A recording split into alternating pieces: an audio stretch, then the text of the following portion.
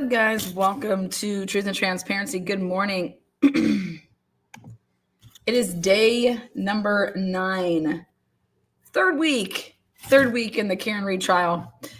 What are we going to see? Again, good morning to the moderators. Good morning to the chat. I've pulled up. I want to show you guys something really quick. This was from day 5 stream. Do you guys see those little clusters right there at the corner? This is Ian Whiffen's 12:21 and 59 seconds to 12:22 and 55 seconds. But where it says Oakdale Road, if you go to the left of it, there's a cluster. And that's where we see that these steps. And if you did not get to see my live last night, please check it out. Put it on like double speed if you want, but get the information. And the information is that Trooper Proctor was so interested in Dedham Street ring cameras. He wanted to know what houses on Dedham Street had ring cameras. Why? So I think we figured it out over here why. So 9 days in. Well, this is the 9th day. And we've had too many sidebars. 5, 10, 15, 20, 25, 30, 35, 40, 45, 47 sidebars. At day to begin day 9. We had 12 on day 8. So,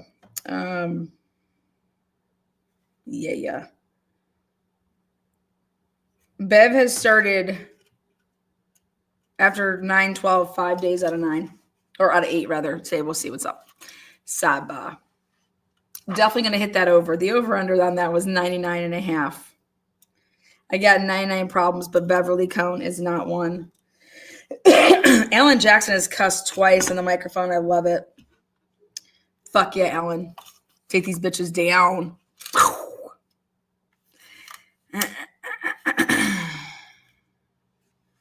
Oh, yeah. You guys, make sure you guys subscribe. We are just about to hit another milestone, and it's all because of you. It's all because of you. Now, we have not heard from a single cop. We have not heard from a single cop. Just like we have not seen Bev wear her hair up. I try to get through to the tip line and say, Beverly, can you please just wear your hair up one time during this proceeding? Beverly likes a good blowout. No one can do it like Bev, but we haven't heard from a cop yet. We do bingo over here. So if you have not gotten and registered your bingo cards, today we are going to start off with an L shape for bingo. It's all the way down on the left side and then all the way down across the bottom side. I mean, along the bottom side. It's all the way, it's the whole bottom row. So it's, what's it, B, the B row, and then all the way along the bottom row. It's a loser sign. Chester, because you're a loser, Chester. You guys ever seen Ladybugs? Go check it out. Because you're a loser, Chester. Oh, there we go. Share Bear. Member for 22 months. Love you, Lana. Wow. Almost 2 years. Our math, Yuri's math, it's 2 years. You're in. In like Flynn. Here you go. Cheers. Grab a pickle. Here's my support pickle right here. It says, emotional support pickle. I will always be around to let you know that you are a big dill. That you are a straight big dill. The women in Canton love a big dill. Sherry D says, prosecutor's role is to assist the jury in discovering the truth, not merely to secure conviction. Commonwealth. There you go, honey. Look at you quoting those case law right there. Who did I miss right before that? Okay. A big deal. You want a big deal? Okay. So we haven't heard from a cop. Beat it like a cop. But we did hear from Hog Heaven last night. You guys know what Hog Heaven is? Between myself, Bella, and a couple other, we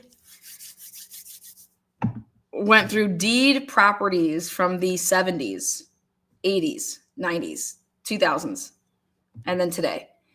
And I was blown away to see who the hell is living on Oakdale. How much property these was one guy that's a cop owns 3 pieces of property. Some of it is in his wife's name, so like it's just wow. We went through it last night. Go check it out.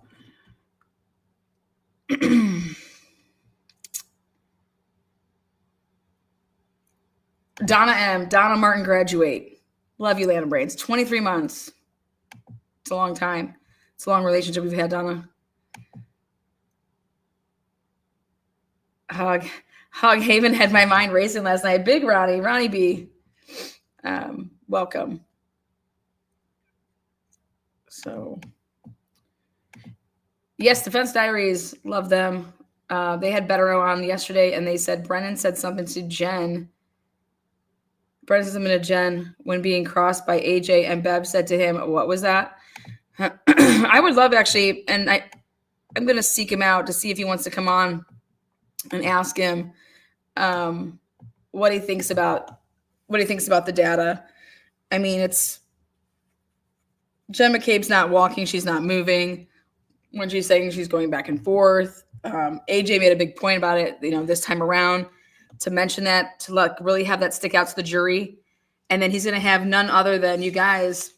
I went through the witness list again to double check who Karen Reed has on her witness list, because I said they need to bring it with a top-notch digital expert, and they went and got Derek Ellington. He is certified fraud examiner, licensed digital forensics investigator, licensed private investigator, certified e-discovery specialist, and he's out of North Carolina, raised up Wake Forest. I was being recruited by Wake Forest back in the day for golf. I took a couple of visits over there to the good old North Carolina State. Ultimately did not go. Stuck right home here in Ohio. I went to Cincinnati. I picked Cincinnati over South Florida. South Florida was too swampy. The grass is different. It makes a big difference. I wasn't used to playing on that type of grass, so it would have been like a disadvantage for me. Growing up, I played on different type of grass. So that type of stuff matters. And Cincinnati had the best travel schedule. We flew everywhere. We had our own plane, basically. So, but Derek Ellington, he's not the Erickson guy. The Erickson guy was the one that was doing the video stuff that was from Phoenix.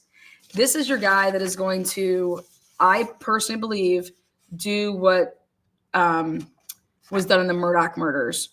And he's going to do that with everybody's phones.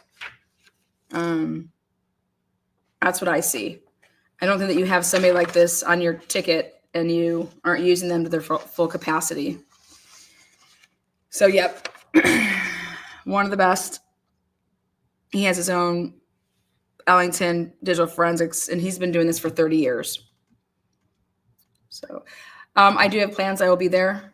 Good morning, Lana. Do you have any plans coming to Canton to support? Yes. I'm coming for when the defense is kicking off their stuff. I actually want to go to a day in the courtroom.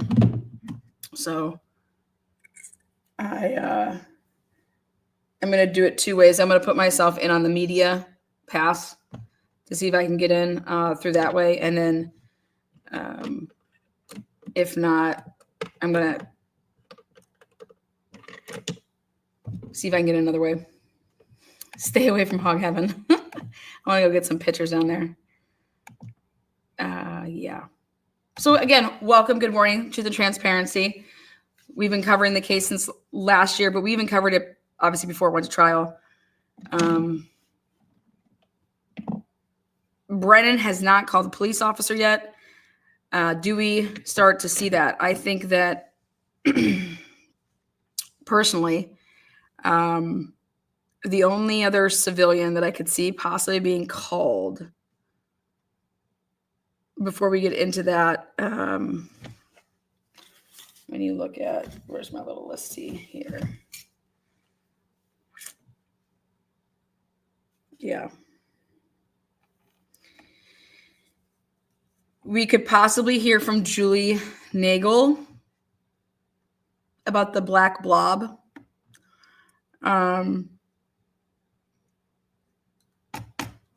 But let's see, just because on the Commonwealth only list, let's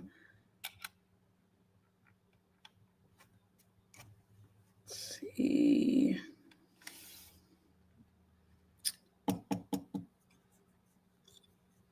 Yeah. I mean, I'll just flat out die if I'm telling you this right now. I don't believe that any of these people need to be called for the Commonwealth, and I don't think that they're going to be called. I don't think he's calling any of the Alberts. I don't see it. It's not part of his case. Like, they're just irrelevant. He's gonna like just treat them as irrelevant. Like, they're just kind of like how the investigation treated them as irrelevant. I think for me, the most anticipated testimony right now is Officer Lank, due to my new discoveries. I want to hear from Officer Lank again. Remember, Officer Lank went through a heavy voir dire in the last trial, where he was asked a ton of questions about the relationship that he has with Brian Albert and the Albert family, Chris Albert.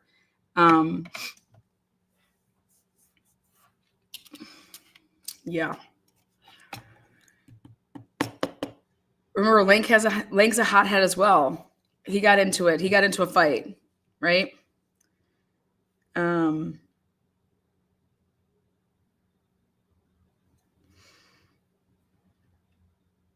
But I just don't see. Trying to think of anybody else that would be.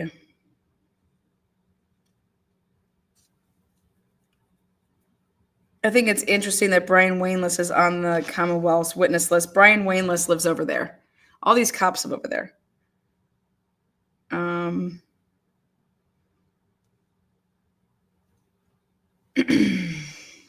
Have we heard from Justin Rice yet? We might hear from him. Get bored out of our. Remember that guy? Lanka, you wanka. Sarah Levenson was spotted at CF McCarthy's yesterday afternoon. She kept to herself, didn't look at the free Karen Reed peeps who were inside eating. Feel bad for that girl. My over-under on how many times she smiles. We could hear from, like I said, I think there's going to become when are we going to get to the Canton police officers? When are we going to get to the Mulaney's and the Serifs and the Goods?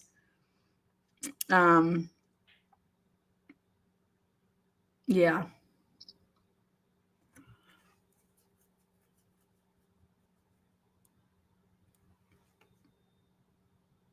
Anthony Flamati. You're going to hear from Anthony Flamati? Are we going to hear from Caitlin? Or not Caitlin, but Katie? Where's she at here? That fucking gem.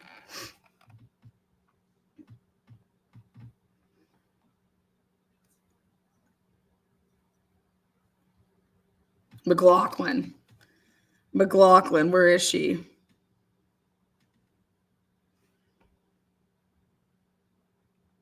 She's not even on the list. Yeah, there she is, Katie. Lank bit a guy. Yes, he did. So, just so we're clear, I want to know who this Brendan Healy guy is. Brendan Healy, who are you? And there's a guy that owns Absolute Landscaping, as well as being a cop. Do you guys know how much money these cops are making in Canton? I mean, fuck this. I'm putting my application in Canton. Paul Gallagher, the guy that was blowing, leaf blower dude, $325,000 last year. Highest paid government employee of all of Canton, him, Paul Gallagher. $325,000 last year. $347,000, I'm sorry. And he was $325 the year before. How in the fuck? Brendan owns Absolute Landscaping. See how good I am, H-Bag? Gave myself a 101, probably like a 501, actually. I was doing a 500 level course. Well, I think Brendan spells his name with an A, but the rest I agree with. He owns 3 properties in Hog Heaven. Okay. He owns 3 properties in Hog Heaven. He, though, employed none other. Okay, we'll get this. He employed as his, whatever you want to call it, Colleen Brown, who is Scott Brown's wife. Scott Brown is a cop. Beat it like a cop. Colleen Brown worked for Absolute Landscaping. Okay. Scott Brown has a canine dog, Bosco, at one point or another. 3rd generation cop family. His wife, Colleen Brown, was the assistant, to the principal. So she is definitely in the know. Those are the type of people that are always in the know. Okay. Also, she was working in some capacity for Brendan with an A, Healy, Healy, his Absolute Landscaping company. So this guy has time to own 3 or 4 properties over there, have a landscaping company, and is a cop. Then somebody that was truly interesting to me was McCourt. Okay. He's in the Sandra Birchmore documents. Now, I mean, when I say Oakdale is loaded with fucking heavy hitters. All right. We got people on the Cabot Duvall is neighbors with McCourt. He's the playground and rec board. All these people they're in politics over there. They're either a cop or there's on some type of the board with all the different Canton, the select board. And there's boards on boards. There's racks on racks on racks. There's a fucking board for everything. I'll tell you what the best board to be on is the Aging Council. It's a new age majority. And why I actually got my trivia business involved with seniors, the senior rec centers, and just like the 55 and plus places in like Florida, because that was the fastest growing majority for all of our country. And so I was like, dude, when I'm 55, I'm not going to stop going to a bar or hang out and need to do stuff. 55 is so young, and so we started a huge trivia mind challenge. It's like the March Madness for trivia competition but you have to be 55 and older. And it still is. I mean, it's great. It's awesome. But it's like the March Madness. It's a 6-week tournament, and it's played all throughout the whole state. And then you have a city winner, and they get a ton of money for their senior rec center to be able to get all the programming in there, yoga, whatever you want, whatever you want to spend your money on. Anyways, if you go and you take a look, the budgets for all the seniors, it's called the Council on Aging, is a board that you could be a part of, and it runs all of the activities for all the seniors. And do you know how much money each year does not, if you don't spend it, you lose it. It's not like it just can just be saved in this. You either use it or you lose it when you're getting money from and how it's allocated for the states.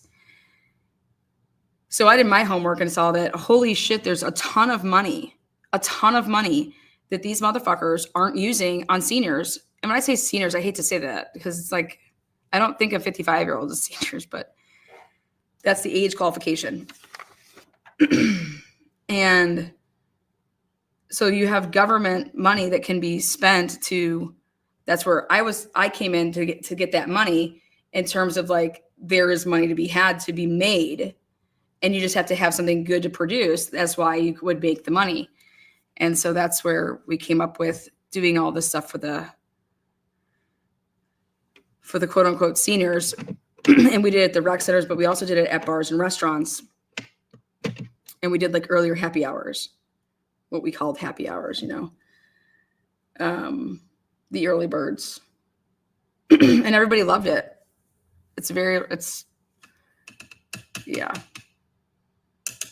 I don't run bingo. It's trivia. It's for your brain, but it's team style. And you're playing against other cities. So like for like in this area in Boston, it would be like, Braintree has a team. Stoughton would have a team, and you could have multiple teams per city. But at the end, you're only going to have 4 winners that get all the cash. And we gave out like, I don't know, $25,000, and it got divided up. And we raised all that money on sponsorships, but we got paid through the funding from the government, essentially. So yeah, that's just a little bit of my business background. I seek out your cash and I go and get it. I seek out the government's cash. So anyways, going back to this whole handy dandy thing here, as I look at these names on this list, like Kevin Albert, Eli Anderson, Sean Becker, Benjamin Berkowitz, Michael Brady, William Branca, Scott Brown, Michael Chin, Scott Connor, Ensley, Cottard.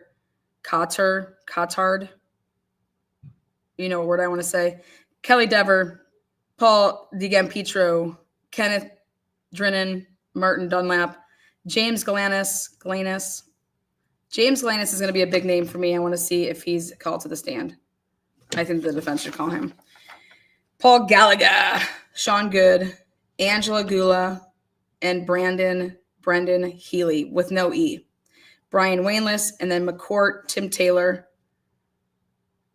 And the Divines from Stoughton? They're linked to the Healys. And then we have Lehan, generational cop family.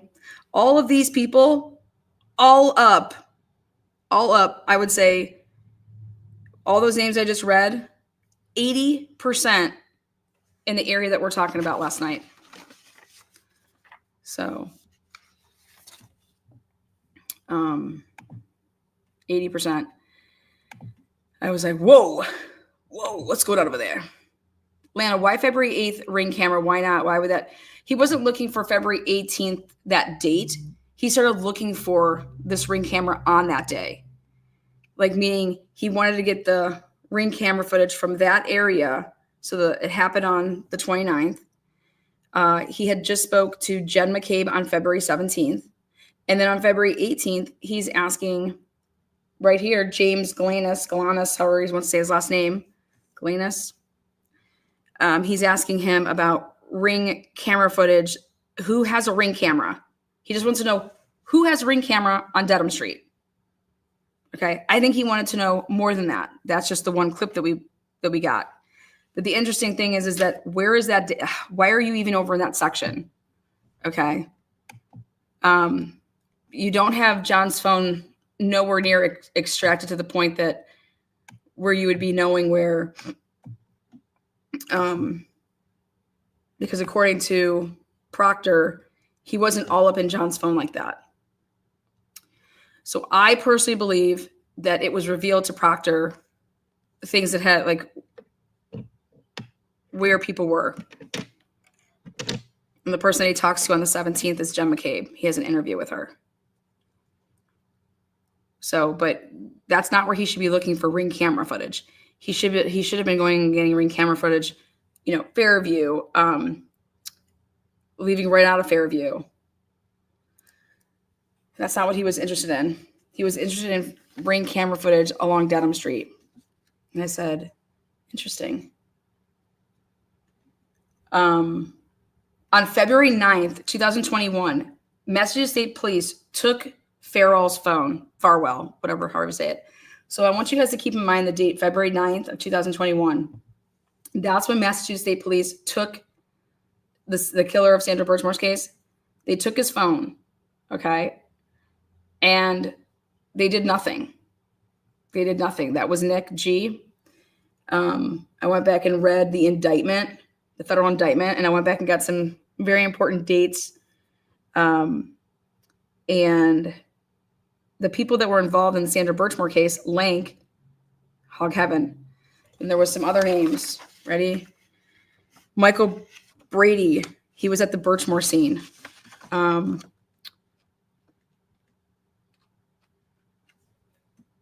Kevin Albert, obviously, at the Birchmore scene.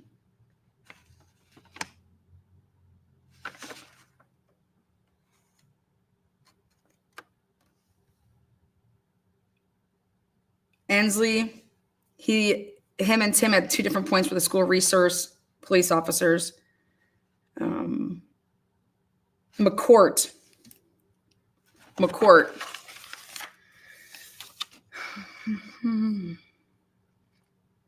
This is not their first rodeo. This is not their second rodeo. So Sandra Birchmore, Karen Reed, okay. And then the guy that was arrested for Sandra Birchmore's murder, he had an address over there at Mechanic Street in Canton. Thought that was interesting. That's not where he lives. Do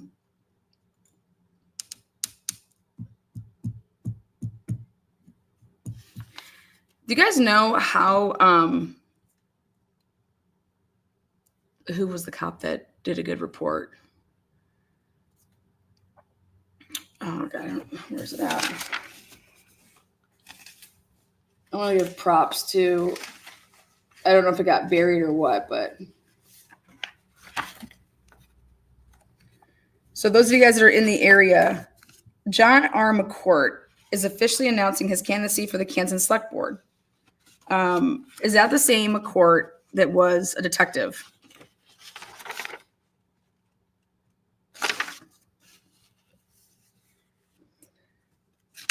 Now, let me give you the name I want to give you. Here we go.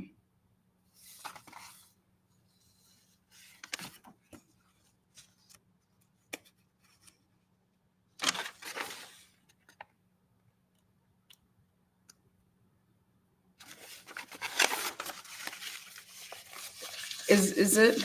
Okay, so check this out. Maybe it's like a kid or something.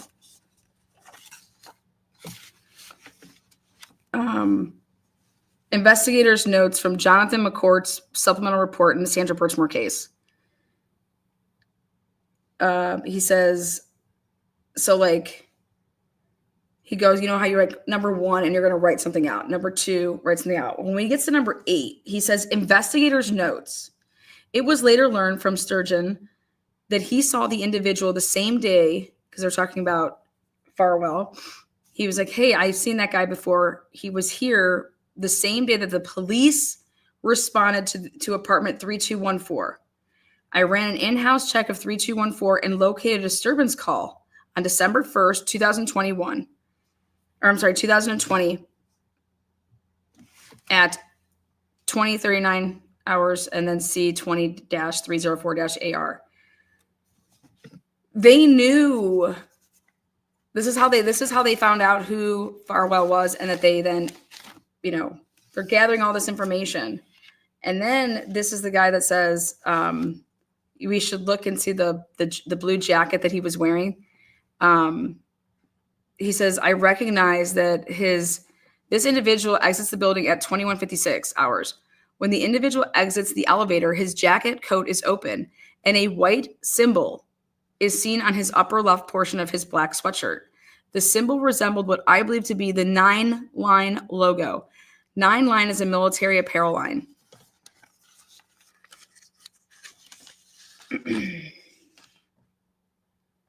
So McCourt was doing some very interesting, he was finding stuff, and then I think he was told to shut the fuck up, for what it's worth. But I was just curious if it was the same John R. McCourt who is on the board or not. So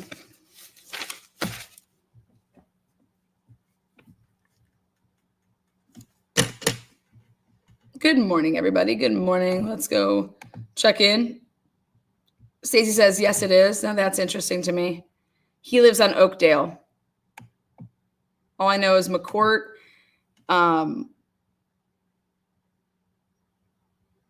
Dude, Oakdale is loaded. Oakdale is loaded with peeps up in this mopo. Oakdale, where you at? Is it like, and people are just, when they sell property or when anything goes for sale in that area, people like scoop it up that are, I mean, when I say it's cops and it's politicians, I'm not joking. That area, that's all it is. So who should we listen off of today? Should we go with the local station, NBC 10, Boston? Should we give them a whirl? Who should we go with today?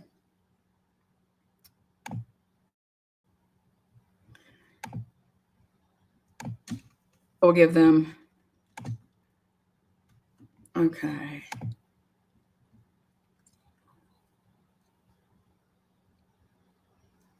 Sure, why not? Their audio sucks. I don't want to, if their audio blows chunks, I don't want to.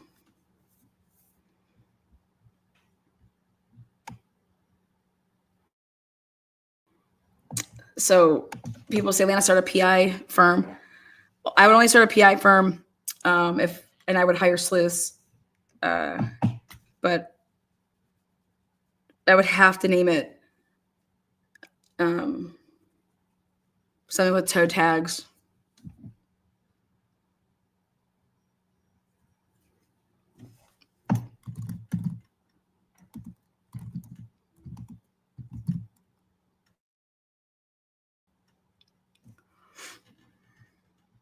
So you think Karen Reed didn't realize she was on Dedham and not Fairview? Correct. I know that 100% they were on Dedham. They weren't on Dedham. They were on Oakdale. Oakdale. I'm just saying Dedham because they used it. They looped around twice.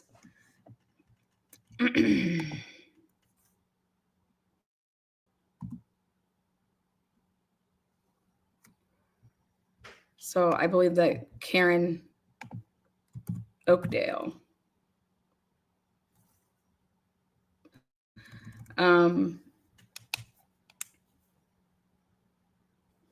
Because I did process of elimination on stuff. I also believe that Carrie Roberts was not, she was wide awake. They convinced her it was 34 Fairview. Also, let's not forget that your lawyers, okay? I've witnessed it firsthand that lawyers will just say, just leave it how it is because we don't want to make it seem like if you didn't know where you were. And then like, it's like, yeah, this is how fucking drunk she was. Like, you know, lawyers, it's all about strategy. And they're really big on like, we don't want to make it seem like you ever lied. And it's like, Karen could have thought that was 34 Fairview. Right? Because Karen thought that's where they were going, right? But then she talks to, or I'm sorry, but then what's his name? Jen McCabe calls him at 12:14 and they talk on the phone. Okay. Notice how they were not lost. That's the whole big thing here. They are not lost. When I found out what that area was, who lives over there, and they were not lost. John was not lost. He's not lost in an area, and he just happens to be lost on Oakdale. Okay. Get the fuck, and he goes directly there. The quickest way you could possibly get there if you were going from Waterfall Bar. Okay. That's how you would have gone there. And so he wasn't lost. Remember, that's Jennifer McCabe's version of things. John was lost, and so he called me saying that he needed directions. That's not true. That's her version of events. Why is it her version of events? To keep everything quiet of that area. John called her. So she calls at 12:14. He calls her at 12:18 and 50 seconds. And I believe it was to say, you know, are you guys here? Like, where are you guys? Like, what? Like, we're here. Looks like nobody's here. And then it isn't until that conversation then that, and like right when he got off that phone, then pumping in the GPS 34 Fairview. And then because of where they were, they had to make then another loop around. And that's so like the second loop is the only loop that you see because of ways that they're on the Oakdale. They were on Oakdale first though. And why I am able to say that is because of, that's why Proctor wanted the Dedham cameras to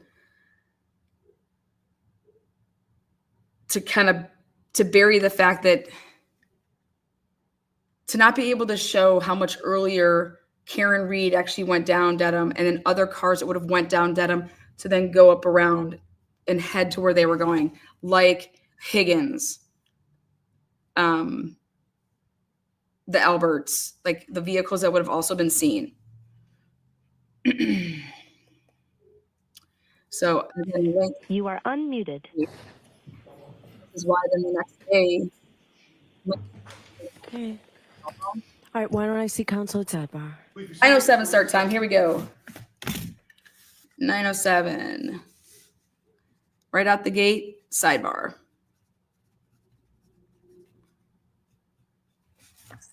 Again, this is what the data that we have right now. As the data, this is fluid for me. So as the data comes in, I pump it in, and then I can say, hey guys, guess what? We have to eliminate this then because based on now this information, that can't be accurate. So I don't have the luxury of having all of what they have. Had I had it all, I'm telling you, I know that I could 100% tell you exactly what happened. I can just put dots together really quickly. And then give it to a lawyer to say, lawyer it, motherfucker. So.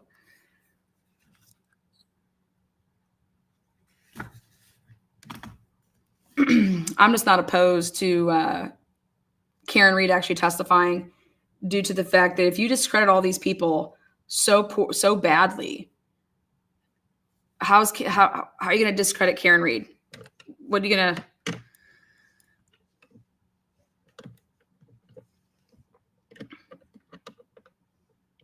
You have one of the best in Alan Jackson to rehabilitate her after his cross. I'm just saying, you got some options.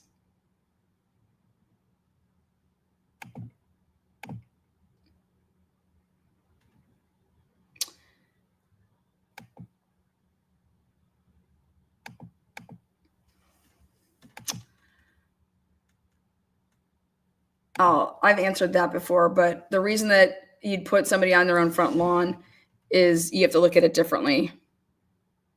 They were able to control the entire narrative by having John's body on the lawn of a police officer. That's why. You're able to then,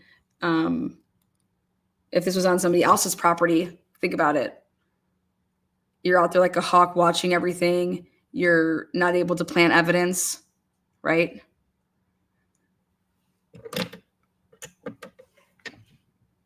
This is not their first rodeo. This is just not their first rodeo.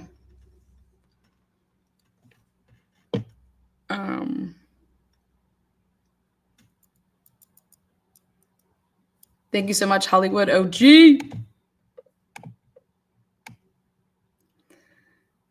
Madison, welcome, new member. Shake it. Who else? Karen. I am so here for this. $9.99.99. Thank you so much, Karen. We are so happy that you're here. I'll be senior status old this year. Shut up, Sherry. WB, always supporting. Thank you so much for the super sticker, $20. Karen gifted 20 memberships. Who is green because of Karen? Make sure you guys let her know. That is fucking awesome, Karen.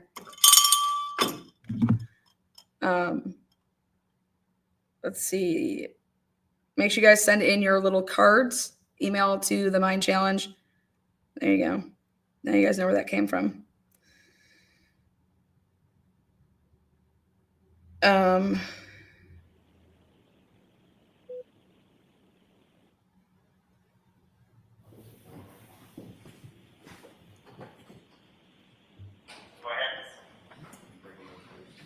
Tony, do you want me to help?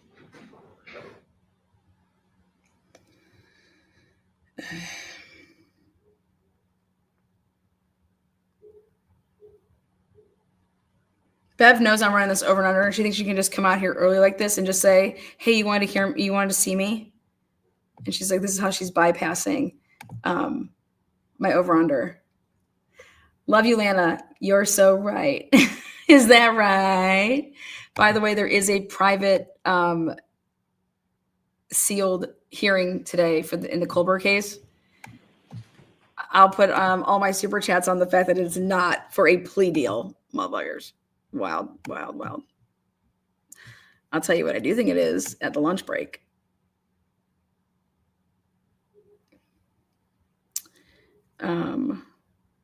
Lana, prefer super chat money or cash app? I don't think you get. Yeah, you can cash at me. I prefer that. Who wouldn't? It's my lunch money. Cash apps, lunch money.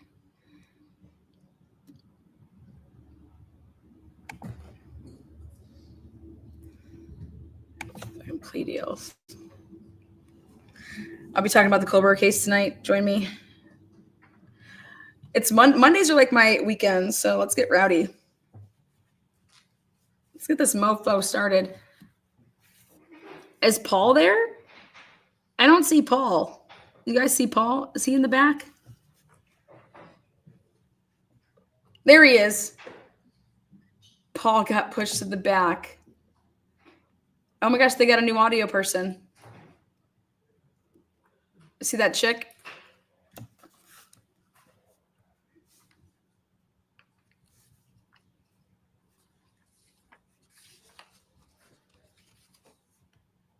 Paul's in the back row.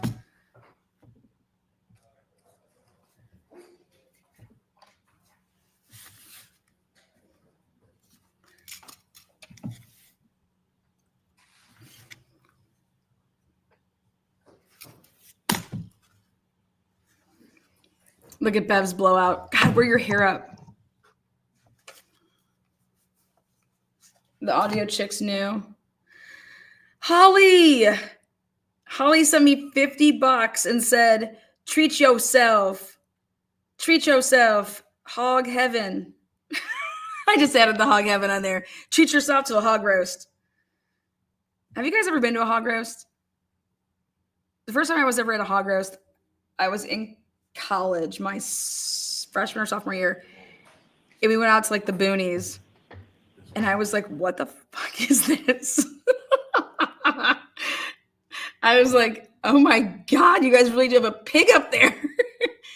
And I was just like, I just really wasn't ready for it. You know, we do clam bakes where I'm from, and I just love my clams, but come on down to our hog roast. Yeah. Ashley Bell spoke at Canton Police Audit. Yes, she did. She sure did. Ashley Bell, they were looking for her Ring camera. Want to know if they got it. She's on the list. She's on the defense witness list.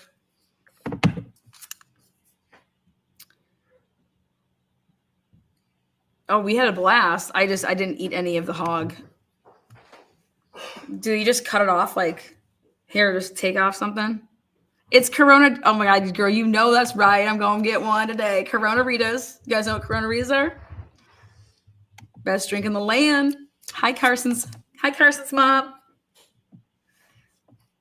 Hear ye, hear ye, hear ye. We're going to talk about Carson's channel in a second here. Honorable Beverly Cannoni, the Justice of the Superior Court, holding in Dedham, within and for the County of Norfolk. Draw near, give your attendance, and you shall be heard. God save the Commonwealth of Massachusetts. This court is in session. Please be seated. See, 9:15. Right. Good morning again, counsel. Good morning, Ms. Reed. Good morning, juries. I have to ask you those same 3 questions. Were you all able to follow my instructions and refrain from discussing this case with anyone since we left here on Friday? Yes. Everyone said yes or no affirmatively. Were you also able to follow the instruction and refrain from doing any independent research or investigation into this case? Yes. Everyone said yes or nodded affirmatively. Did anyone happen to see, hear, or read anything about this case since we left here on Friday? No. Everyone said no or shook their heads. Thank you very much. All right, Mr. Brennan, your next witness, please. Oh, I understood that the defense informed they were still on cross-examination. I'm sorry. I got nervous. Okay. I thought that we were done with that witness. I had said to cut me off so that we could end early, but no, I have more. Okay, I didn't know that. I'm glad Mr. Brennan did that. All Is right, she come back to dumb? Ms. Knowles, please. look at her memory. She said, we're going to have you back here. What a dumb broad. I just can't handle this dumbness. Ms. Knowles, I'll remind you, you're still under oath. Thank you. Thank you. All right, Ms. Giannetti.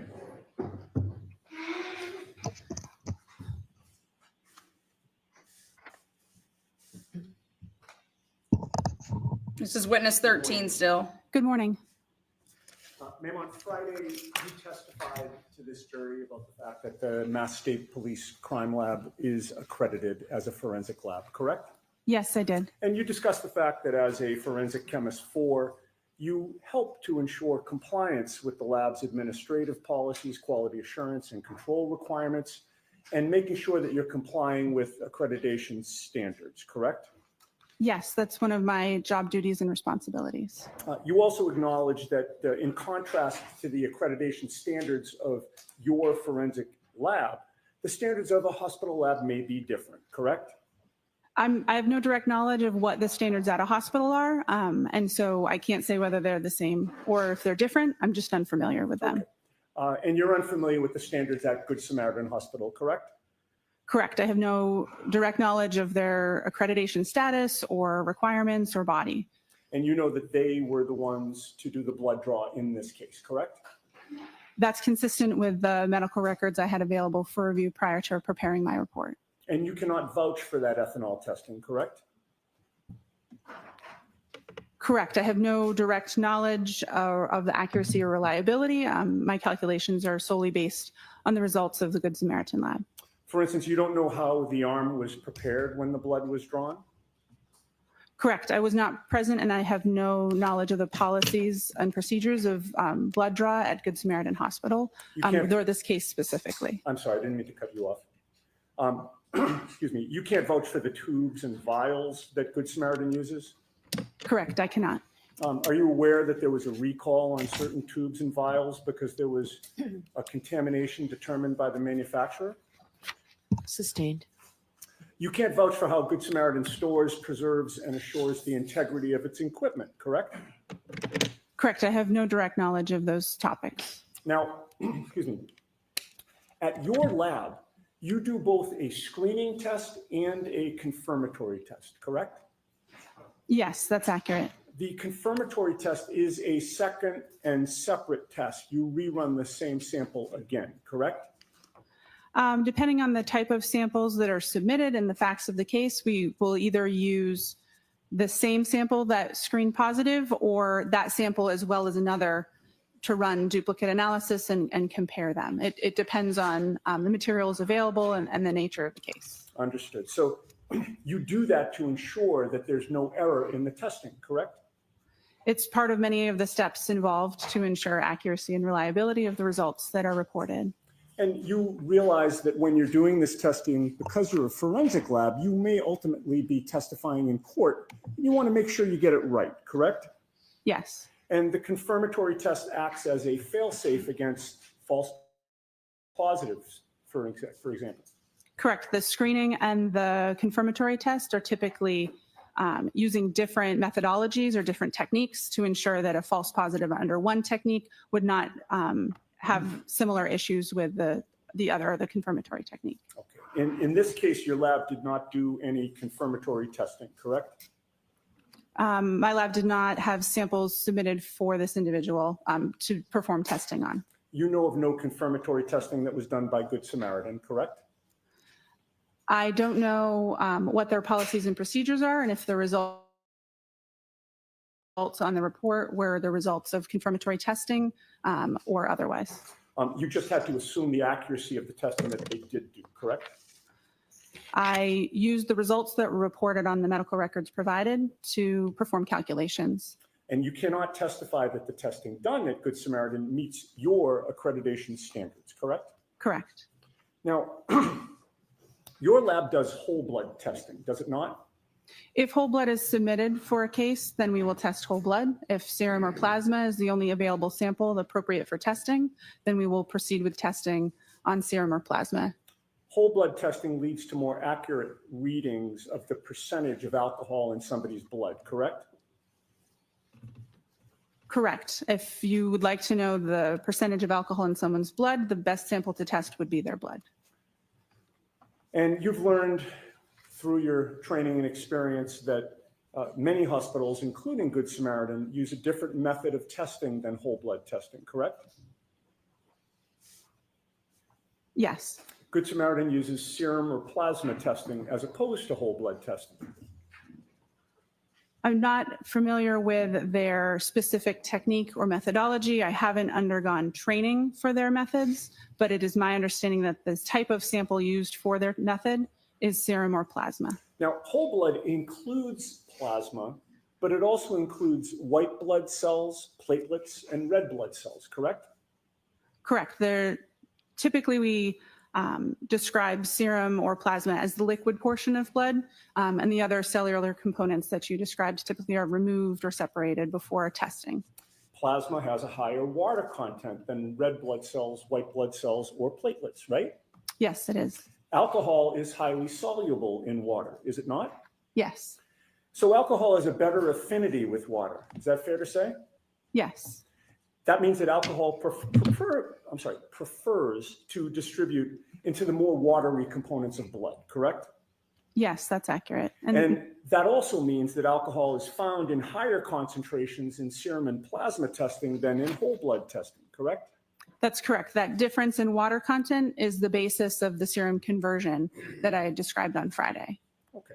So a lab like Good Samaritans, that in this case did serum or plasma testing, will therefore provide results of blood alcohol concentration that are higher than what the true blood alcohol concentrations are, correct?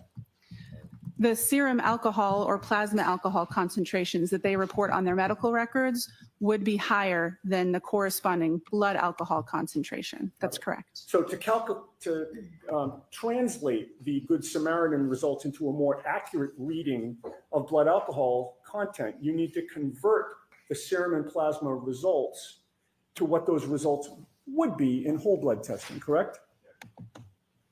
I'll allow it.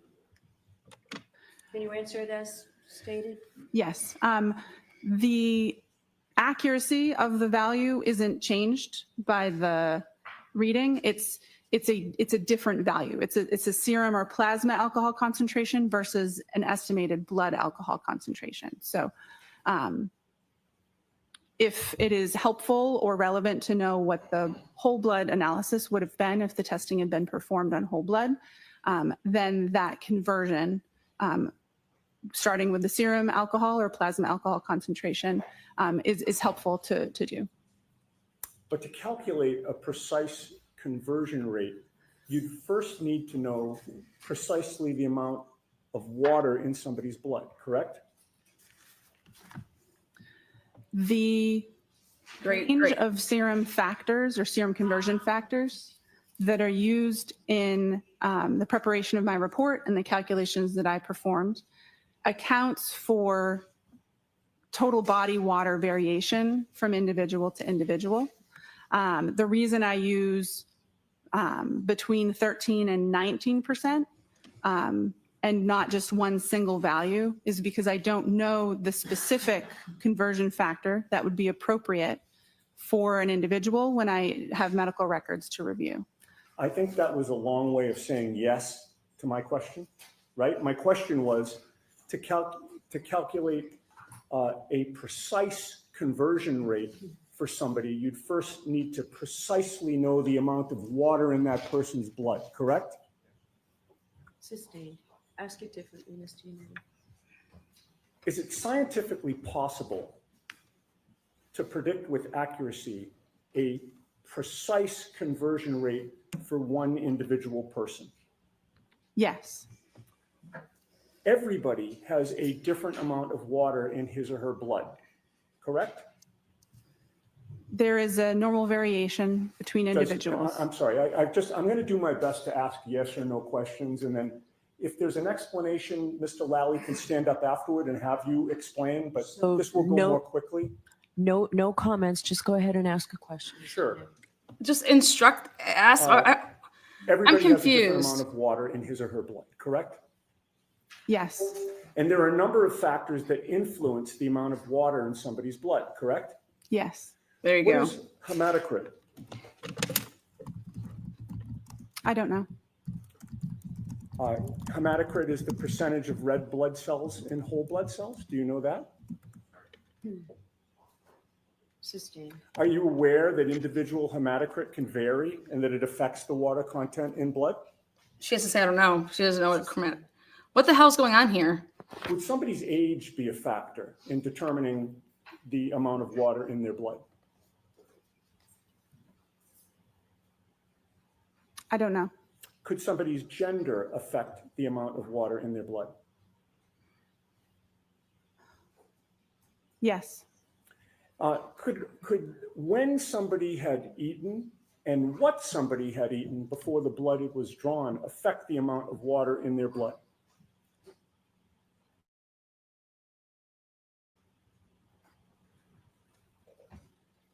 it's possible, but I'm not aware of those factors being considered when performing total body water calculations. Would how frequently a person uses the restroom affect the amount of water in their blood? As it would relate to their state of hydration, it's possible, but again, I'm not familiar with performing precise calculations on individuals. It's not a routine part of my job, and it's not in the scope of my expertise. Would medications, some medications, potentially affect the amount of water in somebody's blood? It's possible, yes.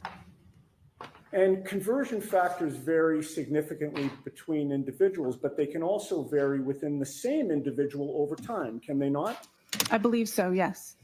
And all of the factors that we've discussed that you've adopted can impact the conversion factor that is used, correct? Yes, And there is no one universally agreed upon conversion factor, correct? correct. There is a range that is agreed upon, but not a singular conversion factor. Right, and the range that you used was 1.13 to 1.19, correct? Yes, You recognize, however, that with all the factors affecting the amount of water in somebody's blood from person to person, and even within one person over time, some people can fall outside the range that you used, correct? yes, And you recognize that some studies have shown a conversion rate from serum to whole blood can be higher than 1.19, correct? yes, Are you aware of a study by Rainey, R-A-I-N-E-Y, reporting conversion rates as high as 1.59? yes, And if the conversion rate is higher, that would mean that the actual blood alcohol concentration would be lower, correct? Yes. So if you're using a range of conversion factors that does not capture what the conversion factor should be for the individual that you're testing, you can't have confidence in the result, correct? Correct. The range that is utilized is looking at studies of large groups of people to try to capture as accurately as possible most individuals in the population, but it would not cover 100% of scenarios with all the factors that you've described. Okay, and you'd agree that your conversion of serum to whole blood here is imprecise, correct? The conversion was performed within the policies and procedures of the laboratory and the best practice recommendations for my field. But it is imprecise.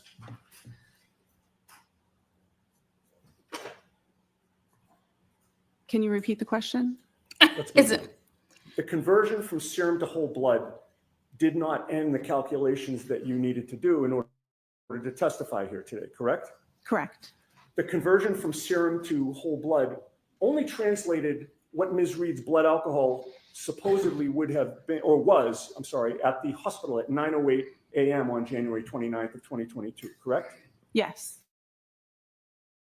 You were asked to try to find out what her blood alcohol level would have been 7 or 8 hours earlier, closer to midnight or sometime between midnight and 1 a.m., correct? The time utilized for my calculations was 12:45 a.m. So you started with the results that you obtained from your serum to whole blood conversion, right? Yes. Which was an imprecise calculation, Which was intending to cover the majority of population. but was it and imprecise? it followed the policies and procedures of my laboratory. What was the precise number then? Was there a precise number or was it imprecise? The range, I'm not talking about a range. I know that you'd like to say that. All Was right. there a precise number, ma'am? No. the results of my report was not a single number. It is a range of numbers. Let's move on, Ms. Giannetti. Yes. Why? Then, once you get that range, you have to do an extrapolation on top of that to figure out what the blood alcohol concentration would have been at 12:45, 7 or 8 hours earlier, correct? Yes. But in order, excuse me, in order to do that extrapolation, you need to make assumptions about things that you do not know, correct? Yes. In terms of processing alcohol, there is an absorption phase, a plateau, and an elimination phase, correct? Yes, that's accurate and consistent with my understanding. And during the absorption phase, blood alcohol concentration can be rising, correct? Yes. And to determine whether somebody is in the absorption phase or the elimination phase, you need to know when their last drink was, correct? Yes, if you're performing that type of calculation, or if you're trying to determine if they've reached their maximum, that would be helpful information to have. The longer the time between the last drink and the test, the more variability and potential for error there is in the extrapolation, correct? Can you ask the question again, please? In this case, you assumed that Ms. Reed's last drink was at 12:45 a.m., correct? No. The calculation assumed for the maximum calculation that no alcohol had been consumed between 1.5 and 2 hours prior to that time interval start at 12:45 a.m. Okay. And the test wasn't until 9:08 a.m.? Yes. The range that you came up with was 0.14 to 0.28%, correct? Yes, 0.14 to 0.28 grams percent. And that was a very wide range, was it not? It certainly is. 0.28 is double 0.14? Yep. And that range is so wide because there are a lot of unknowns about the way each person individually processes alcohol, correct? There's a lot of interpersonal differences. That's correct. There are a lot of different factors that would impact somebody's blood alcohol content, correct? Yes. What somebody had to eat can impact their blood alcohol concentration, correct? The contents of their stomach or what they'd had eaten recently does not impact the rates of elimination that I use for my calculation, but it can factor into the absorption part of the curve and can impact that maximum amount that's reached. Okay. Their body weight can impact their blood alcohol concentration, correct? Correct. Again, it would not necessarily, or it could be included in the rate of elimination range that I use for my calculations. The person's body weight has more to do with, again, the absorption, the maximum concentration, the first parts of the curve, and not the elimination portion that we're discussing when we're doing retrograde extrapolation. And the first word of your answer was correct, right? Yes. A person's metabolic rate can impact their blood alcohol concentration because different people metabolize alcohol at different rates, correct? Yes. In addition, regarding the timing of the last drink, you were not with Ms. Reed on the late evening of January 28th or the early morning of January 29th of 2022, correct? Correct. I was not. You have no personal knowledge of when Ms. Reed had her last drink, correct? Correct. Were you informed that Ms. Reed was upset after 12:45 a.m. when you were doing these calculations? I don't believe so. Did you know, were you informed that she went to John O'Keefe's house in Canton and was the only adult in the house at that time after 12:45? Assisting. Are you aware of what type of alcohol John O'Keefe had available in his house at that time? Assisting.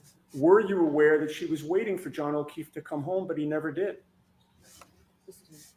Do you have any personal knowledge of whether Ms. Reed poured herself a drink during the hours of 12:45 a.m. and 6 a.m. on January 29th of 2022? No, I do not. And do you know whether she had more than one drink during those hours? No, I do not. Assume that Ms. Reed did have something alcoholic to drink after 12:45 a.m. Would that affect your assumptions about whether she was in the absorption or the elimination phase? Yes. Yes, it would. And if she did have something to drink after 12:45 a.m., what would that do to your calculations? The foundation of my calculations would be incorrect. I would need to perform different Foundations, everything. calculations or factor in the information as it would become available and issue a different report.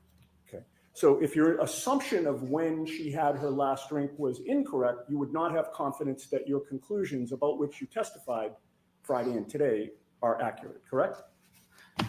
Correct. There is some parts of the calculation that are intended to accommodate for unknown drinking history, but with over 8 hour time span between the time of interest and the time that the blood sample was collected,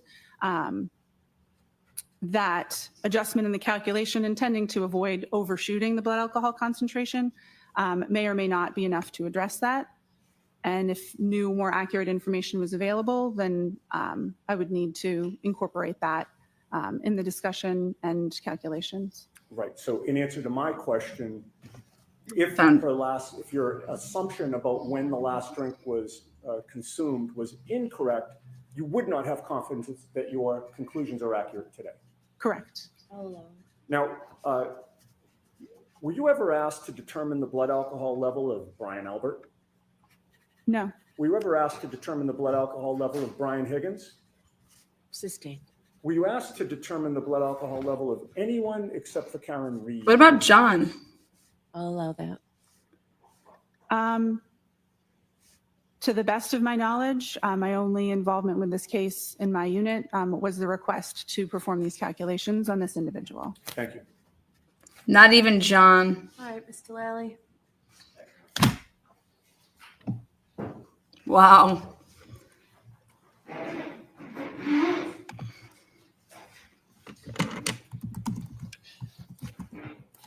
Morning, Ms. Knowles. Good morning.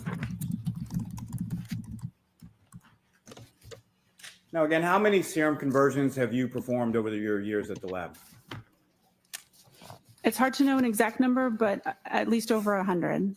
And the ethanol reading or the alcohol reading within Ms. Reed's medical records that you testified to previously last week, what was that reading again? 93 milligrams per deciliter. And that reading in milligrams per deciliter, is that typical for how you would see alcohol recorded in hospital records? Yes, it is. And specifically hospital records that you would then be asked to perform a serum conversion on? Yes. Now, with respect to your calculations in this case, did you perform these calculations consistent with how you have done in each and every prior instance within your work at the lab? Yes, the serum conversion factors have been adjusted since I first started doing these, but the same type of math was performed, and I'd used the approved conversion factors that are published in our protocols with each one that I did. Now, what is the difference between whole blood and serum? What? Asked and answered.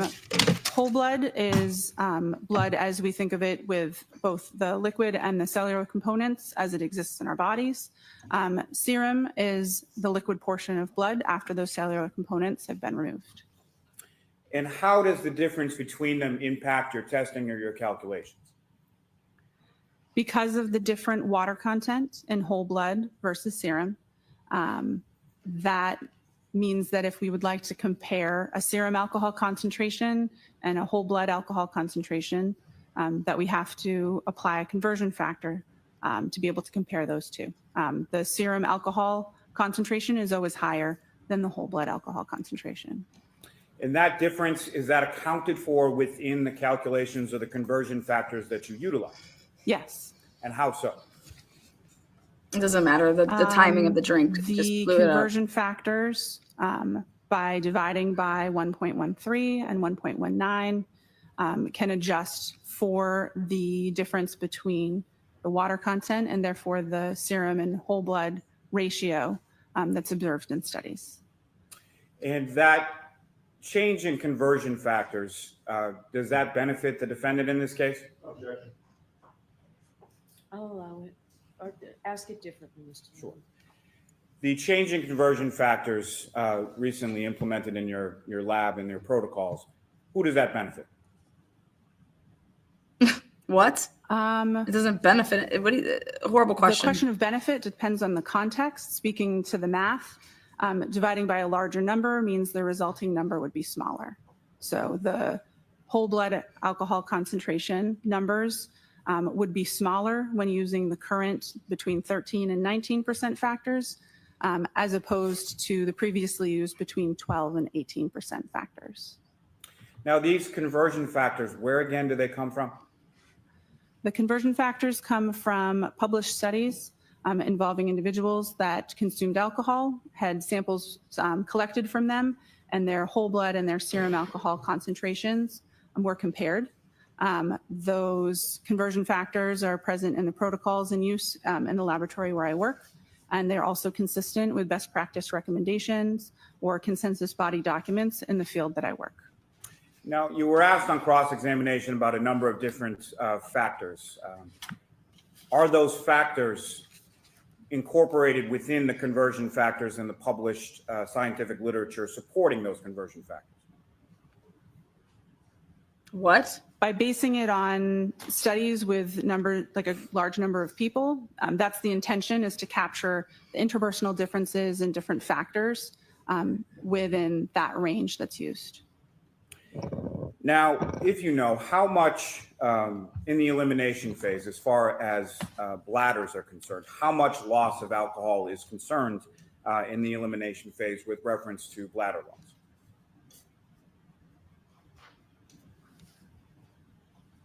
I'm sorry, can you repeat the question? I don't think I What? understood the What? Four questions. Let phrase. me rephrase. So you were asked some questions on cross-examination about how frequently someone uses the restroom in the elimination phase, correct?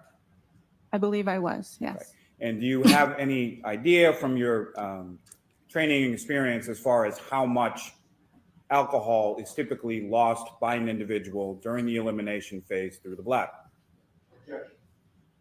Do you know that? No. I do. Okay, you can answer. Ooh, you do? Less than 5%. The vast majority of alcohol is eliminated from the body by an enzyme that breaks it down from alcohol into carbon dioxide and water.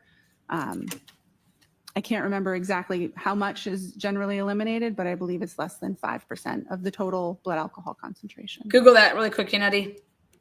Now, you were asked about whether or not the defendant had a drink after 12:45 a.m. Do you have any evidence that the defendant did in fact have any alcohol to drink after 12:45 a.m.? Yep, there you go. If there was a drink at approximately 1 a.m., what kind of impact would that have on your calculations?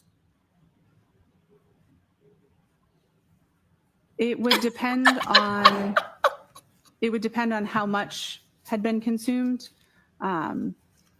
Good answer.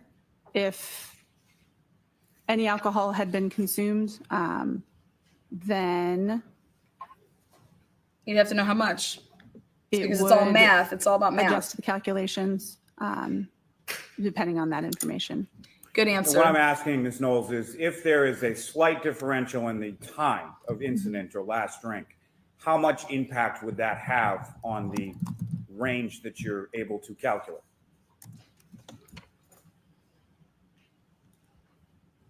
I'm not sure. Oh, God, that Now- sucks. Lally, why are you asking You questions like testified that? as far as the range being on the retrograde analysis being between a 0.14 and a 0.28, correct? Yes, I did. Are you aware of what the legal limit is in Massachusetts? I'm going to sustain that, actually. Why is there such I'm gonna a sustain that. varying range?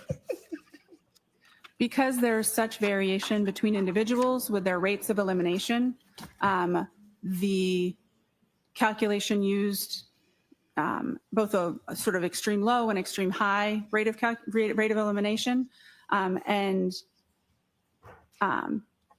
because we don't know the individual's rate of elimination, that range is intentionally wide to ensure that the actual blood alcohol concentration lies somewhere between it. It's intending to account for a lot of the factors that we've been discussing. It's intentionally a wide range because there are so many unknown factors, and it was so much time that had elapsed between the time of interest and the time of collection. And based on your calculations, as far as the 93 milligrams per deciliter, what does that convert to as far as the blood alcohol concentration for the defendant at 9:08 a.m. on January 29th? Checked. I would object to that. 93 milligrams per deciliter in serum alcohol concentration would convert to between 0.078 and 0.082 grams percent. And from your calculations in your retrograde analysis, what was the range that you were able to calculate for the defendant's blood alcohol concentration at 12:45 a.m. on January 29th? Between 0.14 and 0.28 grams percent. And 0.14, 0.28, and every number in between is higher than 0.08. Is that correct? Yes, it is. Nothing further. All right, Ms. Knowles, you're all set. Thank you very much. I cannot believe that they're saying that she had 0.14, All right, Carlos, 0.28. next witness, please. Or Commonwealth calls Ryan Nagel. Would I say Julie Nagel? I knew it was a Nagel. I called the Nagel. Ryan Nagel. He's gonna, because he's the one that says that I let the SUV go forward. Witness number 14. Ryan Nagel. You solemnly swear the evidence you give the court and jury in the case down here is the truth, the whole truth, and nothing but the truth, so help you God. more. May I proceed? Yes. Good morning, sir. Good morning. Could you please introduce yourself to the jury? My name is Ryan Nagel. How old are you? I'm 32 years old. What area of the city or the state do you live in? I live in Canton, Massachusetts. How long have you lived in Canton for? 32 years, my whole life. You still live in Canton? Yes, I do. Do you work in the area? I work in the city. What do you do generally? I do HVAC. Do you have any sisters? I do. I have one. What's her name? Juliana. Is she older or younger than you? She is younger. I want you to take us back to January 29th, 2022. That evening on the 28th, leading into the 29th, do you remember where you were? Yes, I do. Where were you? I was in a vehicle. Okay. Before you were in the vehicle, were you out earlier that night on the 28th? Yes, sir. I was at CF McCarthy's. What's CF McCarthy's? It is a local restaurant / pub in the Who- center of Canton. Who were you at CF McCarthy's with? My sister at the time, and then my friend Ricky and my ex-girlfriend Heather. What were you doing at CF McCarthy's? Just enjoying a night, having a few drinks. When you said have a few drinks, did you have a few drinks? I did, yes. Do you remember how many drinks you had? Not off the top of my head. Do you remember whether the drinks you had, the alcoholic drinks that you had, it affected your ability at all? Were you impaired in any way? I wouldn't say impaired, but I only drank beer. Okay. Do you feel like you had any type of effect from the alcohol? I may have. Were you driving? No, I was not, sir. Do you remember the times that you were at McCarthy? Probably 8, 9 o'clock. What time did you leave? Probably right before midnight. When you left McCarthy's right before midnight, did you have a plan that you were going to do something? No, I did not. Tell us, after you leave McCarthy's, where do you go? I was going to go home, but my sister Julie texted me to be picked up. When you were going to go home, tell us, when you leave McCarthy's, what kind of vehicle were you in? I was in my friend Ricky's Ford pickup truck. Wait a Who was second. driving? Ricky, Was anybody else with you too? my ex-girlfriend Heather. Heather. You know Heather's last name? Maxon. Was she in the front or the back of the truck? She was in the back seat. So you three were in the truck and Ricky was driving? Correct, sir. You mentioned you were going to go home. Did you start to head towards your home? Mr. Brennan, slow down a little bit for the Oh. court reporter, please. Pardon me. You mentioned you were going to go home. Did you start heading towards your house? Yes. Do you remember what time you got the text from your sister? Around midnight. I can't remember that far back. You don't have a firm memory of it? No, I do not, sir. After you received the text from your sister, did your plan change? Yes. And what was the plan after you received the text from your sister? To go pick her up. Did you know where she was? Yes, I did. Where was she? She was at her friend Brian's house. Did you know the address? Not off the top of my head, but I knew the street. Did you know the house? Yes. Did you know her friend Brian? Yes, I did. What is his last name? Albert. Is he a senior or a junior? He is a junior. About how old is he? I think 27, 28 years old. Were you friends with Brian Albert Jr.? Just through my sister. Had you ever been to that house before inside the house? No, I have not, sir. Do you have any other purpose of going to that address other than to pick up your sister? No, sir. How long did it take you after you left to redirect and get to that address? Probably roughly 5 to 7 minutes. Do you know what time specifically you arrived at that address? Right, a little before 12:30. Is that a general guess? Yes. Did you look at your watch and note the time, or is this an No. estimate? Just an estimate, sir. So the estimate is you arrived around 12:30? Correct. When you approach the house, before you approach the house, is there a road that intersects Fairview? Yes. And what's the name of that road? Actually, give a second. I can't think of the name. Okay. Are you right now? Are you familiar with any roads in that area? Yes, sir. Are you familiar with the road Cedar Crest? Yes, sir. Had you driven on Cedar Crest before? Yes, I have. If you're driving on Cedar Crest, can you loop around like a circle on that road? Yes. At some point, do the two parts of that circle intersect with another road? I believe so. Is Fairview, from your knowledge, attached to Cedar Crest Road? Yes. As you were traveling, did you travel on Cedar Crest before you got to Fairview? Yes. Okay, I want to ask you some questions about right before you turn on, or Ricky turns on to Fairview. As you're driving down Cedar Crest, before you turn on to Fairview, did you see anything? I saw a vehicle coming at us. Not directly at us, but obviously traveling on the other side of the road. He is And lying. where was that vehicle traveling towards? Us, and then they put their blinker on to take a right, for And them to take a right. that vehicle was going to take a right onto Fairview? Correct, sir. And your vehicle was coming in the opposite direction? Correct. Where was your vehicle going? Taking a left onto Fairview. Did you both meet at that intersection? Yes, roughly around the same time. Who turned onto Fairview first? The other vehicle. How did that happen? I believe Ricky flashed his lights to let them go. Did you see the other vehicle? Yes. Do you remember what kind of vehicle it was? That was a black SUV. When that car turned right onto Fairview, how long after did Ricky turn left onto Fairview? Seconds. When you came to that intersection and met that car, when Ricky blinked his lights, could you see inside that SUV? Say that again? When you came to the intersection at Fairview, Mhm. and you said that the driver of your truck, Ricky, blinked his lights, could you see anything inside the SUV? I wasn't really looking.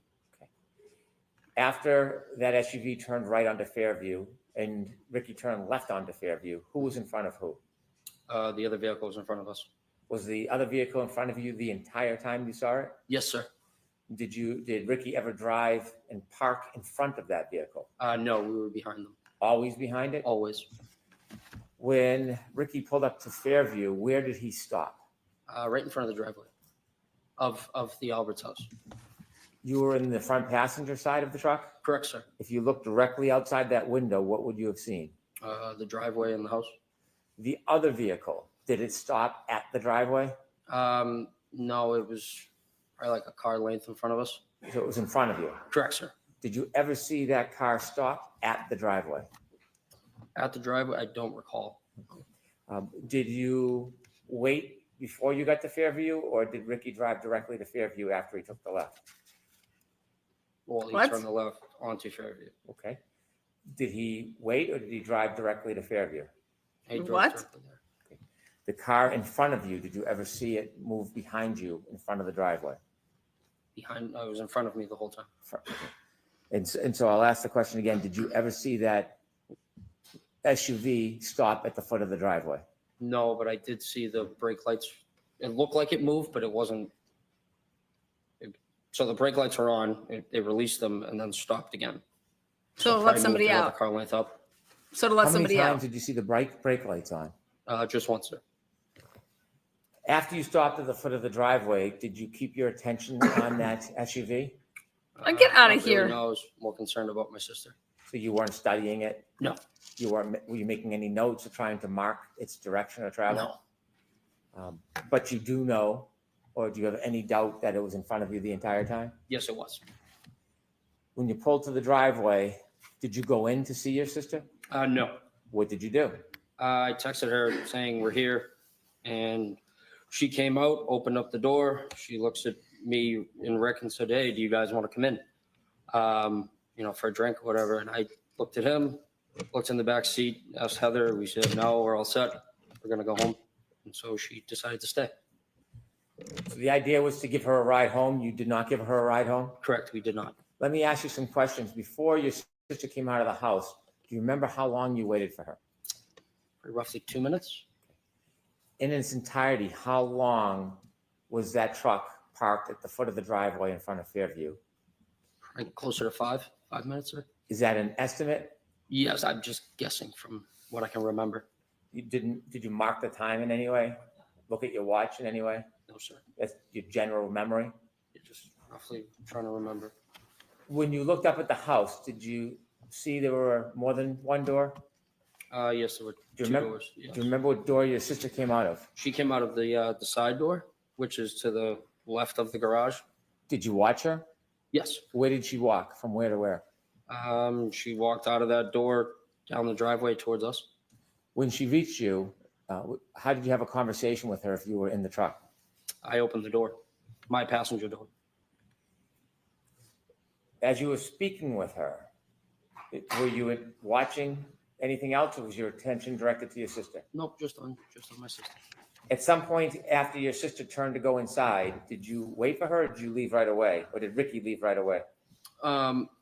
We waited for her to get back into the house. Who At opens any the door to point talk to before someone? your sister went back in the house, did you see any lights like dome lighting come on inside that SUV? Yes, I did, sir. Before or after your sister went in the house?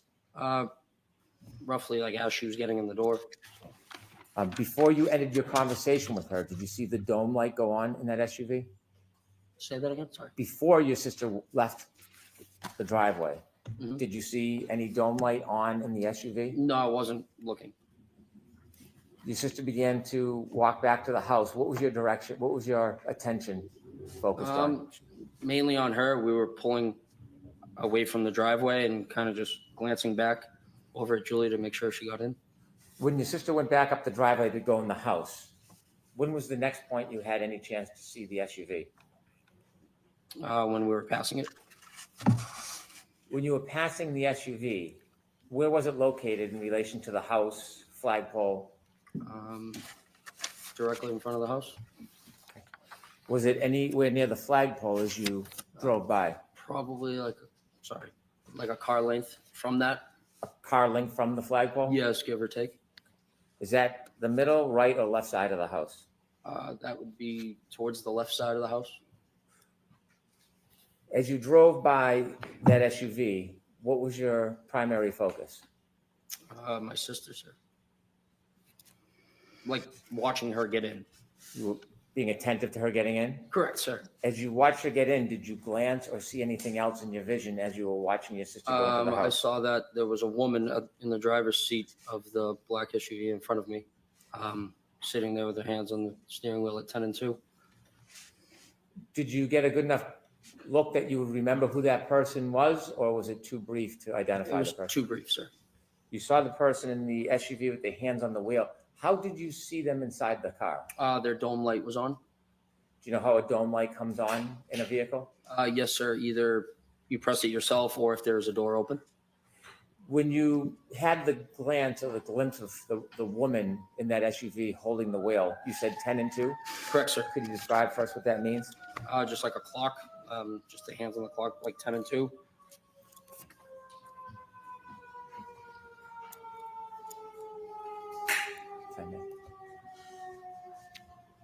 I was just waiting for the siren, Your Honor. If I could show Exhibit 3 to Mr. Nagel.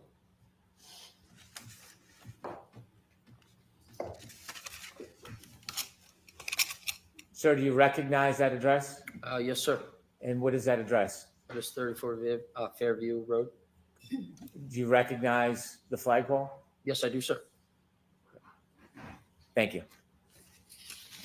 When you drove by and you said you saw a woman sitting in the front and the dome light was on, did you see anybody else in the car? No, sir. Were you looking for anybody? No, sir. Could there have been somebody else in the vehicle at that time? It could have been, yes. Could there have been someone standing outside the door? Yes, it could have been. When you saw the person, were you studying the person? No. How long of a time did you have to take a glimpse of that person? 5-10 seconds, maybe. Now, I want to ask you some questions about the entire time you were parked at the foot of the driveway until the point that you left Fairview. From when you first stopped at the driveway at Fairview until the point that you left and were no longer in front of that property, did you ever see any person get out of that SUV that was in front of you? No, I did not, sir. Did you ever see anybody, any man, ever cross the front yard towards that home? No, I did not, sir. Did you ever see any man ever enter or stand in that front door? No, I did not, sir. Did you ever see anybody walk across the front yard to the side door? No, I did not, sir. Did you ever see anybody enter Yannetti on the that cross. side door other than your sister? No, I did not, sir. As you were parked at the driveway the entire time, that generally 5-minute time, did you ever see anybody get out of the SUV and walk down the street towards the driveway? No, I did not, sir. Did you ever see anybody walk past your truck and up the driveway? No, I did not, sir. Did you ever see any person other than your sister outside of those vehicles the entire time that you were at Fairview? Objection. I'll allow it. No, I did not, sir. How many cars were in I that have no further driveway? questions. Thanks. Let's go, Unetti. Bring it, baby. Unetti on the cross. Whoop, whoop.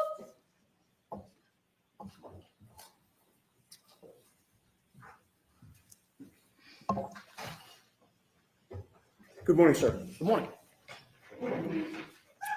You testified about having seen a black SUV before the vehicle that you were in entered Fairview Road at around midnight on January 29th of 2022, correct?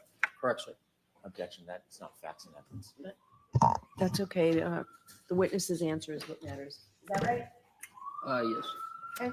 You first saw that black SUV when it was coming toward your vehicle when you were on Cedar Crest, correct? Midnight. You hear that? I'm sorry. Let me repeat that We because have a of the bingo? sound. You first saw that black SUV when it was coming toward the vehicle that you were in on Cedar Crest, correct? Correct, sir. Your friend Ricky D'Antonio was driving at that D'Antano. time? D'Antano, sorry. D'Antano? Yes. He was driving at the Hold on. time? Correct, sir. Mr. Mayor, thank you. Yes. They're waiting for the siren. Okay, so we're doing the bingo. The first bingo today is an L shape. And so Beth got a bingo, but she didn't get the L shape bingo. So continue on.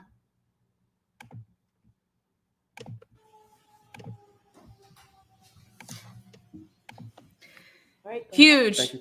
Ricky doesn't drink, correct? He does. He wasn't drinking that night, I may have had one or two. but he appeared to be driving safely. Yes, sir. And you also had a chance to observe the black SUV at that time as it was facing you, correct? Yes. When you saw it on Cedar Crest, you didn't know who was driving it at that time, correct? No, I couldn't see. But your observations of the black SUV at that time were that whoever was driving it, that person appeared to be driving safely as well, correct? Yeah, I would assume so, yes. One of the first things you noticed about the black SUV was that it was in front of you on Cedar Crest, and both Ricky's F-150 and the black SUV were basically converging on Fairview at about the same time. Yes, sir. The black SUV appeared to be going at a safe speed. Yes. It appeared to be properly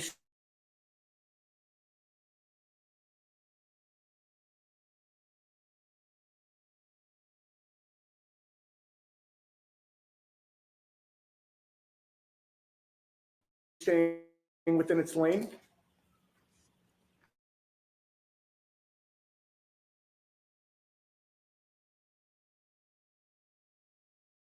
Yes, I would say, yeah. And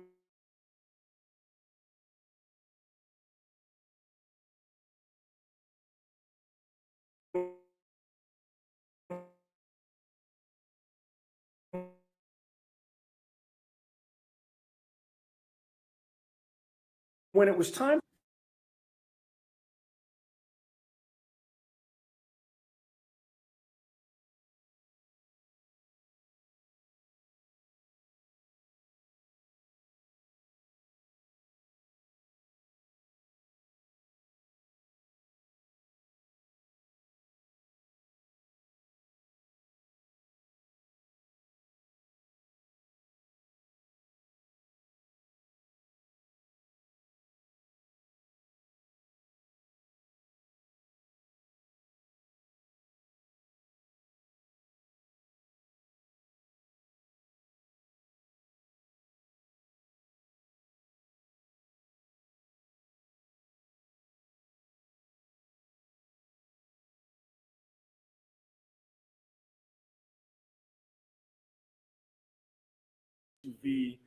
that told you that the driver appeared to be confused about what the flashing meant, correct?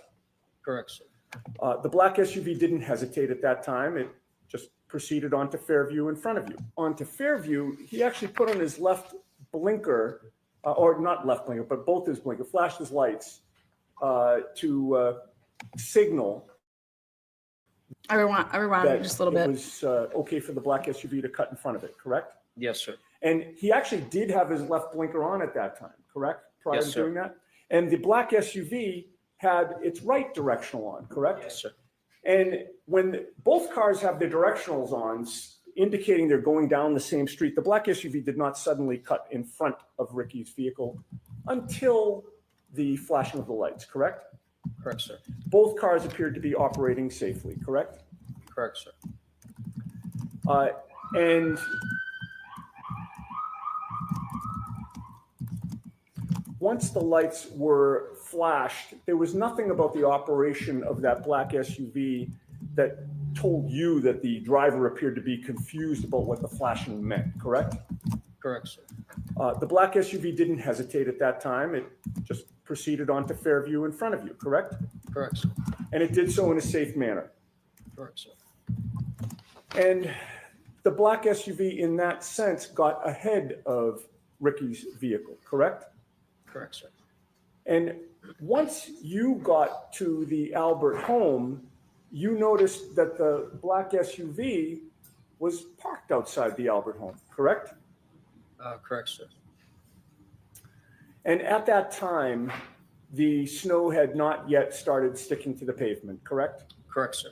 You could see the pavement in both the driveway and the... Okay, so I want to point this out. Ryan Nagel coming from the same area, Hog Heaven, okay? And Hank Brennan had to say, oh, were you headed home first? Because again, why would you be coming from that way if you were at McCarthy's? That's not how you would go to 34 Fairview. Everybody is coming from that way. Also, if somebody has to flash their lights to let you go in front of them and you're the actual driver of and going right, like, why am I flashing my lights unless I want you to go before me because you know where we're going? And because I clearly just overshot it. Remember, whoever John is with in the vehicle that overshot it, just throwing that out there, they're both miraculously coming from over there, but both of them miraculously left the same area, McCarthy's and Waterfall Bar. And if you would have gone to 34 Fairview first, you would never have gone the way that they went, right? street. Sure. Correct, sir. You could also see the grass on the lawn. Yeah, for the most part, yes. The snow was only just starting to accumulate on the grass, correct? Correct, sir. And with that little snow on the ground, you saw no tire marks behind the SUV, correct? No, sir. In fact, you saw no tire marks in the street at all. Correct, sir. May I have the map displayed, please? Exhibit 3? Is it Or in which evidence one? already, Ms. Giannetti? May we approach? Okay. Sidebar. Okay, perfect. Let's see how Yannetti goes about this. Woo! Okay. So, first of all, in evidence is the McCarthy's video right now. So when they did this whole thing, let's go get the McCarthy's video. He said he was at McCarthy's beginning at 8 or 9. Last time he testified, he said that they had been drinking all day. Also, this puts Julie Nagel. How did Julie Nagel get from McCarthy's to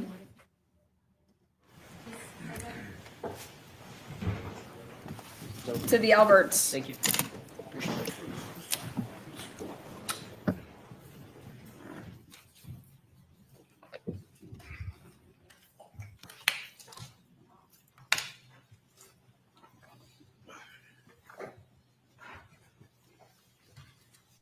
Okay. Can you Mr. enlarge that, please? Yeah, actually, yeah. You know what? If we could enlarge it, so you don't have to show Chapman, just show Cedar Crest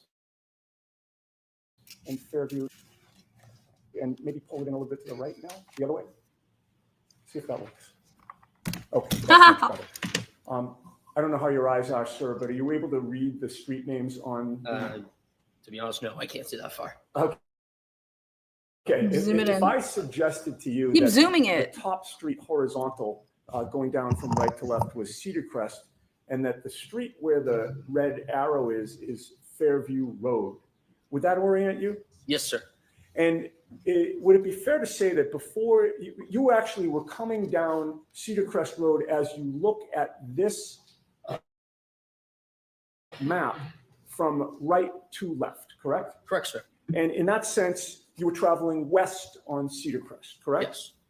You turned south onto Fairview, correct? Correct, sir. And you were still facing south when you parked in front of 34 Fairview, correct? Correct, sir. And that means that when you're sitting in that vehicle on Fairview Road, if you're going to walk to the house or look to the house, you would be walking or looking in a westerly direction, correct? From where I was in the vehicle? Yes. Yes. So to my right, yes. Okay, and so when you were looking for Julie to come out, you were looking to the west? Correct, sir. All right, Your Honor, I would offer that into evidence. We're going to have a hard copy printed out for the jury after this examination. Okay, so we need something for the court reporter to Sure. All right, mark. we will take care of that. Thank you. Right. And you can put the lights back on and you can take that down. All right, so it will be, go ahead, madam. 49, thank you. And sir, it took a couple of minutes for Julie to come out after Ricky parked the F-150. Yes. When she did come out, you opened the door and you had a conversation with her while she stood between the door and the passenger compartment of the F-150? Repeat that, please. Sorry. Sure.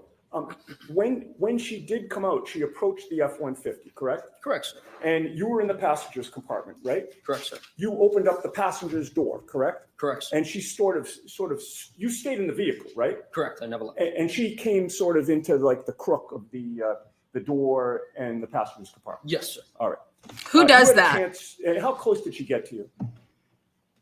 I could have popped on her nose if I wanted to. Okay. And you had a chance to observe her and size her up, correct? Correct, sir. You spoke to her for maybe about 5 minutes was your best estimate? What would you say, 5? I'd probably say 2 or 3. Okay. But in any case, you did have a chance to observe her, correct? Yes, sir. And it was clear to you that your sister Julie seemed like she had had a few drinks, correct? I mean, yeah, it was 12:30 in the morning, so yes. What? And she called you for a ride, right? Yes, she knew that Ricky was driving. Right.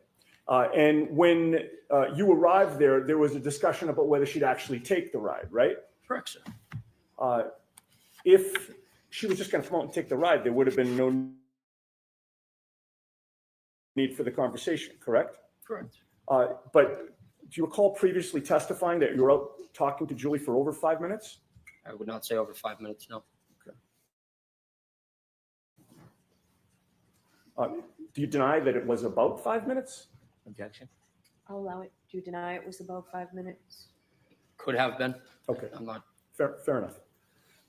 And you talked with her about whether she wanted to go in the truck and leave with you, correct? Correct, sir. You also talked about whether instead you, Heather, and Ricky would go into the house to join the gathering there. Correct, sir. There was a back and forth that you really thought was unnecessary, correct? I wouldn't say it could be unnecessary. It's just a common question if you want to come in and have a drink. You have testified in the past. Thought she that was leaving. Julie can be kind of a pain in the ass, correct? I mean, all siblings can be, yeah. In any case, Julie decides to go back inside and you decide to leave, correct? Correct, sir. Ricky did not speed up the street at that time. No. He just gradually pulled out. Correct, sir. His direction of travel took him right past the black SUV that was now in front of you, correct? Correct, sir. He passed the black SUV on the left, correct? Correct, sir. And you were in the front passenger seat at that time still, correct? Correct, sir. So you were closest to the black SUV of the people that were in your vehicle as you passed it, correct? Correct, sir. Yes. And you were closest to the driver's side of the black SUV, correct? Correct, sir. You noticed that the interior dome light was on, correct? That is correct, sir. That lit up the whole front compartment of the SUV, did it not? Yes. It lit up the driver's seat and the passenger's seat, correct? All I could see was the driver at the time, sir. Understood. But the light wasn't just shining just on the driver. It wasn't pointed at the I driver. would say they were both They- lights that go down at both seats, correct? They were on. Yes, okay, so you could see both seats in the front driver's I compartment. couldn't correct? see past the woman. Well, you only saw I one. couldn't only see. saw a woman. Sorry to interrupt you. Yes. No problem. It allowed you to see into that front compartment. Yes, And you saw one person inside the car at that time. correct, sir. It was a woman with long hair in the driver's seat, correct? Correct, sir. And she looked like she was alone. Yes. You didn't see anybody else in the SUV. No, I did not, sir. You certainly didn't see a 6'1" man in the SUV in the passenger seat, correct? Correct, sir. In fact, you saw that the passenger seat was empty. Correct.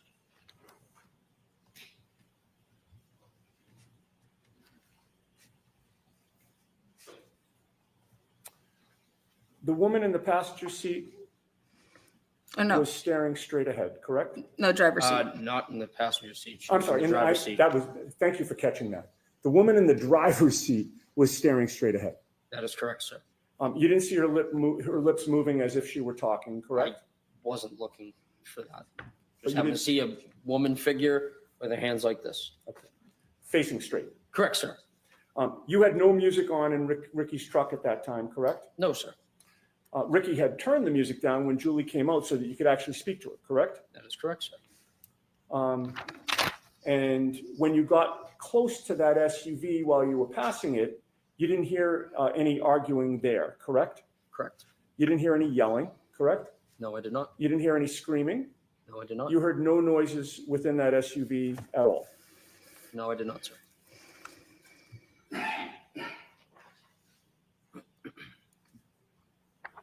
I have no further questions. Thank you. All right, Mr. Brennan?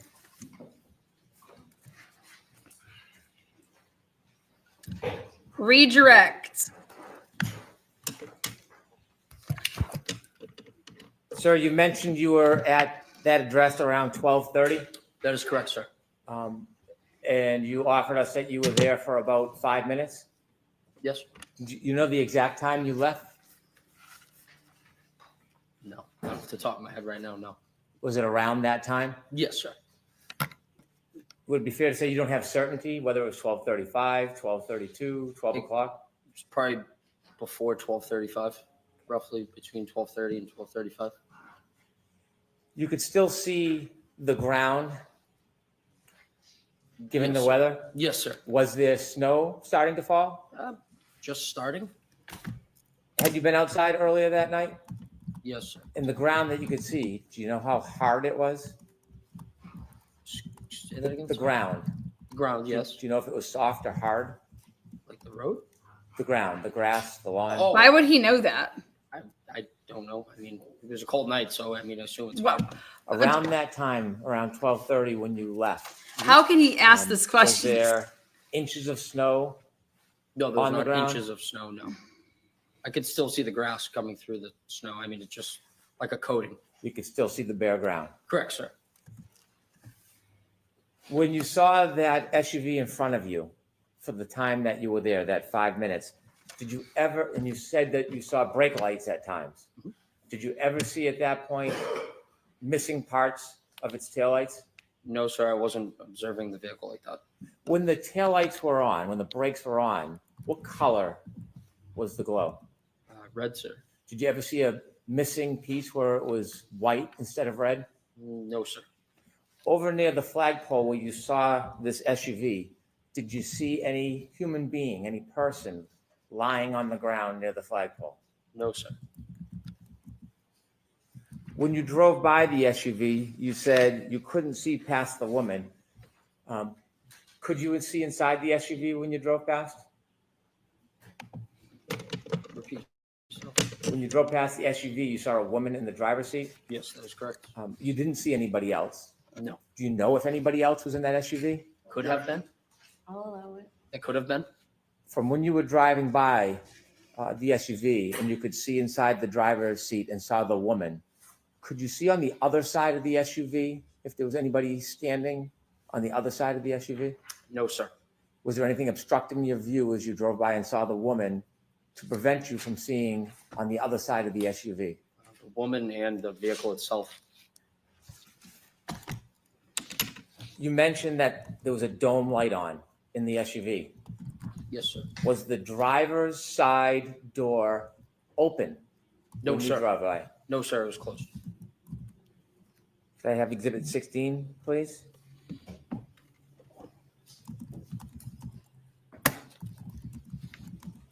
Did you ever see this man at any point No, sir. I've never Walking? seen- Oh, sorry.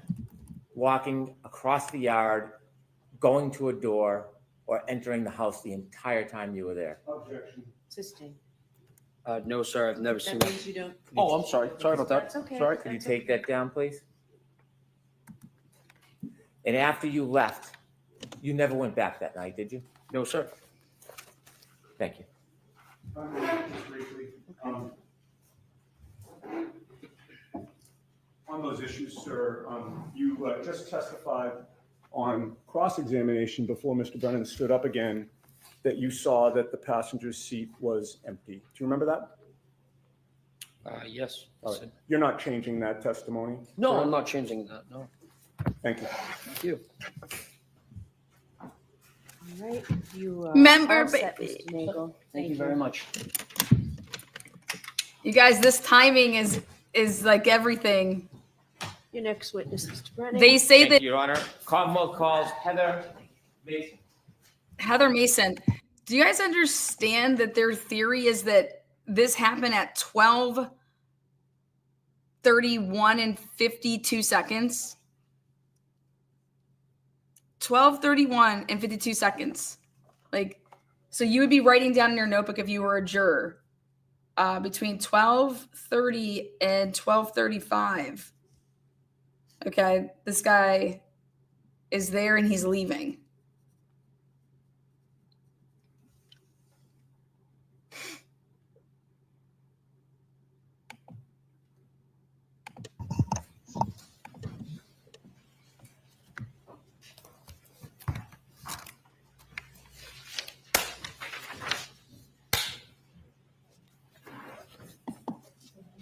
Heather Maxon is the girlfriend, ex-girlfriend of his. She was sitting in the back seat.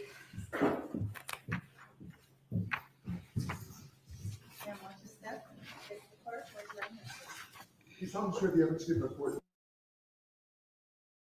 during the case now hearing the truth, the whole truth, and nothing but the truth, so help you God.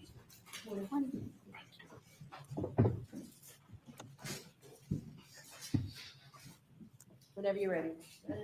Thank you, Your Honor. Good morning, ma'am. Good morning. Could you please introduce yourself to the jury?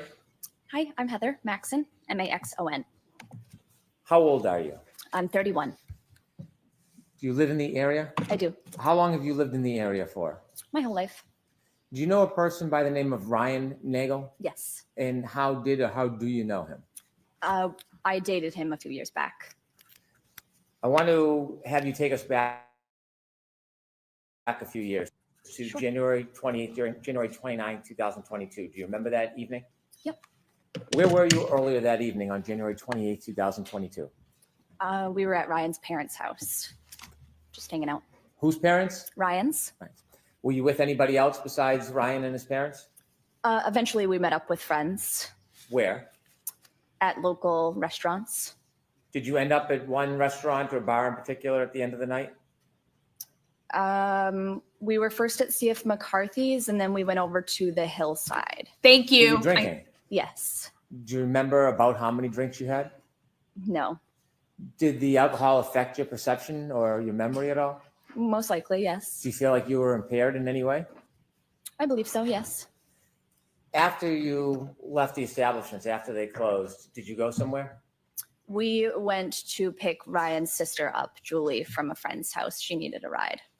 Ryan just testified that he left McCarthy's to head home. It never mentions Hillside. Before you went to pick Ryan's sister up, did you have other plans before that? Sorry, could you repeat the question? Yes. Before the decision was made to go pick up Ryan's sister, were there other plans that you were? No. Okay, that was just the plan to go get her? Yeah. Do you get her remember generally or specifically what time that was? late midnight? Okay. Do you remember the time exactly? No, Is there any marker in your mind that would help you remember exactly what time it was? not necessarily. No. So is that a generalization or a guess? Yes. When you went to pick up Ryan's sister, do you know where you were going? No, Were you driving? I was not. Who was driving? Our friend Ricky Where were you sitting? in the back seat. And what kind of vehicle was it? It was a truck. Are you familiar with the area? Not necessarily. No. Do you remember at some point taking a turn onto the road Yes. that had the house where you were going to arrive? Yes. How do you remember that? Just a visual bystander, and I'm aware of my surroundings, I'd say. Did anything happen that made you remember the turn before you got onto that road? There was another vehicle also on the road coming from the opposite direction, and we had let that other vehicle turn onto the road before us. Describe in a little detail what happened at that intersection. So I don't recall the name of the street that we were on before we took the left onto the street that the house was located, but the car coming from the opposite direction was taking a right onto the same street. So we had somewhat yielded to the car coming from the opposite direction to have let them take a turn onto the street before us. Did you see if the driver of either vehicle gave any indication to the other vehicle who should go first? I don't necessarily recall, but I'm assuming maybe I don't want you to assume. That's okay if you don't okay. recall. Sure.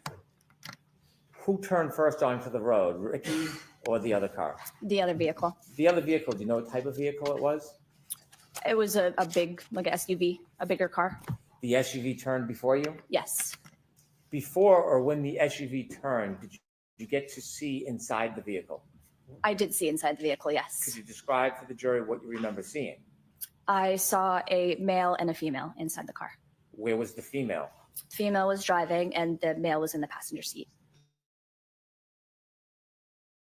Was the male in the front passenger seat? Yes. Were you able to recognize either the female driving or the male in the front passenger seat? She saw this from the back Yeah. seat. I'm not sure if I understand the Did you question. know who they were? No. Strangers? Yeah. When they turned and then Ricky turned after them, how far ahead of Ricky were they? Maybe 100 feet. Could you see them the entire time? No. When you drove to Fairview, how long did it take after the turn? A couple minutes. Couple A couple minutes. minutes to get from Cedar Crest to Fairview? Oh, That's maybe. okay. Yeah, I'm not sure. Okay. When you arrived at Fairview, where did Ricky stop? Outside the house on the street. Do you remember where on the street in relation to the driveway? No. The other vehicle, the SUV, was it in front of you or behind you when you stopped? It was in front of us. When it was in front of you, did you notice anything about the vehicle? No. Did you notice anything about its lights? No. Did you see whether the interior light, the dome light, was on or off? I did as we were leaving. Before you left, No. did you ever see that dome light come on? No. Because Did that's you what you're notice paying anything attention about the to. brake lights? No. Did you notice anything about the vehicle's taillights, whether they were intact or broken? Nope. When you arrived at that address, do you know the street address? I do not. When you arrived at that address, what happened next? I believe Ryan had reached out to Julie saying, we're here, time to go. And so she had come outside and we had a short conversation and she decided that she was actually going to stay at the house. She had invited us in, but I had said that I didn't want to go inside. I just wanted to go back to the house. From the time you first arrived at that address and until the time you left, did you ever see anybody get out of the SUV that was in front of the truck? I did not. Did you ever see anybody travel across the front yard through the doorway from that SUV? Nope. Did anybody ever walk by on the street, walk by the truck in front of you or behind your truck and walk on the driveway? No. Well, No. besides Julie, sorry. So Julie is the only person that you saw in the driveway that night, Yes. and then you left? Yes. When you left, did you drive by the SUV? We did. When you drove by, what were you looking at? My surroundings. Okay. What did you see? I saw the female that I saw beforehand, also still in the car, Where did you see her? in the driver's side. Was there, at that point, any lights on inside the car? There was, yes. Which The light? dome lights, Was the driver's side door open? not to my knowledge. Did you see anybody else inside the SUV? I did not. Was there anybody else inside the SUV? You didn't see anybody inside the car? Besides the driver, no. Okay, next question. Do you know whether there was anybody else inside the SUV at that time other than the driver? No. Did you look in and study the interior of the SUV? No. How long did you look inside the SUV for when you passed? It was just passing, so I don't know, a couple seconds. Did you see if there was anybody or a man standing outside the door of the SUV? I did not. Outside the door? No, Did you see anybody lying on the front lawn? no. Thank you. I have no further questions.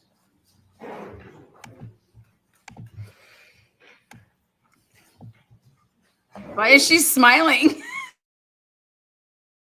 Like, what is she doing?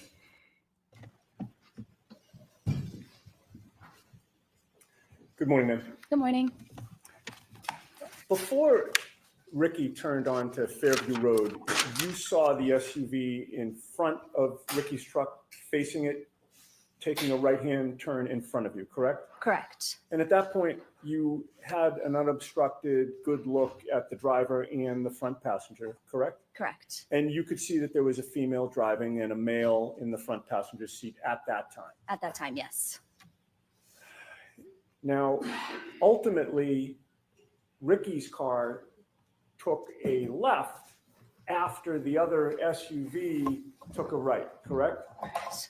And eventually, when you reached the house where Julie was, you saw that that SUV was in front of that house, parked now further down ahead of you, correct? Correct. And it took Julie a couple of minutes to come out of the house? I'd say so, yeah. Do you recall whether there was any conversation at that time between you, Ricky, and Ryan?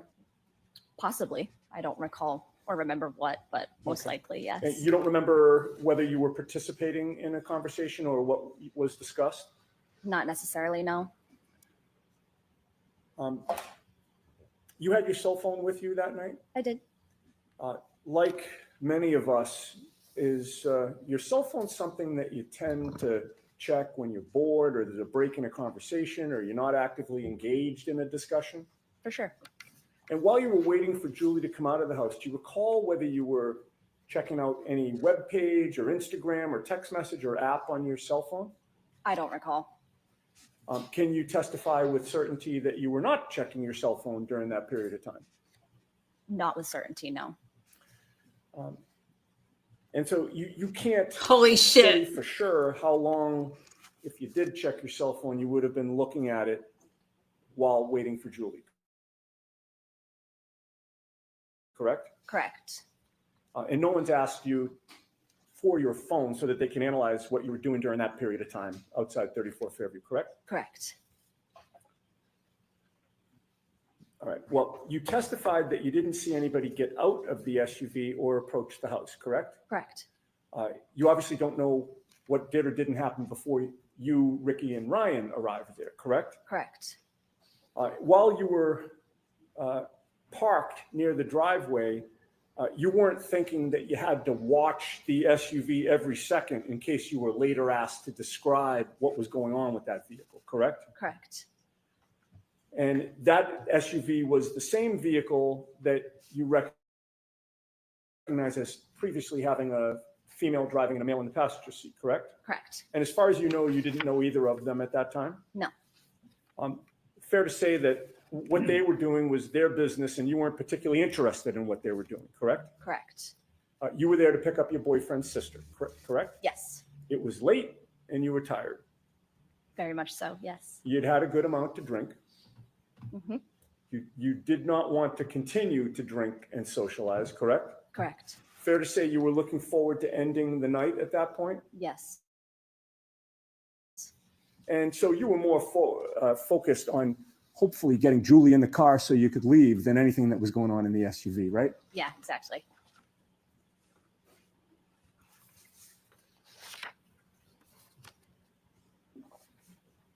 Then Julie came out, and it wasn't as simple as her just jumping in the vehicle and leaving, correct? Correct. There had to be a discussion, Right. right?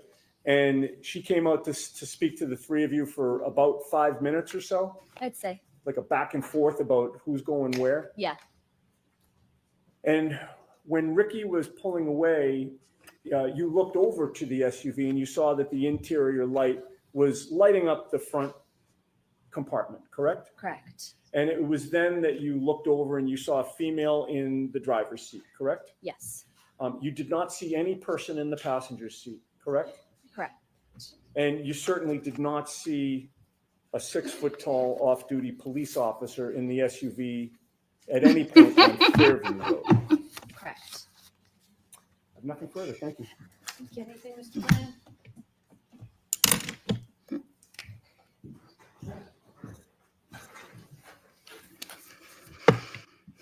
When Ricky was speaking to Julie and you were in the back cabin of the truck, what direction were you facing? I don't recall. Were you paying attention to the conversation with Julie? I was probably in and out of the conversation. Yes. Were you facing the direction of the house in the SUV, or were you facing the opposite direction? I don't think I was facing the opposite. When you were in the cabin of the car and Ricky was having a conversation with Julie, did you ever see anybody other than Julie come in or out of the house? No. I'll allow it. No further questions. Thank you.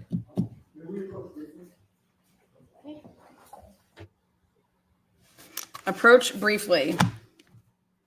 So we have a sidebar here. And I think Yannetti wants to sidebar our third of the day.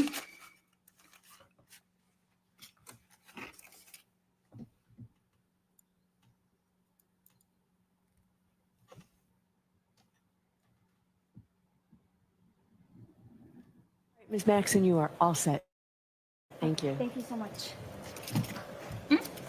All right. Mr. Brennan, your next witness. Next. Commonwealth calls Katie Mclaughlin. Katie McLaughlin. Woo! Bring out the tramp stamps, baby. Woo! Get it. Amazing. I hit him, I hit him, I hit him.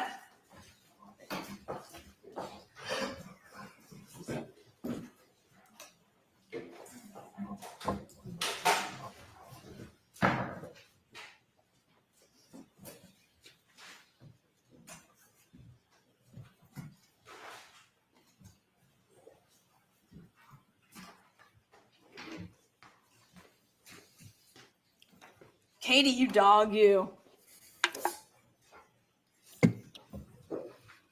Oh my God, here we go. Hot Mess Express coming to Katie. Katie, what are you doing? Oh, I was in the bathroom. So sorry. I just took a Xanax. I'm good to go. Okay. Got to give a shout out here. We're about to get, I feel like we're about to get a bingo. Why don't we take our morning recess, James? Why don't we? Because Katie just took a shit. All rise, please. We got 20 notebooks and follow me. Oh my God, here we go. I'll give a shout out to Sean. Lana, we are craving 33 Oakdale.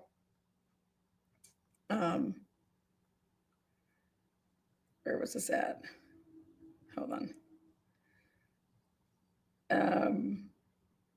$10. Sean says, for just saw you said yesterday, I said that last year.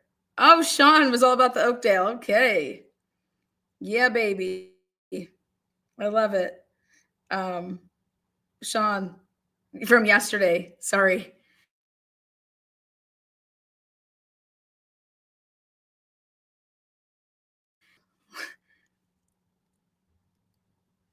Didn't I let you write so much? I already got cut off. Thank you so much, Sean, $20 for that. Lindsay says, for awesome analysis on Karen Reed data and case. Thank you so much. $25. Thank you so much, Lindsay. This was again from Saturday. Talk about weird. Those both came out like the same time. It was like a back-to-back-to-backer. So thank you so much, Sean, Lindsay. And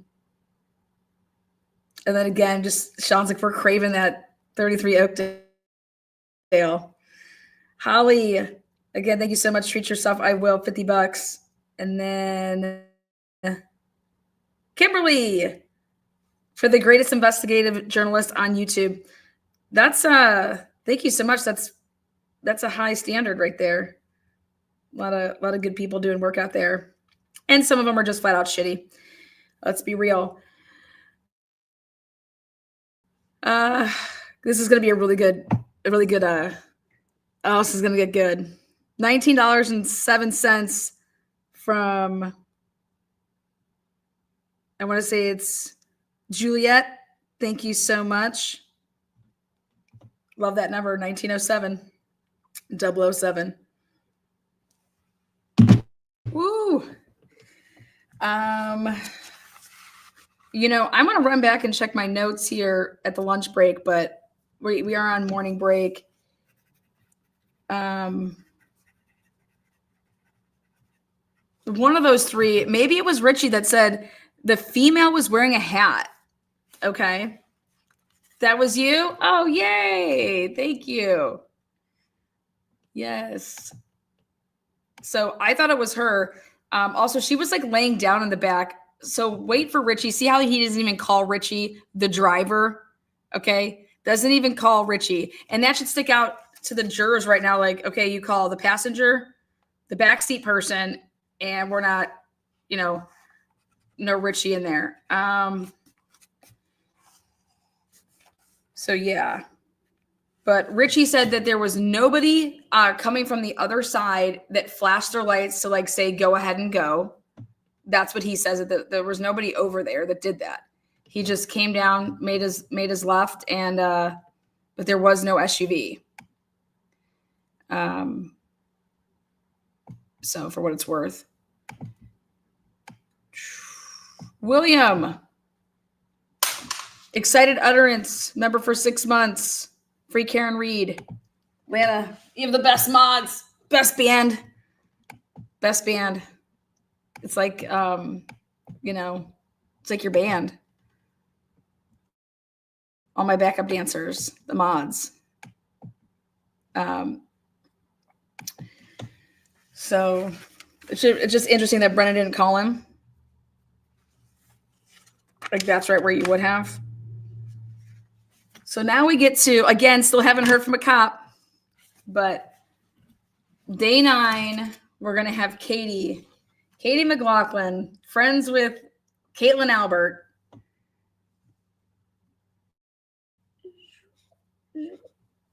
Nagel, Max, and so she'll be our 16th witness. Can I get a witness? 16th. Katie.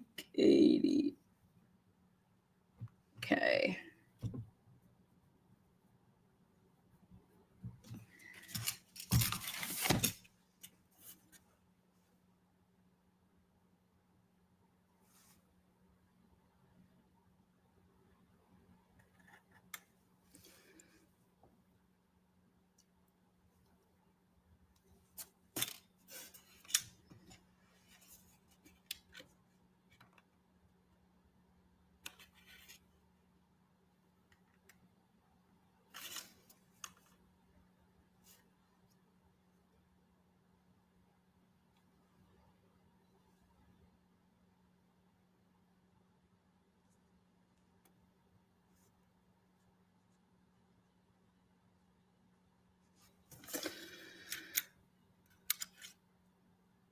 Yannetti somehow is leading the team with the number of cross-examinations.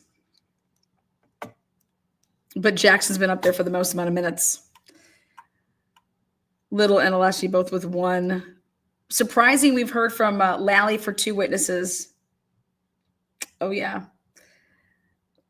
We can expect to hear about the weather with Katie. All right, so Katie over here, we're going to see a lot of the dash cam, I believe, to talk about when supposedly Karen Reed said this to her. It's going to be interesting to see if they found anything more about Katie in the past year. I know the defense has put on the witness list Kevin Albert, who allegedly is the person that Katie Mclaughlin put in contact with Proctor to be interviewed by Proctor.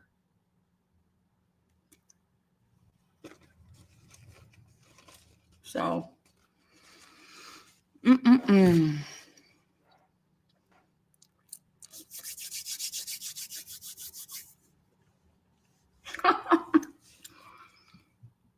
okay, so the SUV that they're claiming that they saw there,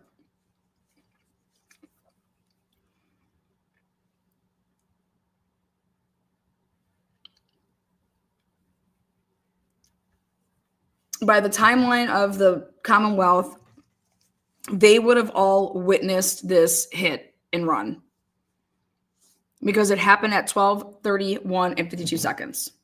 So the Commonwealth is saying that at 12:31 and 52 seconds, it's actually 51 seconds, this is a triggering event where Karen Reed's SUV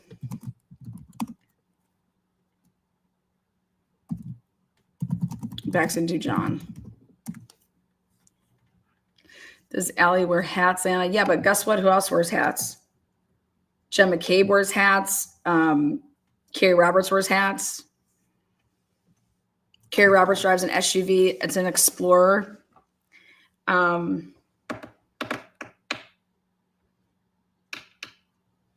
I don't believe that anybody flashed anybody lights to then, go in front of us type of thing. I don't believe that ever happened. Sorry. Also, I just think I got to look at a map really quick. Type in Hillside to 34 Fairview. Because Maxon let it out the bag that they came from Hillside. Her boyfriend says they came from McCarthy's. So when you type it in and you go, all right, let's go from Hillside. I partied over at Hillside Pub. Guess who I saw? Me and I was there with 8 people. We fucking run into on Father's Day none other than Chris Albert and his golfing buddies. Okay. So directions from 34 Fairview. It's a 10-minute drive if this is where how they were headed. But let's see. Guess where you come?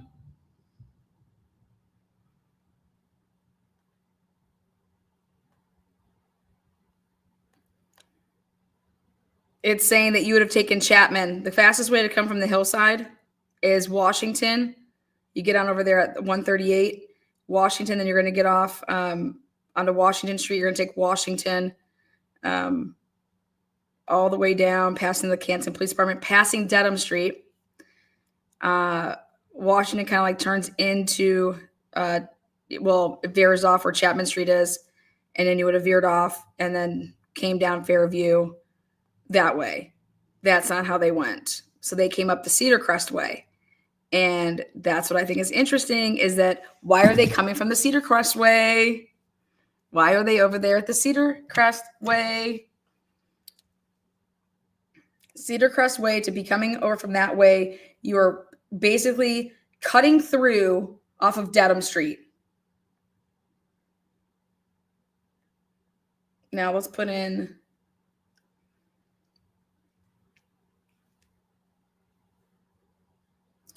what was Julie's address? They say it in here. I just need the street name. I don't want to I just want her street name.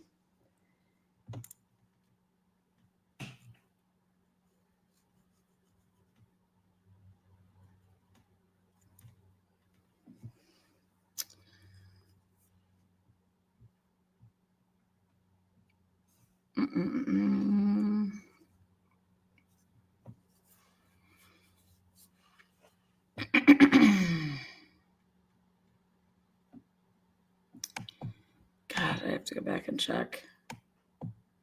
H-Bag's in here. H-Bag, what's the name of Sugar Tits' street? It comes up because they talk about where they live and that I was taken home first and I was taken home second, blah, blah, blah. My mind. So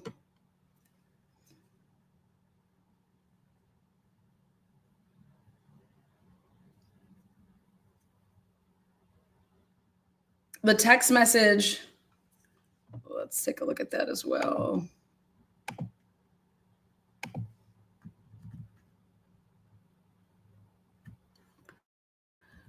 Ryan Nagel text is at 12:23 here. In the first trial, he said, I sent that before I actually got there.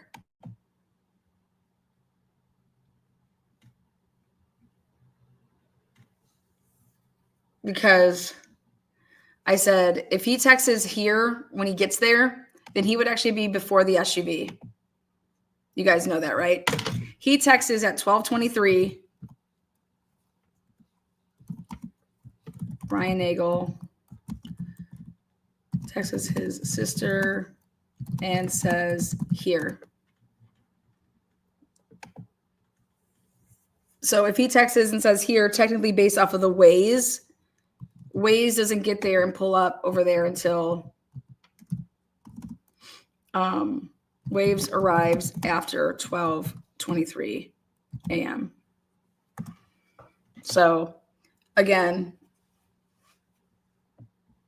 Highland Street, thank you. That's all I needed. Okay. Sherry, thank you. Now let's take a look. If he was actually heading home, like Hank wants to try to squeeze in there. He's squeezing in that for a reason. So let's go Highland.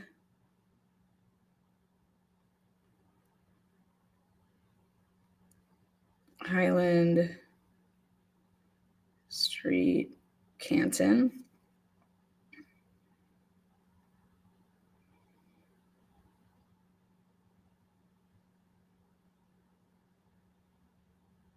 Oh, fuck yeah. Yeah, eat a dick. Okay. Highland Street is literally right off of Washington. And it's, so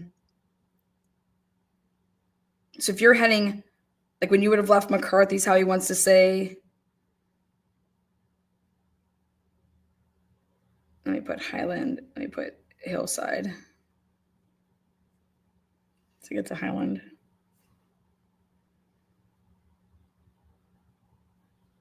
Oh my God.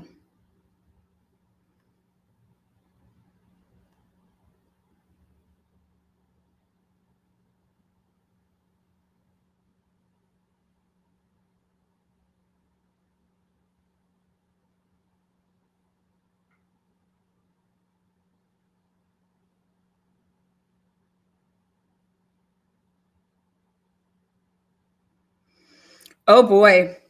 Okay. So if you're coming from Hillside Pub to go to Highland Street, the way that you would have come is he would have had to make before getting to Dedham Street, he would have had to know, because you're taking Washington, and they would make a right onto Dedham Street.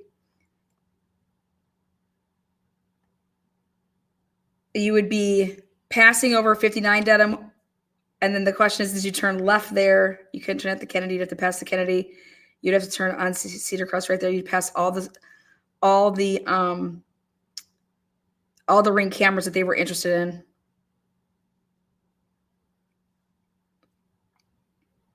Oh my God, this is getting more interesting by the minute.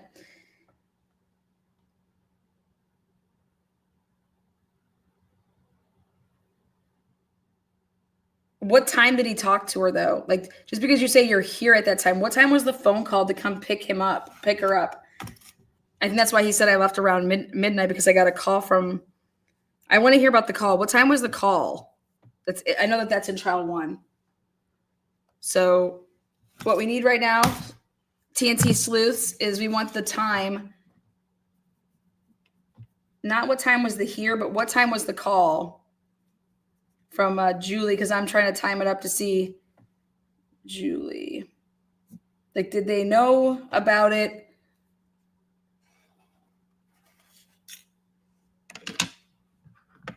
before they left so that they knew that they were going to 34 Fairview, or did it happen en route type of thing? Like, I was driving and my sister calls. By the way, it's a 12-minute drive to a 14-minute drive to get from the hillside to go to Highland. So if you work backwards, you'd have had to leave wherever you're going to go to 34 Fairview at the end of the day. You'd have had to leave at 12:15.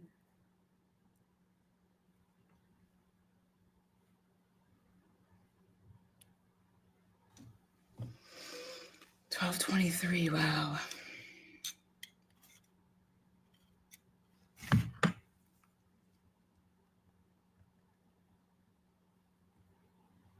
You go right past Canton High School. You're in the bubble. You pass right by 12 Country Lane.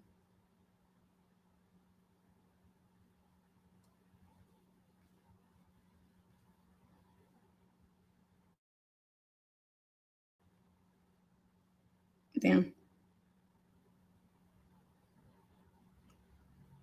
They need to ask Ricky which way he went, which way he drove there. I'm just curious if they took 95 from 93. If they're drinking and driving. Sorry. Okay. So this year, not as much detail as far as that stuff goes. Also, oh wait, big point to be made here. Last year was a big point of contention to ask, where was this Jeep parked? Where was the Jeep at? No mention about the Jeep at all in those two testimonies. You know, you didn't say anything like, well, so I think what's interesting about this whole Jeep thing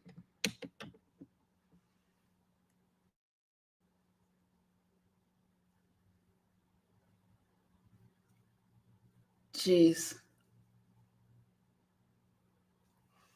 Because you'd want to be pointing out, like Jen says there was a Jeep there. They pull up, there's no Jeep. Was there a Jeep there? Because how could you be right behind a vehicle? There would have to be a Jeep in between you guys. They didn't point it out, and I'm telling you it's for a reason. So that's a new way that they're going about it, the defense.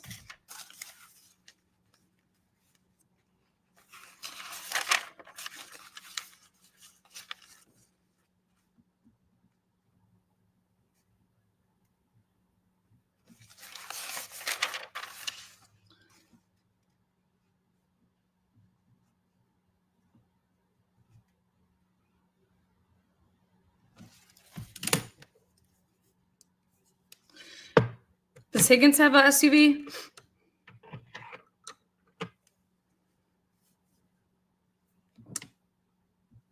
Julie said 12:15 she sent the text in to her brother. I know we have 12:23 the whole here. Does Julie text?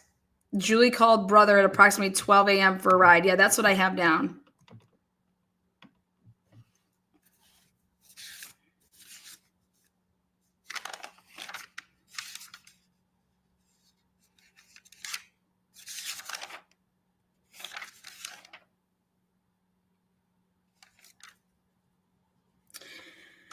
Okay, so that means that they would have known. So how Hank is saying, like, you were heading home, so you were like on your way to go home, and then you got this notification. Like, so do you see how Hank just said that? That tells me he's doing that for a reason, and because he's overcompensating for what he truly knows. That he has to overcompensate for, I think, data.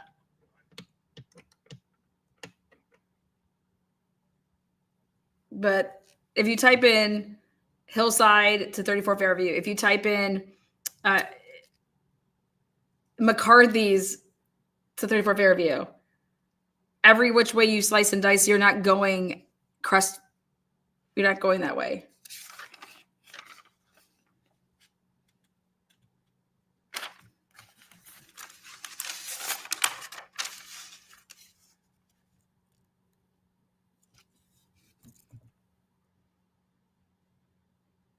And just so we're clear, they were drinking there beginning in like the afternoon, like at 3:00. They had been starting to drink. So that whole thing like got there at McCarthy's at 8 or 9. Just so we're also clear, where were they sitting? Because we have the cameras, because that's what time Karen and John were there. He says, we were there at McCarthy's from 8 to 9, left before midnight.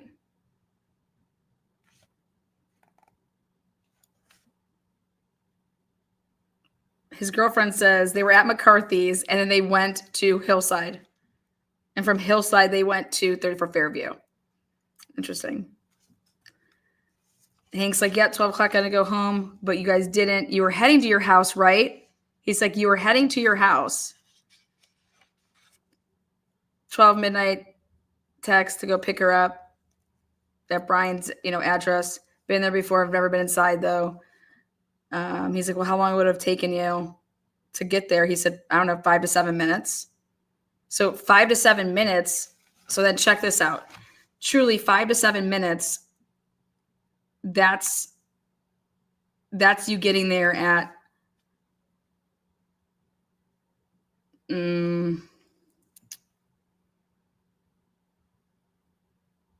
let's go.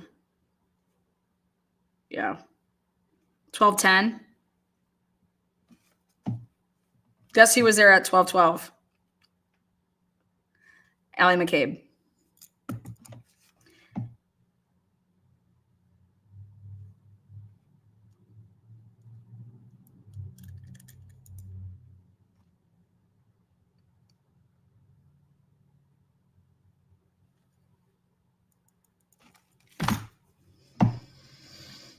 To pick up Colin, allegedly.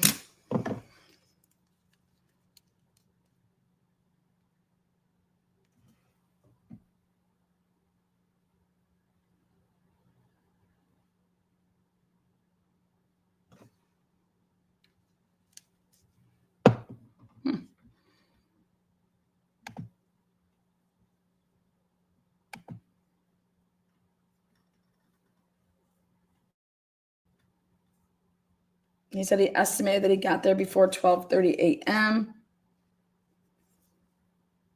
He was at the intersection with Fairview. Put blinker on. Like, who would remember? You wouldn't remember all that shit.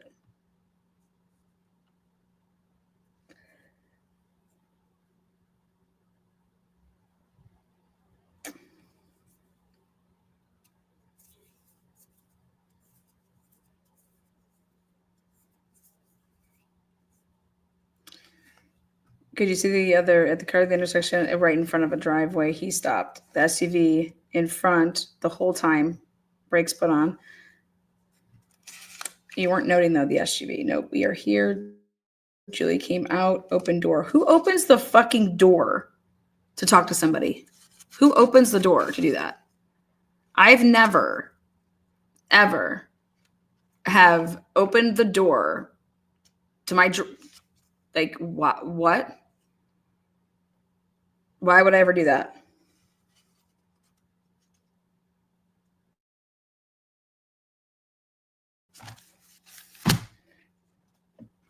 You roll down the window. And you talk to somebody. I opened the door. Who does that? They thought she was getting in. Was she going to sit on his lap?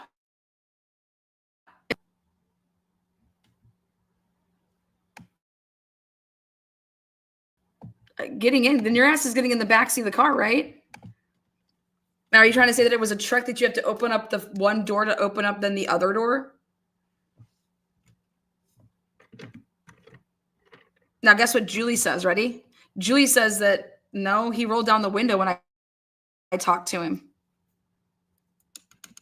So last trial, Julie's like, when I went outside, yeah, I talked to him. I rolled down the window. The window was rolled down. So regardless, Julie then, in her testimony, Julie says he rolled down his window. So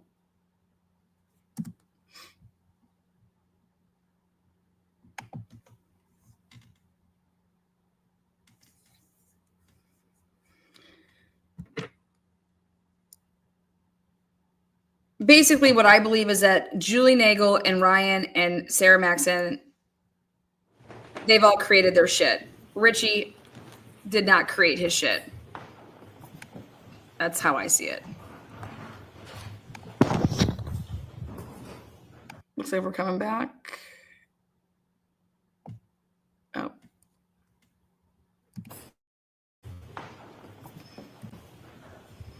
Bingo back. Here we go.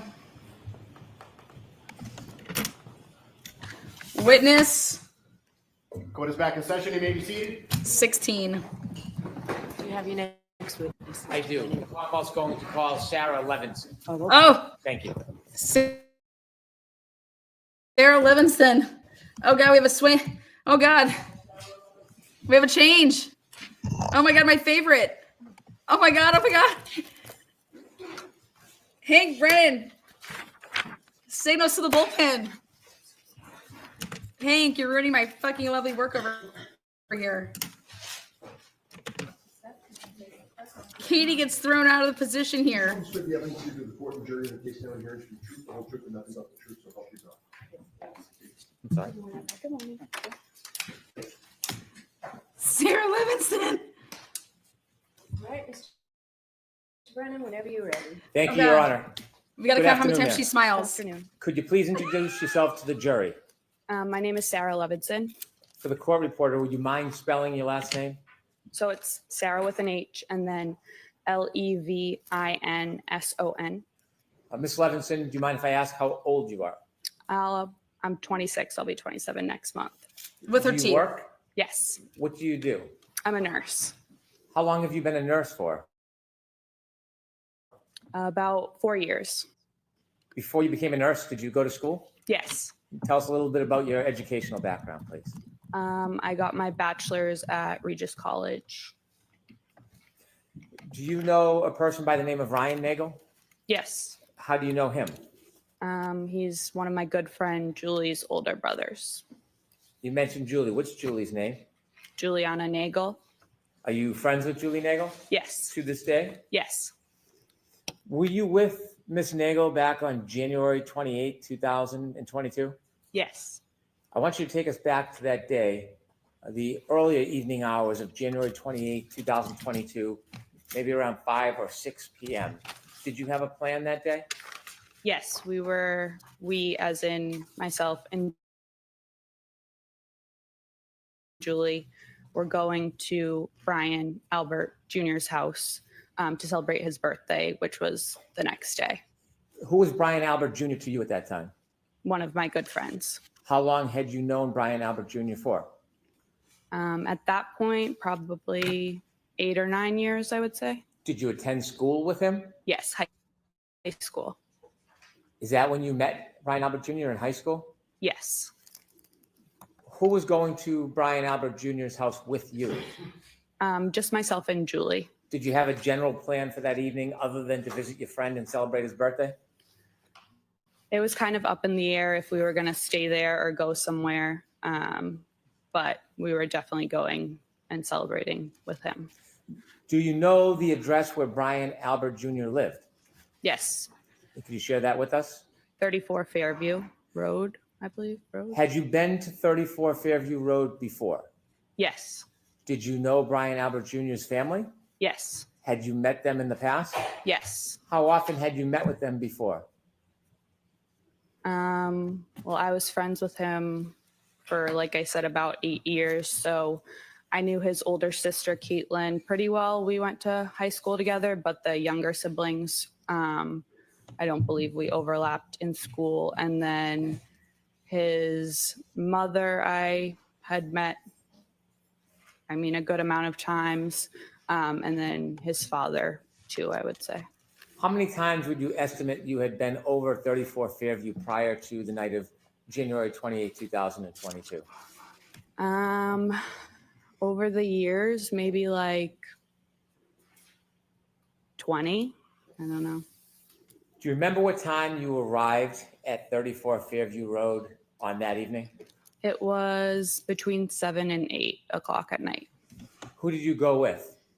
Myself and Julie Nagel. Could you tell us how both you and Julie Nagel got from where you were living, your home, to 34 Fairview? Yes, Julie's dad drove us. What? When you first get to 34 Fairview Road, before you walk in the front door, what's the weather like outside? It was cold, but it wasn't raining or snowing or anything. No snow on the ground? No, When you walked in the door, did you go in the side door or the front door? the side door. Take us through walking into the house. What do you see?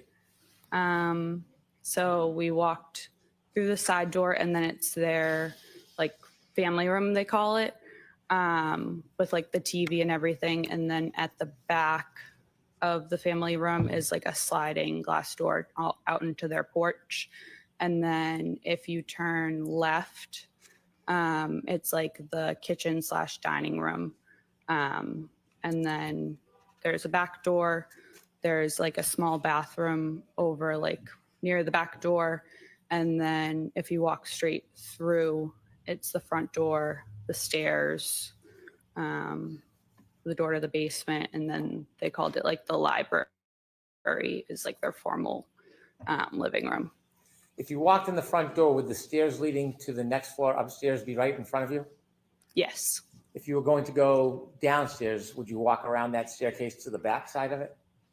I don't believe the back, but the side. Okay.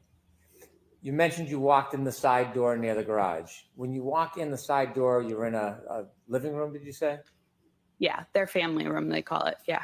Can you walk into the garage from the family room, or do you need to go back outside to get into the garage? No, you would have to go back outside. So there's no door in that family room that leads directly to the garage? No. After you walked into the family room, did you stay there or did you go somewhere? We stayed there for a little bit, like 10, 15 minutes probably. Tell me who's in the house when you get there. It's Brian Jr., his mother, Nicole, his sister, Caitlin, and then his aunt, Julie. What do you do? I think we were just sitting on the couch, hanging out, waiting to see what the plan was, to see like when other people were going to show up. Did other people arrive or did people leave before other people arrived? Brian's mom, sister, and aunt left before anyone else arrived. Do you know generally around what time his aunt and mother and sister left? We got there, like I said, between 7 and 8, and they probably left within 20 minutes of us getting there. Okay. So I can't say for sure. When his sister and mother and aunt left, was it just a time when it was you, Julie, and Brian Albert Jr. alone? Yes. Were you doing anything other than watching TV? Were you eating, drinking? I don't think we were eating yet because we ordered later on food, but we might have been drinking. We might Tell us have what been happens drinking. over the course of the next couple hours. So at some point, probably between like 8 and 9, 4 other girls showed up. So Courtney Alba came by herself, and then Catherine Duty, Emily Fabiano, and Mary Kent all came together. Are those friends of Brian Jr.'s? Yes. Did Duty, you know she's who got all ties of them to were? Oakdale. Yes. Were you friendly with them? Some of them, yes. We were all friendly, but not friends. That makes sense. So what's the atmosphere like when the visitors come?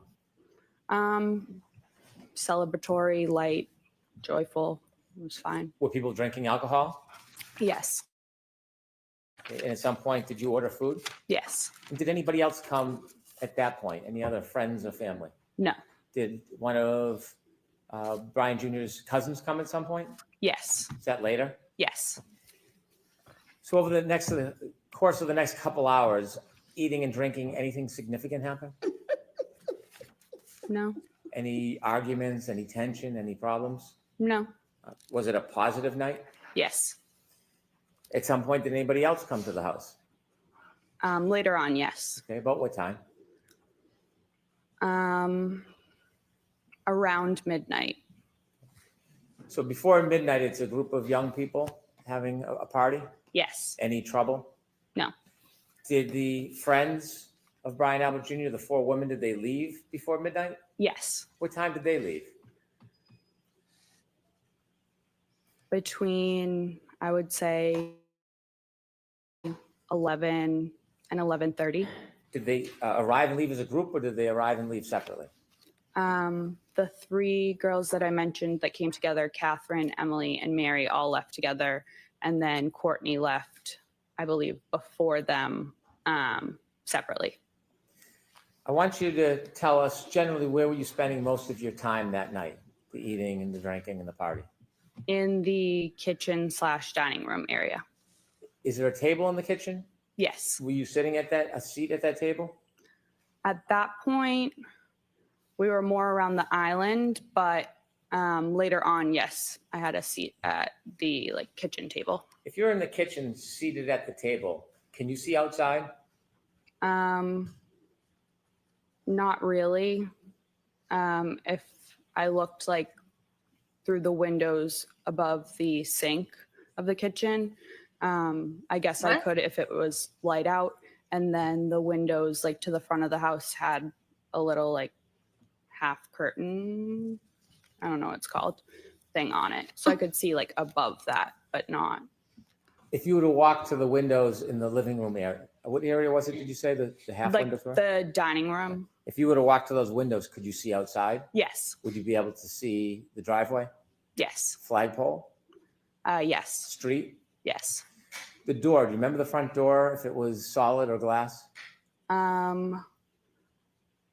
They have a storm door that's glass and then a solid regular door. If you opened up the solid door and looked, could you see through the glass door to the front yard? Yes. At any point, did you have a chance to look outside that night? No. If you're in the living room, the kitchen, can you see where the basement access is? Yes. Can you see the backyard door? Yes. You mentioned that the visitors, the young woman that came to see Brian Jr. left. After they left, did somebody else come to arrive at Fairview? After they left, yes. And who was that?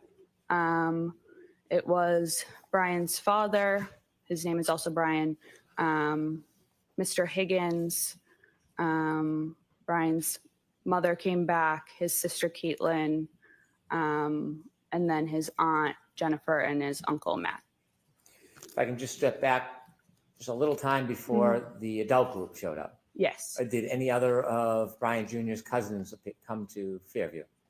Yes. And who was that? Colin, but he showed up before the girls left. He showed up before the group of young women left. Yes. How long did you see him stay for?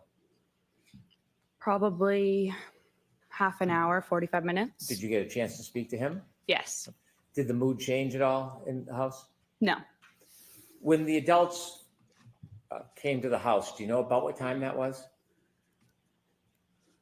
Around midnight. You mentioned that you saw Brian Albert. Is that Brian Albert Jr.'s father? Correct. And his mother's name? Nicole. You also mentioned a person by the name of Brian Higgins. Did you know him from before that night? No. Did you meet him that night? Yes. Are you now familiar with who he is and what he looks like from that night? Yes. There was somebody else you said, Brian Jr.'s aunt and uncle? Yes, and then his sister. His aunt and uncle, what are their names? Jennifer and Matt McCabe. Did you know Mrs. McCabe from before that night? Somewhat. Had you ever socialized with her? I don't believe so. I knew who she was. I don't know if she knew my name, but I think she knew I was Brian's friend. Had you seen her before? Yes. Was that in relation to spending time with Brian Jr.? Yes, I believe so. Had you ever seen her or spent time with her outside of Brian Jr.'s presence? No. How about her husband, Matt McCabe? Did you know No. who he was? I knew who he was, but I don't believe I had ever met him in person before. No. And anybody else, any other adults come with that group? No. Do you remember who came into Fairview first as far as the adult group? Yes. Who? Mr. Albert, Brian's dad, and Mr. Higgins. And who came next? Next, I think they all kind of walked in together, Caitlin, Nicole, Jennifer, and Matt. Other than you, Julie, and Brian Albert Jr., had the young group left at that point? Yes. After that group arrived, what happens? Tell us what's happening inside the house. So it then was Brian Jr.'s actual birthday. So again, we were celebrating. Caitlin, his sister, was playing music on one of the speakers. And we were all pretty much sitting or standing around the kitchen table, talking, socializing. Talking over the Do you music. remember what was being played for music? Like 70s, 80s type of music. I don't want to overstate it, but Were you drinking? I don't believe I was anymore at that point. No. Did you feel impaired at all? No. As the night grew on, was there any problems in the house? No. Any argument? No. Any fighting? No. Anything exciting or controversy in any way? No. Did you have a plan that you were going to leave with Julie? Yes. What was the plan? She said that her oldest brother, Ryan, would pick us up and drive us home when he was done wherever he was. Did you see at any point before you ultimately left Fairview, did you see your sister leave the did you see Julie Nagel leave the house? Yes. Did you actually see her go and leave? Yes. About how long did she leave for? 5 minutes or less. Did you see her come back? Yes. After she went out of the house and came back in, did the plan change about a ride home with her brother? Yes. What was the new plan? So a little bit before she went out to talk to Ryan, we were talking, myself, her, and then Jen, we're talking about how we were leaving and Julie's older brother was going to come pick us up. And we were the only ones that weren't like related to the Alberts there. So like Brian's friends left. So Jen was like, oh, like, don't leave just yet, because like we were celebrating Brian's birthday. If you want, myself and Matt can drive you home a little bit later. So we agreed to that. And then Jen said, feel free to invite Ryan inside because he was already on his way. So Julie went out to tell Ryan, like, hey, we're not coming with you. But You weren't outside for the conversation, so you just heard this no, secondhand yeah, from Julie. yeah. So from what you saw, Julie went in and out Yes, for about 5 minutes. yes. Why did you decide to stay? Did you want to stay? Yeah, I didn't mind. Did the night continue after Julie came back in and spoke to her brother? Yes, Was the mood any different than it had been the entire night? no, Anything extraordinary or remarkable happen inside that house? no. After Julie went out and spoke to her brother and came back in the house, did anybody else come inside the house other than everybody who was already there celebrating Brian Jr.'s birthday? No, Did you No, ever you don't see know. another man or woman you didn't know come into that house? no. At some point, there was a decision that you would leave, I suppose? Yes. What time do you think you left generally? Between 1:30 and 2 in the morning. Do you have a specific time? Did you look at your watch? Did you know a certain time you left? No, I believe it was closer to 1:30 because I believe I was home by 2, but I can't say for sure. When you left, tell us what the weather was like when you went outside. Was it the same as when you came in? No, it was snowing. What was the conditions like? Had they changed, the wind or temperature? Yes. Yeah, it was colder. How much snow was on the ground at that point when you left? Like, I don't know, a dusting, or I could still see like some little pieces of grass like sticking out of it. But it was pretty much like the walkway and everything was white. Did you leave by the front door or the side door? The front. You remember that? Yes. Was there any type of hazard or difficulty with you walking? Julie and I walked out together down like the front stoop stairs.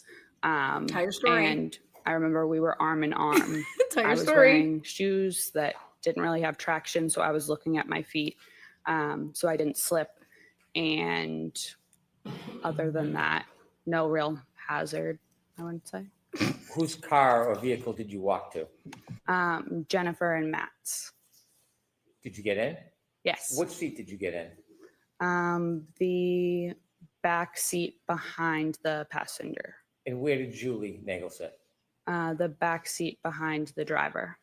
Did the McCabe's get into the car? Yes. Who was driving? Matt.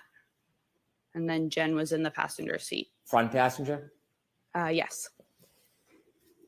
As you were leaving, was there any conversation or joking going on? Yes. So Matt actually forgot his jacket inside, so he went back in. And then there you go. That's the phone. I believe myself and or Julie turned around, just kind of looking, and we saw a lone loaf of bread in the third row.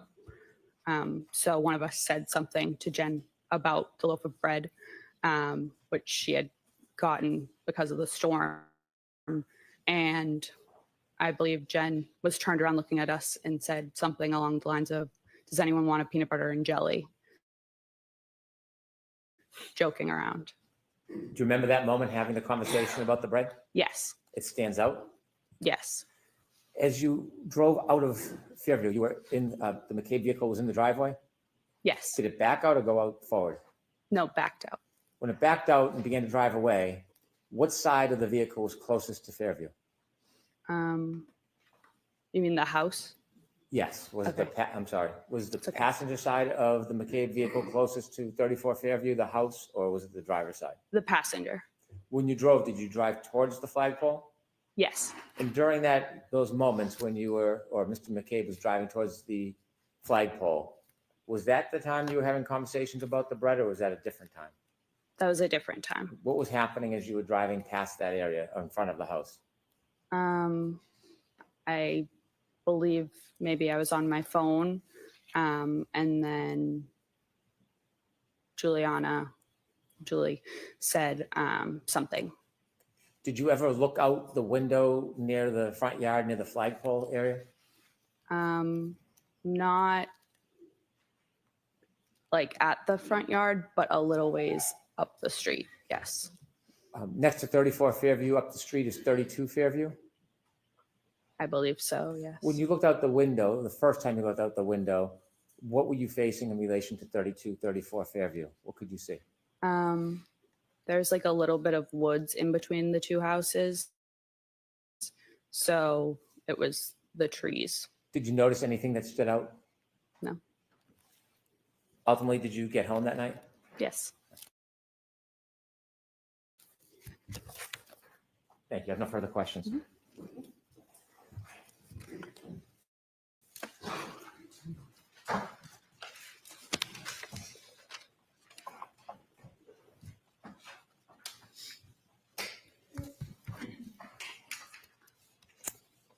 Good morning, Ms. Levenson. Good morning. Alan Jackson on the cross. You've been longtime friends, as you've described, with Brian Albert Jr., going all the way back to high school. Yes. And that high school friendship has percolated into a friendship into adulthood. Yes. You obviously know much of the entire immediate family, Brian Albert Sr., his wife, Nicole Albert, correct? Yes. You know his uncle, Chris Albert. Yes. You're familiar with his wife, Julie Albert. Yes. Obviously, Brian Albert and his cousins. By the way, which cousins are they? Last names? Do I know? Right. There's the Alberts, and then there's the Galvins, the Reardons, and McCabe's. Okay. You indicated that you've been to the Albert home probably at 34 Fairview. That's the home I'm talking about. Probably you estimated at least 20 times, correct? Over the years, yes. Over the years. And you've known Brian Albert for well, since high school, I mean, in the last 8, 10, 12 years, you've been to the house to and from. Yes. You've never met, or you had never met going into January 29th, 2022. You had never met their dog, had you? Their dog? Their dog. I'm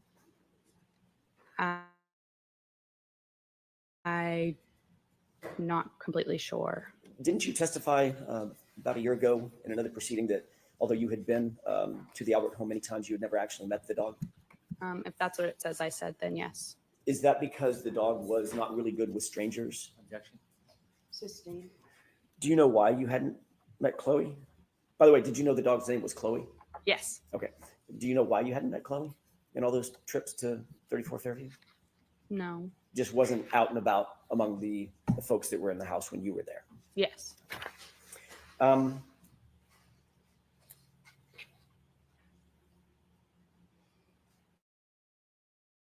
When you left 34 Fairview, I want to follow up very briefly on a couple of things that you said just before Mr. Brennan sat down under questioning by him.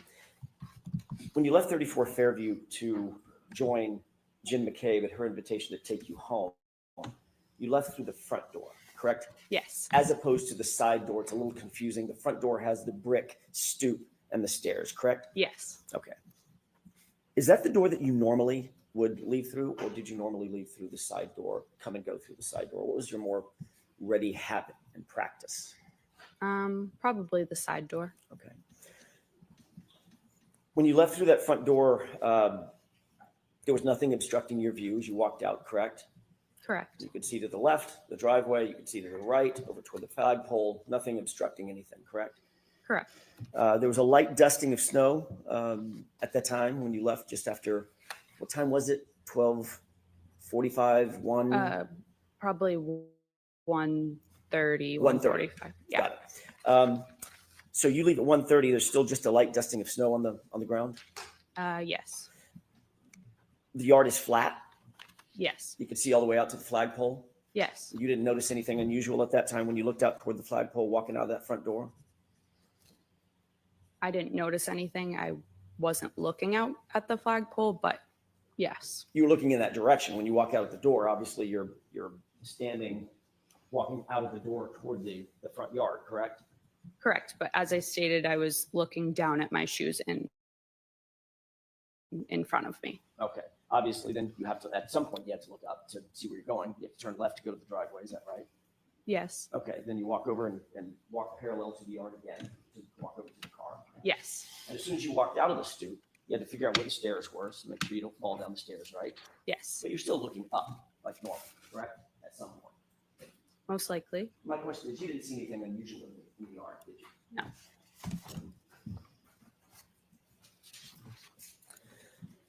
The front yard was at least relatively, I know it was dark out on Miss Levenson, it was relatively lit by the interior windows as well as lights on the outside of the house. Yes.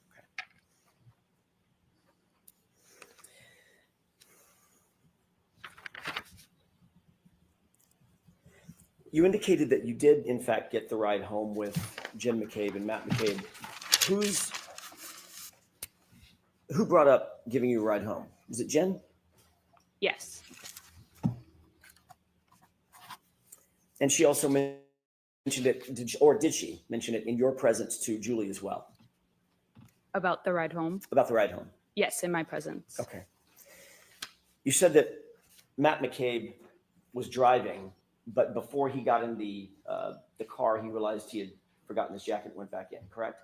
Yes, I don't know if he had gotten in the car and then got out, or he just opened the door, but yes. He was at the car, at least. Yes. So he had exited, by definition, he had to have exited, pardon me, the house through the front door as you did to go out to the car the first time? Yes. And then he got to the car, then realized he forgot his jacket, walked back toward the front door, went back in the main door? Correct, yes. You saw that? Yes. Then he once he retrieved or fetched his jacket, he then walked back out that same front door down the stoop, looking out over the lawn and then over to the car, correct? I didn't see him walk back out, but I mean, probably. I don't want to say yes for sure because I wasn't watching him at that point. Understood. No reason to believe that he would have used a different door. Correct. Yeah. Okay.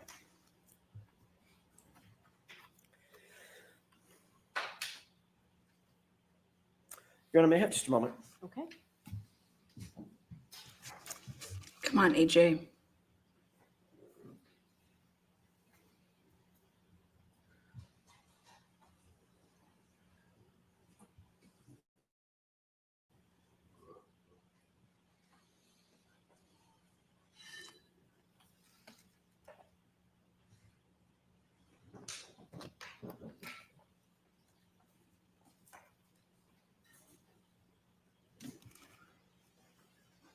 Come on.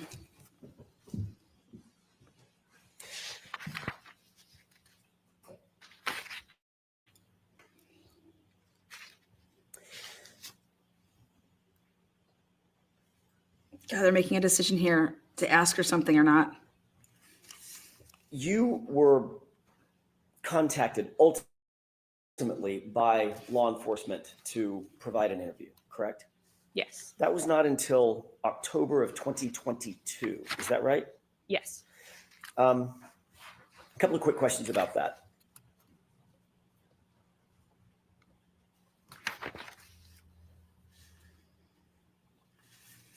Nobody contacted you on January 30th, the day after the incident that you left the house, correct? No. And when I say nobody, I mean from law enforcement. Nobody contacted you the next week, No. the next month. No. It was 9 months later. Yes. When you were finally approached, who was it that conducted the interview? State Trooper Michael Proctor. Did Mr. Proctor indicate to you why he waited 9 months to contact you? Objection. Why? If she knows it. Let me ask you a different question. Were you confused about the fact that you weren't contacted? Objection. Why? Maybe approach? Why? Exactly, approach. That's, yes. Good job, Alan. Absolutely. Were you surprised you weren't contacted?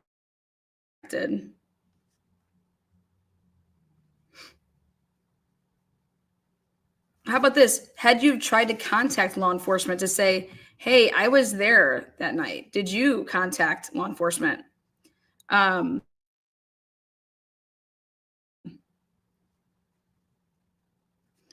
To say you were there?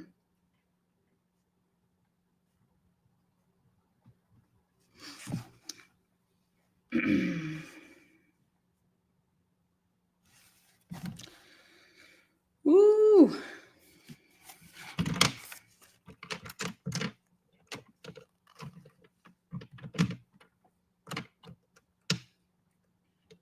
Like, I would have been like, wait, what? There was a body on the lawn there? I left that house at 1:30 in the morning, 1:45 in the morning, and I didn't see anybody there. Like,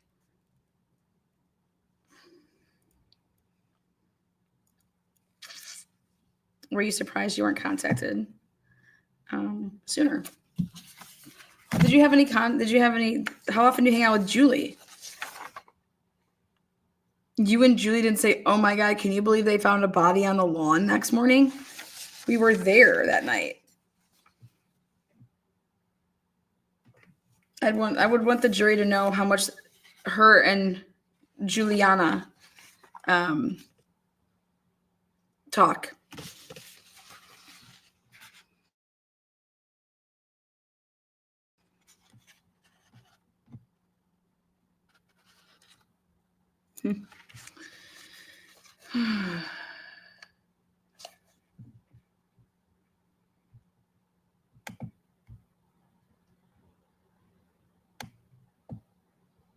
God. Why was she contacted in October of 2022 to begin with?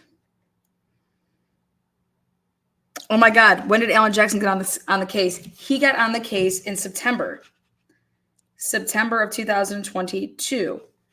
Then they go and talk to her October of 2022. Is that because we reached out to you? Alan Jackson gets on the case.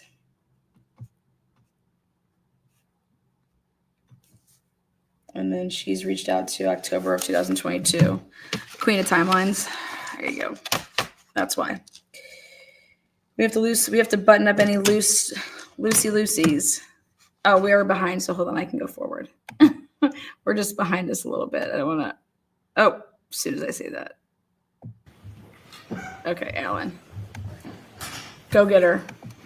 May I, Your Honor? Yes. Thank you. When you were finally interviewed,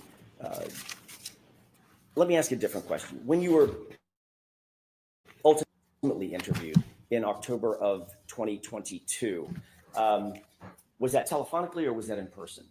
In person. Were you alone or was there anybody else with you? I was alone. You mean like besides the troopers? Besides the troopers? Yeah, I was alone. And had you prepared for that interview with any person or persons before that interview? No. Had you spoken to anybody, Julie or anybody else, about the potential for being interviewed? I believe Julie called me to tell me.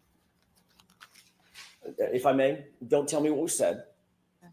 Did you speak with Julie before the interview? Yes or no? Yes. Okay. And one more question, without telling me any of the words that were used, was the subject matter the interview? In other words, I'm not asking if you talked to Julie about going and getting the dry cleaning picked up or something like that. Did you talk about the subject of the interview with Julie before you were interviewed? Somewhat. Okay, that's all I have. Thank you. Anything, Good. Mr. Brennan? Good job. Redirect, Brennan.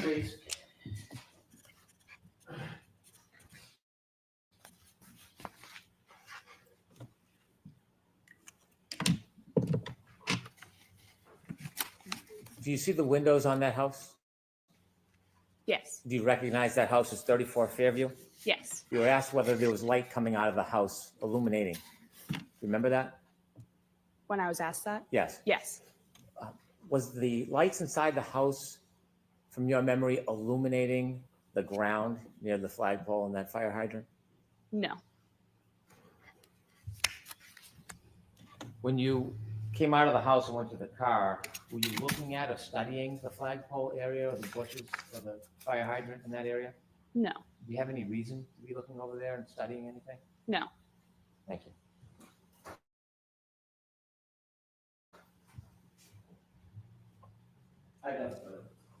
All right, Ms. Levenson, you are all set. Thank you. And your next witness, please, Mr. Brennan. Thank you, Your Honor. The Commonwealth will call Katie McLaughlin. Okay.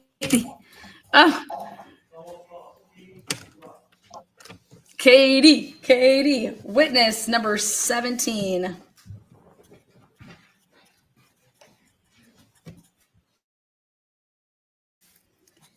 Katie.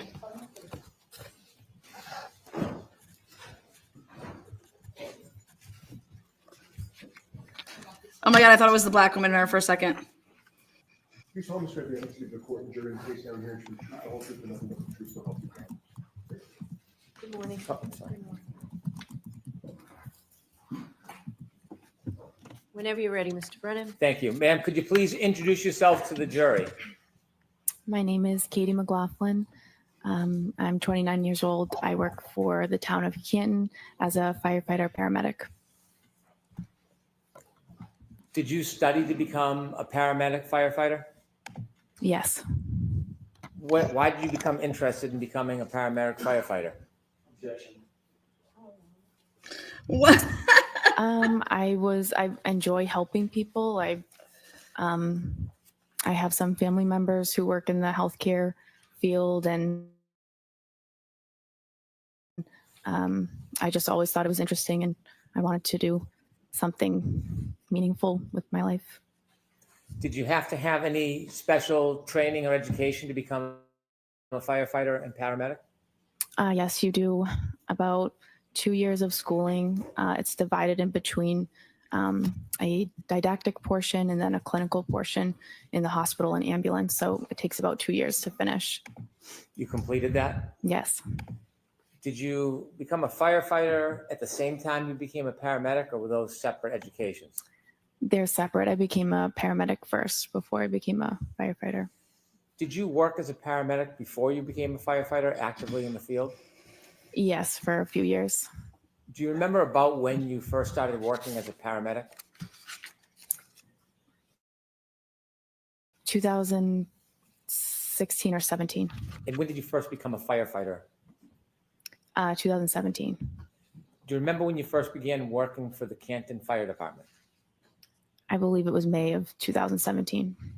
Are you still employed by the Canton Fire Department? Yes. In your paramedic training, did you learn how to provide care for people who are in need? Yes. Had you, before 2022, responded to different events or people's homes or public locations to help people? Yes. About how many calls?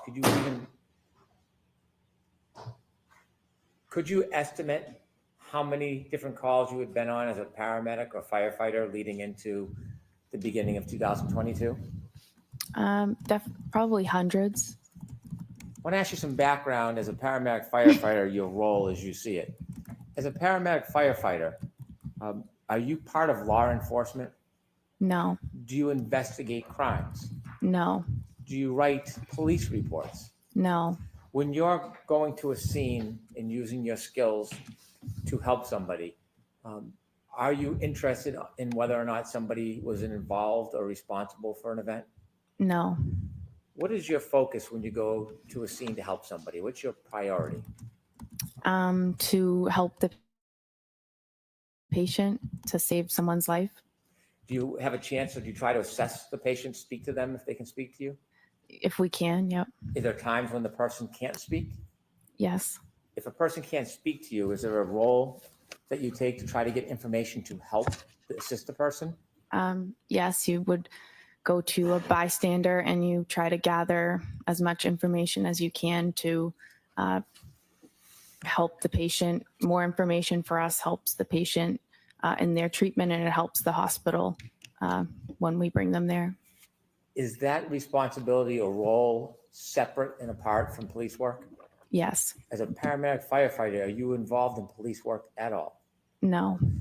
Sometimes when you go to a scene and you try to help somebody, you write a report. If you're in a particular role, you would write the report. So when you go and arrive at a scene, is it fair to say you don't always write a report? Correct. No And the report purpose of taken. the report, is that to try to help law enforcement? No. What's the purpose of when someone write a report as a firefighter paramedic? Depending on the call, there would be a report written by the officer on the call. That's just for logistics and dispatch information, what we responded to, and that's kind of simple. But the other report would be a medical report that the lead paramedic would write. Were you working on January 29th, 2022?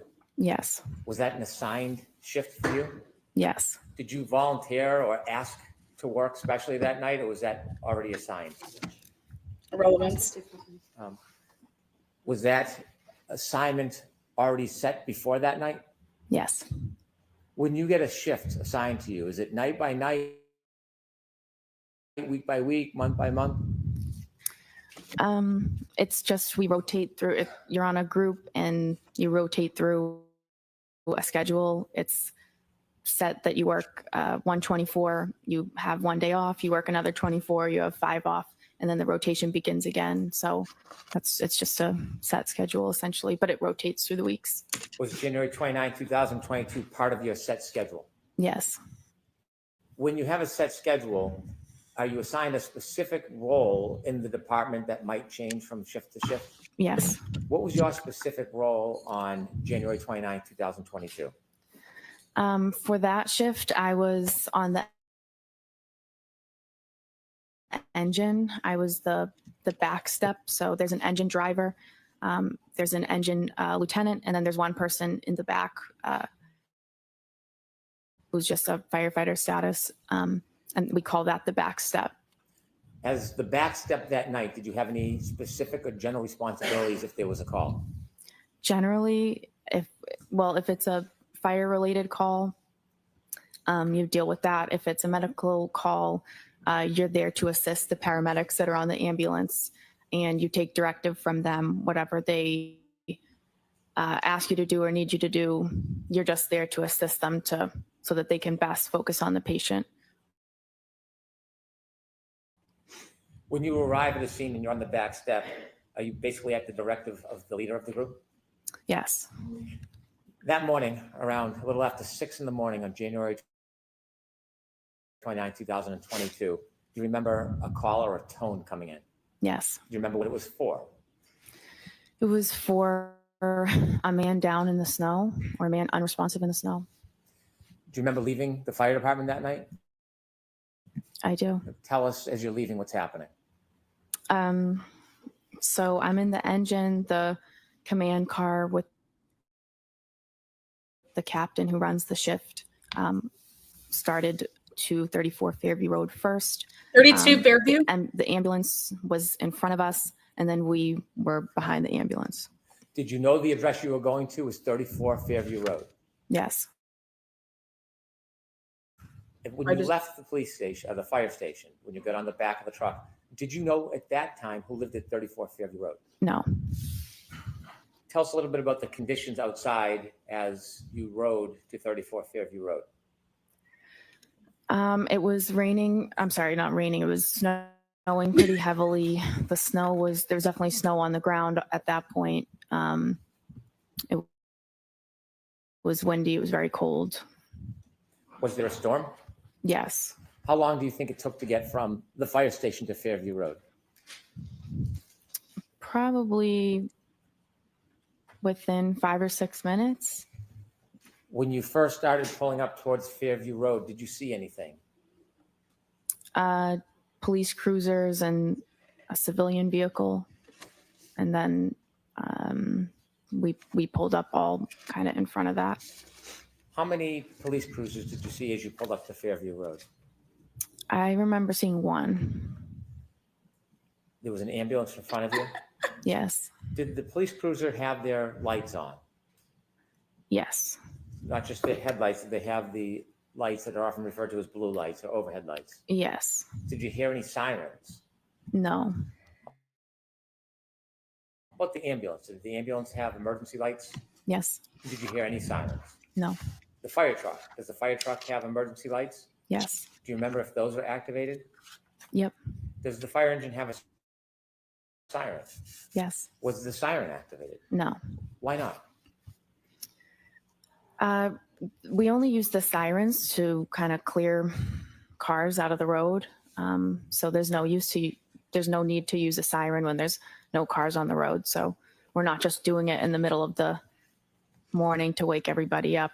It's just unnecessary. When you first arrived at Fairview Road and you saw the emergency vehicles, did you see any people? Yes. While you were still in the fire truck or after you got out of the fire truck? I think the sirens going off every, hour or two here kind of disproves this. Probably after I got out. After you got out of the fire truck, where do you go? So I knew that they were working on a patient. So I knew they're going to need the stretcher. So myself and firefighter Walsh went right to the ambulance and retrieved the stretcher and brought it as close to the patient as we could. At some point, did you see the patient? Yes. Was it a he or she? It was a man. Where was he when you first saw him? He was lying supine on the side of the road, off the curb, like into a lawn. How close to him were you when you first saw him? Well, I only made it to the curb where I brought the stretcher. He was maybe from here to that table, maybe. When you stood on the curb and you saw that man lying, was his feet closest to you, his head, or his side? His head would be closer to me. Did you lift the man from the ground? Wait, No. what? Did some of your colleagues? Yes. After you brought the stretcher or the bed to the side of the road, did you remain there on the side of the road? They lifted him on the backboard, they put him on the stretcher, and then they pretty much immediately started moving to bring him in the back of the ambulance. Around the area where you first saw this man lying supine on the ground, was there anything other than ground? Were there any objects in that I'm area? sorry? Was there any objects near him? I remember seeing a fire hydrant. And that's all I can really remember. When you mentioned that he was lying about as close to that table as you, would 8 to 10 feet be a fair estimate? I don't know that I could say. Okay. At some point, did you receive further directions from anybody on the team asking you to do something? Yes. Firefighter Flamati I was at the head of the stretcher with Firefighter Flamati, and he asked me to try to gather more information and kind of see what happened and what's going on. Did you have someone that you wanted to gather information from? Yes. There And- was a, sorry. There was a woman who seemed to be really concerned and involved with the patient's status. And so I just kind of assumed that this would be the person that I could try to get more information from. Did you take a guess? Yeah, The person that you try to get more information from, do you see that person in the courtroom today? I do. Could you point that person out and describe an article of Black clothing they suit. wear? Black suit. And do you see where that person's sitting in between? I do. Her attorneys. Did you approach that person? I did. Now, you mentioned you're not a police officer or a criminal investigator. What type of information are you hoping to get generally in these circumstances? Some basic demographic info. You can answer a lot of questions by just asking a few very simple ones. So obviously you're trying to get his name and his date of birth. And then you ask questions if the patient has a medical history, if the patient takes daily medications, if the patient has any allergies. And that's all things that can help to sort of maybe explain why this person is in the position that he's in. For example, if someone reported that he had a heart condition or a seizure disorder or he was a diabetic, that would help us sort of, that's relevant information for us for his treatment and to pass on to the hospital. Did you have a chance to speak with the person that you had pointed out? I did. When you spoke to that person, did you get a chance to ask any of those questions you typically ask? I did. When you spoke to the person, what did they tell you? She gave me his name, his date of birth. She denied him having any medical history. I was kind of moving around. She was moving around the scene. So I was kind of moving around, trying to gather the information with her. Did she say anything to you in addition to the typical background information that you would try to obtain from somebody? Yes. What did she say? Well, I asked another question. Once we had come to a stop, I asked if there had been any significant trauma that happened that series of statements that she repeated. I hit him. There was a woman next to us who told her to calm down, stop talking, calm down, you're hysterical. So she repeated, I hit him. And a police officer asked her, said, you what? And she repeated it again, I hit him. And the officer then signaled for his sergeant to come down to the scene or down to where he was. When she first told you that she had hit him, You said there was another woman next Wait, to her. what? Did you know who that woman was? Not at the time. Do you now know who that woman was? I do. And who was that? Miss Jen McCabe. Did you know Miss McCabe at that time? No, Do you know her personally now? no, Are you friendly or friends with her in any way? no. You mentioned that when the defendant said, I hit him. Miss McCabe was trying to intervene. Yes, it appeared that way. What did it appear she was trying to do? Trying to get her to calm down, to stop talking. It appeared that she was. Sustained. Just disregard that. Did Miss McCabe interject verbally? Yes,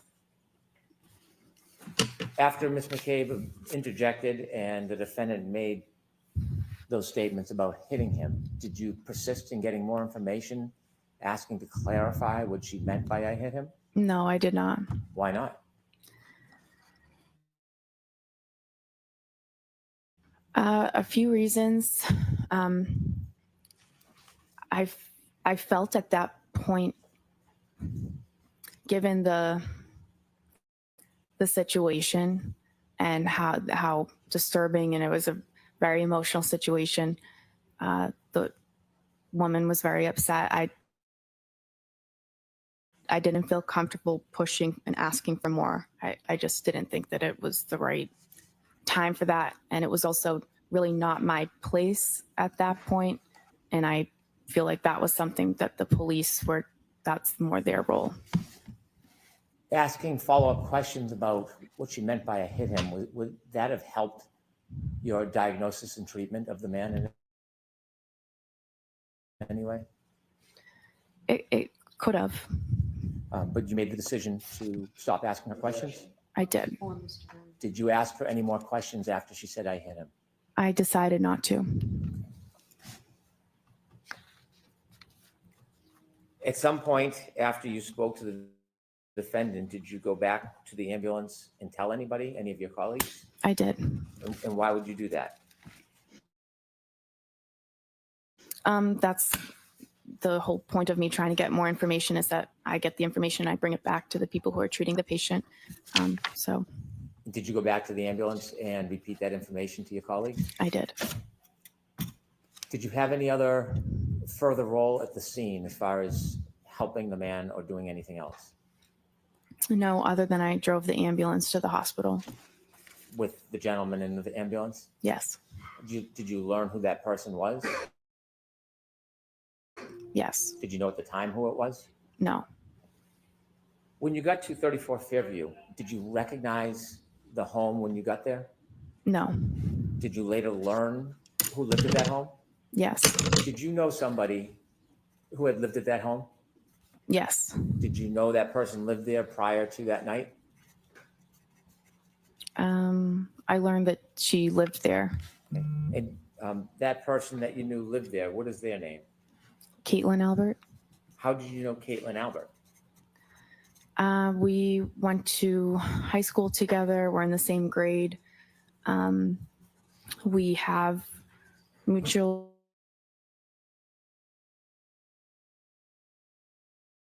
but those groups would often get together in bigger groups and hang out. I see her in group settings. I socialize with her occasionally. I don't have a personal relationship with her. I wouldn't consider her to be a friend of mine, but I do see her occasionally because of social events. I don't have a one-on-one. I don't have a close personal relationship with her. Was she a friend on social media back at the time? Yeah. Since this event, have you been on any outings or trips with friends of hers or in a group setting where she was present? I don't remember ever seeing her since then. Had you ever talked to her about your role that night? Never. Did the fact that somebody you knew lived in that house that have anything to do with your treatment and care that morning? Not at all. When you saw the man in the back of the ambulance, did you make note whether he was missing Any clothing items? He was missing a shoe, a sneaker. I'd like, with the court's permission, to play Exhibit 4, part of it. Okay. Ms. Gilman, if you can start at 6:13:45. Here we go.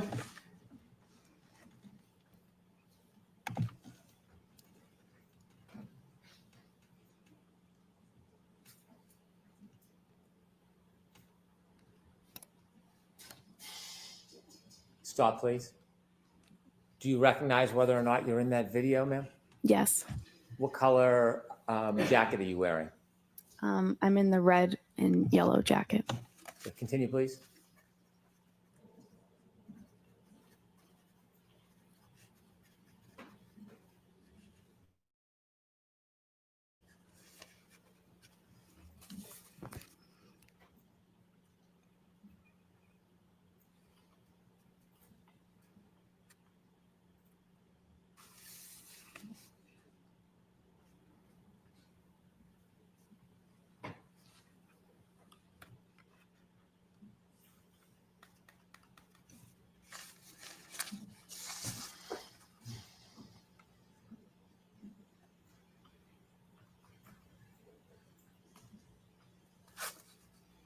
Stop, please.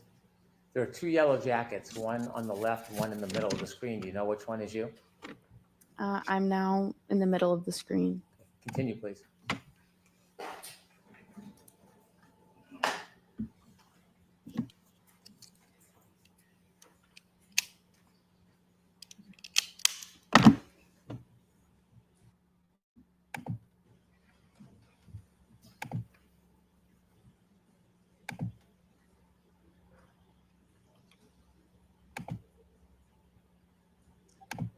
Stop, please. Do you know who that is on the left of the screen at the flagpole? Which one? To the left. If you could play a few more seconds, Ms. Gilman. It's 2 officers and a civilian woman. Okay. How about on the left? Do you know who that is? Oh, no. And that time is 6:15:12. You could continue, please.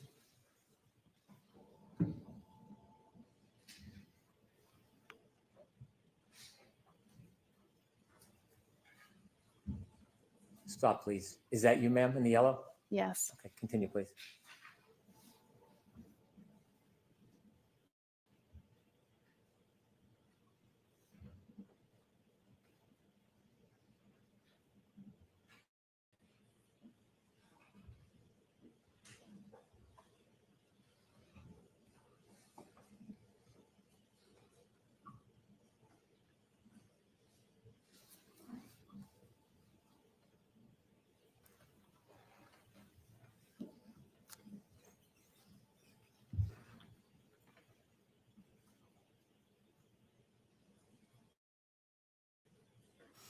Look at Carrie what's off the car.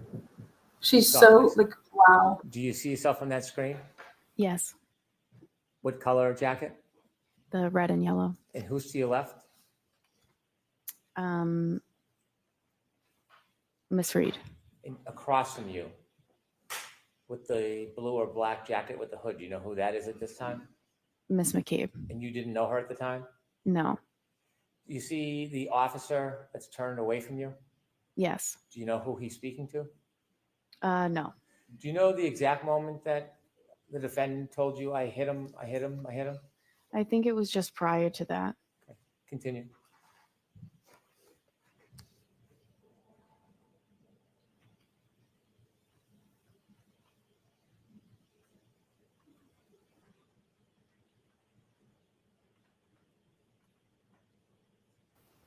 Look at Carrie Roberts just doing her car. Stop, please. Okay, thank you. I have no further questions. Okay, Mr. Jackson?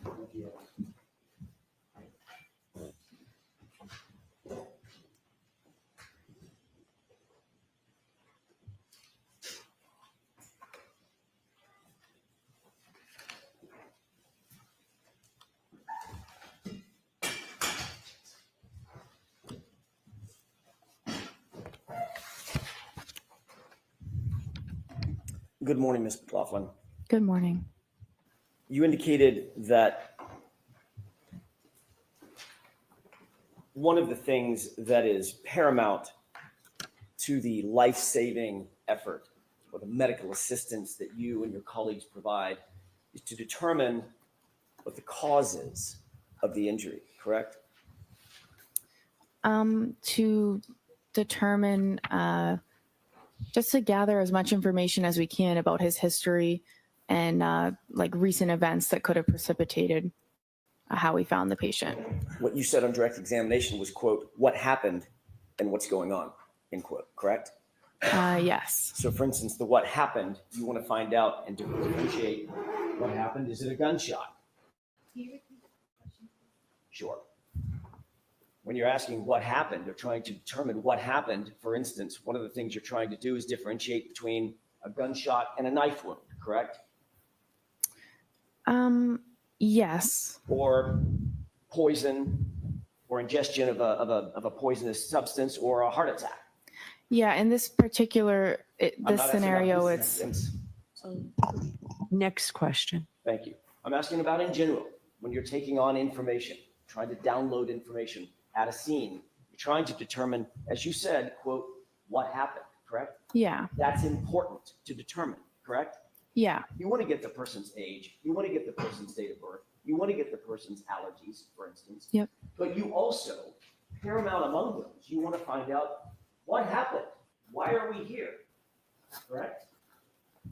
yes, Did a person fall out of a tree? Or right, stumble down a stair step? Correct? right.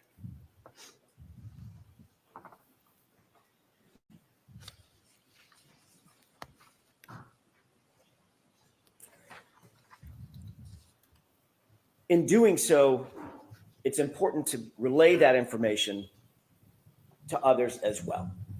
You would agree with that, correct? Yes, That's the whole point, Ms. Mclaughlin. You want to gather the information and then let others know exactly what happened, document that as best you possibly can so that the life-saving efforts or the medical assistance can continue for the patient, correct? yeah, you have to share the information that you got with the people who are providing care. And one of the ways you do that is by writing it down, correct? No.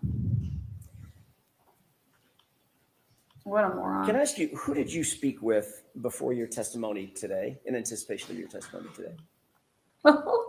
I met with the DA's office a few times. Who at the DA's office? Mr. Brennan, a witness advocate, and there were different troopers there at different meetings. What did you and Mr. Brennan discuss at these? Well, let me ask you, first of all, foundationally, how many meetings were there? 3. 3. When were they? One in maybe January was just a meeting. One a few weeks ago, we reviewed the testimony from the last proceeding. And then yesterday, briefly to say that I'm getting called and I'm going today, and if I had any questions. Let's talk about the one a couple of weeks ago. Where was that meeting held? At the DA's office. And you said you reviewed testimony with whom? I watched the testimony from the first trial. It was Mr. Brennan, myself, a witness advocate, and perhaps Trooper Tully. And At you that and Mr. point. Brennan went over your testimony at the last proceeding, correct? We just watched it. Okay. Yeah. There obviously were questions about that testimony. Just watched it? Finished watching it, I'm guessing, correct?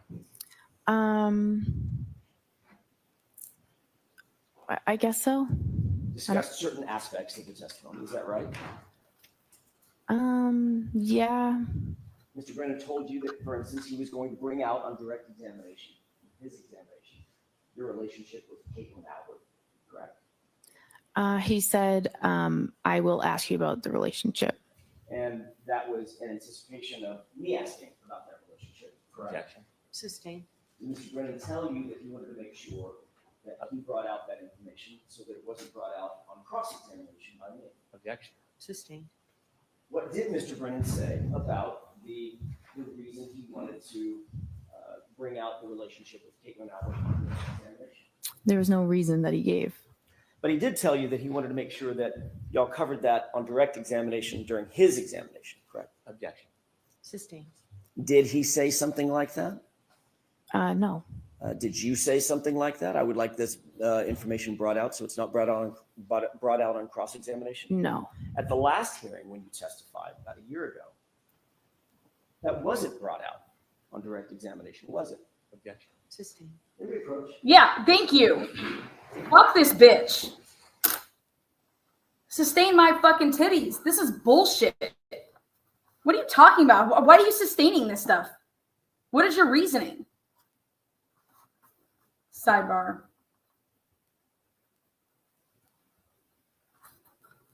Fucking Bev. Absolute disgrace. Meanwhile, Hank Brennan is literally leading every question and asking questions that have zero relevancy.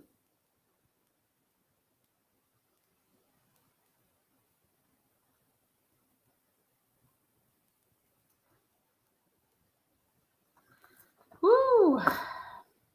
So what do we think? What do we think? Since we are a little bit behind, I can fast forward some of this. Not much. It was a quickie. Let's see who prevails here. May I continue, Your Honor? Yes. Thank you. Ms. McLaughlin, we were talking about very briefly your testimony about a year ago. In your testimony a year ago, you did not disclose in your initial conversation the fact of your relationship with Ms. Albert, did you? I object. I move for an instruction. So the objection sustained. Next question. Who was it that asked the question about Ms. Albert Last a year. year ago? Objection. Sustained. Did you tell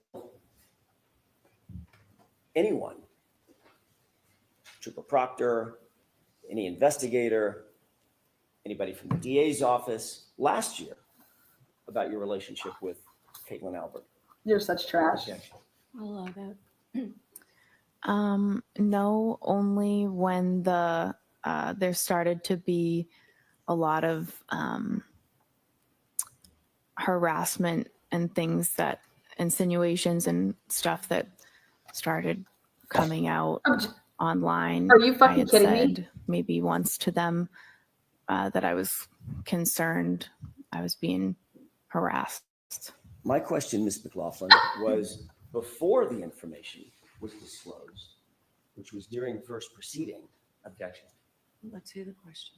Before that information was disclosed during the first proceeding, in any of your interviews, Michael Proctor or anybody else from the DA's office, did you disclose, from the Massachusetts State Police or anybody from the DA's office, did you disclose, did you volunteer that you had a relationship with people before the first proceeding? Yeah, I'm saying I told the DA about the harassment and the insinuations. That was before the first trial when I met with them. How was there harassment and insinuations that haven't been disclosed at the first proceeding? Because it's out there everywhere on the internet and has been. Before the first proceeding, Ms. McLaughlin, before you ever testified. That's my question. Do you understand my question? It's been going on since before the first proceeding. If you hadn't testified at the first proceeding, at which point it was revealed, how could you have ever suffered any harassment for it? It wasn't disclosed yet, Ms. McLaughlin. Do you understand? I don't think you understand what I'm saying.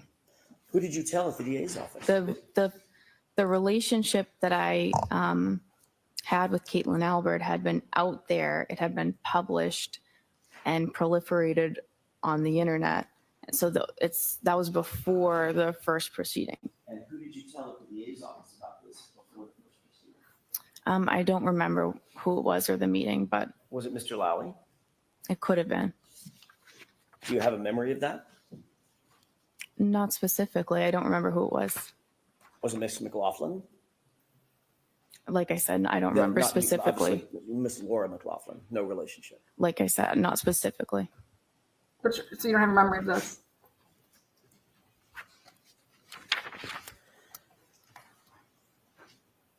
This wasn't disclosed to them. Let's talk about that initial call to 34 Fairview.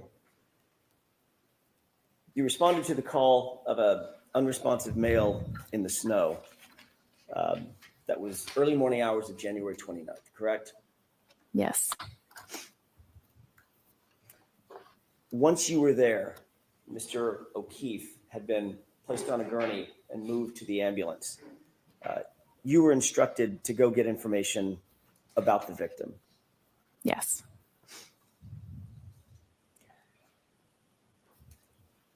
You've described in a video the basic scene where you claim that this statement was made by my client, correct? Yes. That was a situation in which you're standing there, Ms. Reed is standing there, Ms. McCabe is standing across from you. What the fuck? Miss Reed was on the right, Miss McCabe was on the left, and then there was a officer kind of diagonal across from me. Yes.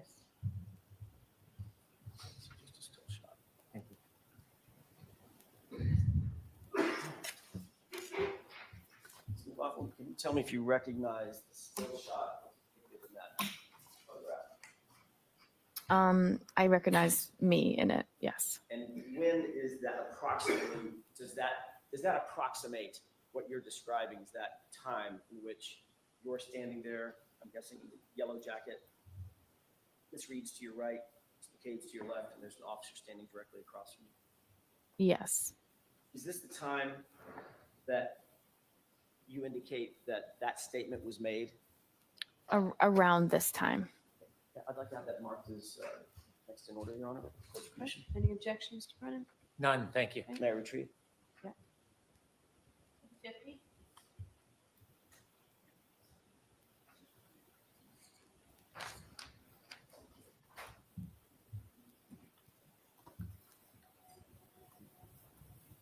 Do you remember the name of the officer that was standing directly across from you when you indicate that this statement was made? I didn't know, but I am aware now. But, and by the way, that officer's name is what? Officer Sarif. Wait, what?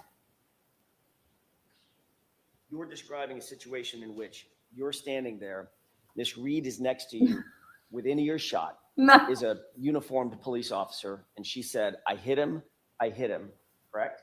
Correct. Then he said, what? Is that right? So it's, I hit him.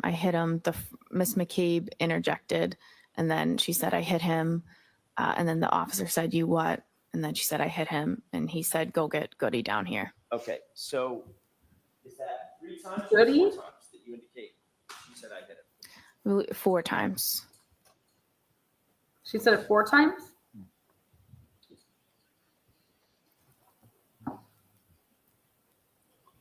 And you, according to you, you indicate that at the time that Ms. Reed made these statements, she was hysterical and somewhat out of control. Is that right? She was upset. I would say hysterical. Yeah. Did you describe her last year as obviously upset, overly frantic, and almost hysterical? Yeah, I believe it. I remember that. Okay. If we could play Exhibit 4. Okay. Starting at 9, Court Commission, starting at 9:15, about 9:46.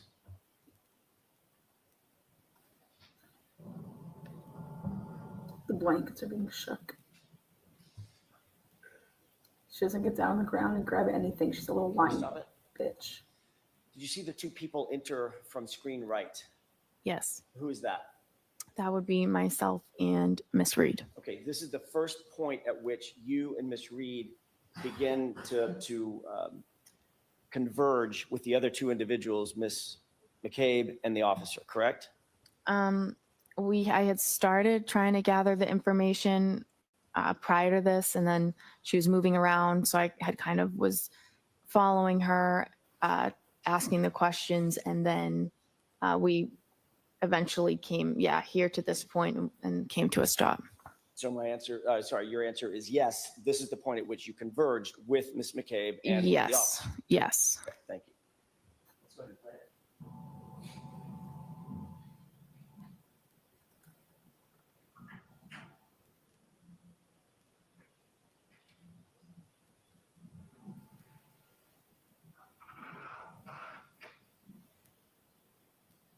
Pause it.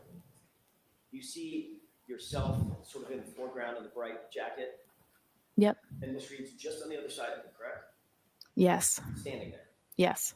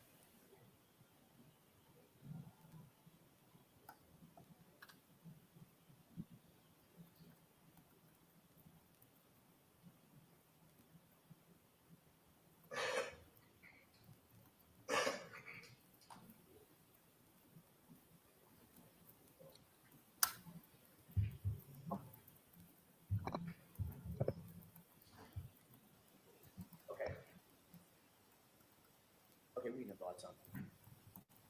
Ms. McLaughlin, during that video, that's the time in which you say, or you claimed last year that Ms. Reed was, in your words, obviously upset, overly frantic, and almost hysterical, correct? Yes. Did she look almost hysterical in that video? She was, well, in that video, that could not explain what that scene was like. Did she look overly frantic in that video? She was frantic throughout the whole scene. I think that was me describing the entire scene. I see. Yeah. So she did not look overly frantic in that video. She was upset for sure. Was she overly frantic and almost hysterical in that video? Just now. I don't know that you could really see from that video. Did you see anything that appeared to be overly frantic and almost hysterical? Like I said, that video is not really you can't hear anything, so it's hard to. Was she running around? She had been. I didn't ask you if she had been. Yeah. You got there, a lot of things that happened. When she's standing there with you, was she running around? No, she had just stopped running around. Was she gesticulating? I don't know. Do you know what that means? I don't. Was she using her arms and going crazy? With her hands and arms and running in circles? She had been, but like I said. Yeah, but I think. I'm asking you about what happened before you got there. I'm asking you what happened when. I'm sorry. Question and answer. Thank you. I'm not asking you what happened before we got to that video. All right? I'm asking you about the video in which you described her previously as being overly frantic and almost hysterical. Did she look like she was just gesticulating and moving her arms and spinning in circles? Not in that video. Okay, thank you.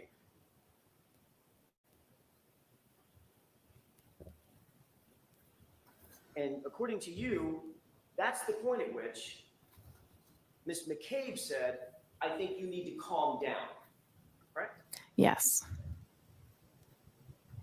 And according to you, that's the point at which McCabe said, you're hysterical, correct? Yes. Okay. Just so I'm clear, who in that video, Ms. Reed or Ms. McCabe, appeared to be doing most of the talking? You cannot see from that video. Who in that video I don't know. appeared to be gesticulating with their arms? My client or Ms. McCabe? I think Miss McCabe was doing that, saying you need to calm down. You're hysterical. Oh, the whole time she's gesticulating, she's saying, calm down, Karen. You're being hysterical. Calm down. You're hysterical. Just repeating that? She was trying to get her to stop and to calm down because of the statement she was making. I see. And she was trying to get her to stop, calm down. I see. Okay. So during that entire video, that was probably 40, 50 seconds or so, maybe it's a minute. That's when you're saying now that Ms. McCabe was gesticulating and saying, Calm down, Karen. You need to stop making statements. Calm down, right? That's what she was Yes. doing. Okay. Well, you'll agree that Miss Reed was standing relatively quietly to your right, not saying much of anything. No, what she had just said, she had seemed upset when she said that. And what she said was obviously Miss McCabe was trying to convince her that that was not, you need to calm down. Stop saying that. Right in front of a police officer who never said he heard her say it. Objection. Sustained. Seraph never said that. You were standing 18 inches, 2 feet from Officer Seraph, correct? I don't know exactly. Well, give me an idea. I mean, 2 feet, 3 feet, whatever. He was standing near me. And he was standing even closer to my client, wasn't he? Yes.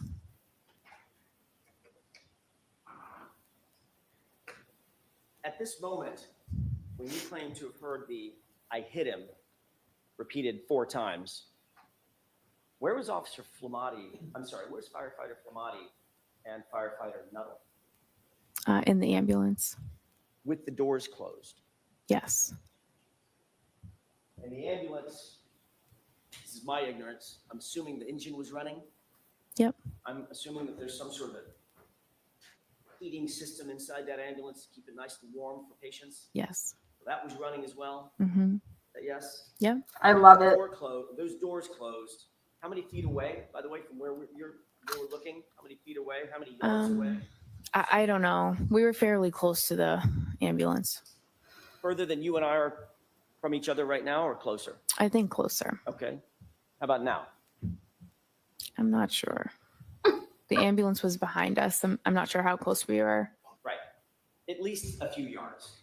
Sure. Okay. And those doors are pretty thick, secure metal doors that lock. Is that right? Yes. The dash cam is from the cop car. So that's Obviously, behind that car. when you saw them, I mean, I know you don't know what was happening inside the ambulance, but when you saw them, Firefighter Nuttall and Firefighter Flamati were engaged in life-saving measures with Mr. O'Keefe, one doing the bag, one doing chest compressions as they entered into the ambulance, which you did see, correct? Yes. When those doors closed, would you presume, from your experience, that those life-saving measures and their focus was on John O'Keefe, that continued? Yes. You testified that you went back to the ambulance at some point and you told Firefighter Flamati and Firefighter Nuttall what you claimed to have heard. You told this jury, correct? I went back to the ambulance after that and I told them what was said and gave them the demographic information that I got. Okay. So in other words, Firefighter Flamati and Firefighter Nuttall heard it from you. You didn't say it to somebody else and they reported it to those two. They heard it directly from you, correct? I went back and I said, I gave the demographics and I said, she's saying I hit him. Right. So in other words, they heard that from you. I gave them. Objection. Is that yes or no? Objection. She answered the question. Next question.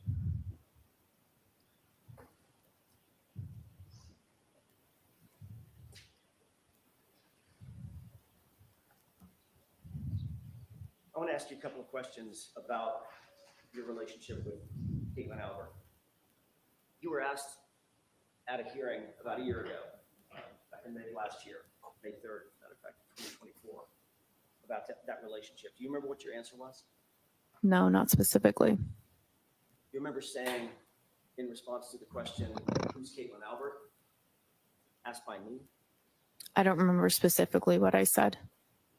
Did you say, I went to high school with someone named Caitlin Albert? Have the page number in line, please. May 3rd transcript, 10-24, lines 2 and 3.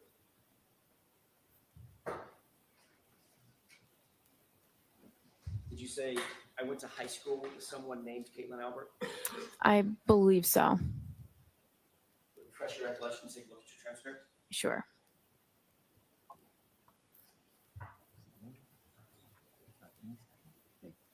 No, AJ did a really good job of explaining this to the jury. I have made 3. Okay, thank you, Brennan. Thank you. May I approach? Yes. I'm gonna wait for you to No, go. no. To say, why did Hank ask you about any of that right now? You see that? Um,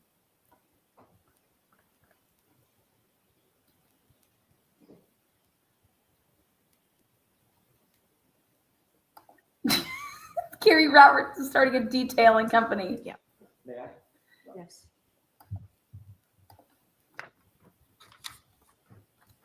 Did that refresh your recollection as to what your answer was to the question, who's Caitlin Albert?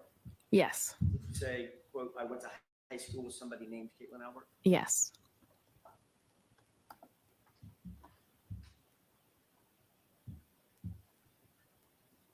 Ms. McLaughlin, that was not a full and accurate statement of your relationship with Caitlin Albert, correct? I object.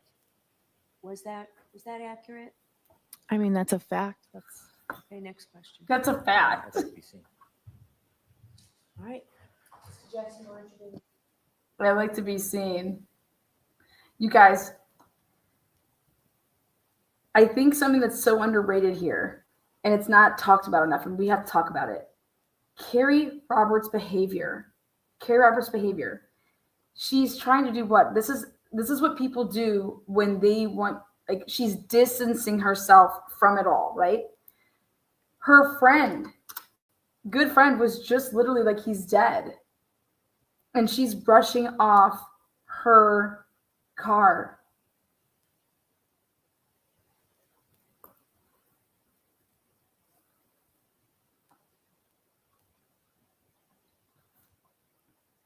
She's keeping busy. She wants nothing to do with anything. I don't want to be asked anything. Yet she calls the police at 5 o'clock in the morning. Go May ahead. I? In answer to that question, the open-ended question, who's Caitlin Albert, you didn't offer up in that first initial response, you didn't offer up, you didn't say we're friends, did you? We're not. You didn't say that we are in the same friend group, did you? No. You didn't say we've been friends since high school. No. You said, I went to high school with someone named Caitlin Albert, correct? Yes. Almost as if you just saw her name in a yearbook. No, I don't agree with that. That's not true, is it? I mean, that wouldn't be true, correct? Because you did know Caitlin Albert.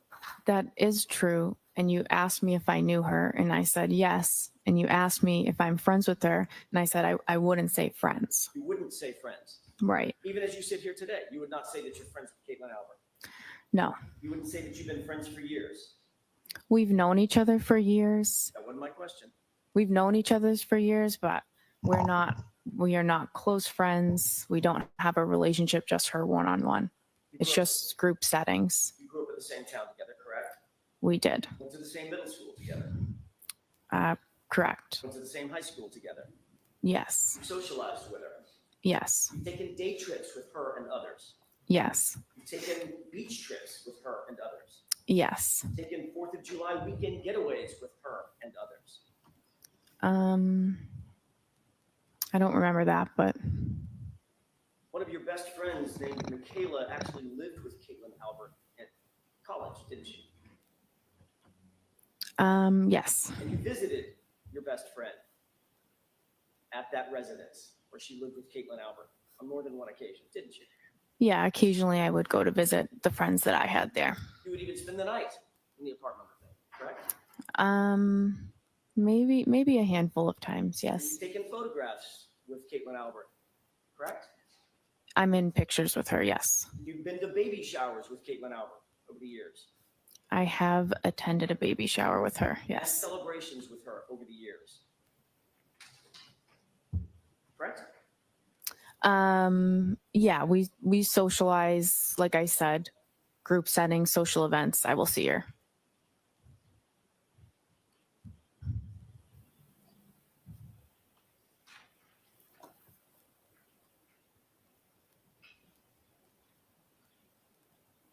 Your Honor, may I approach? All right, briefly.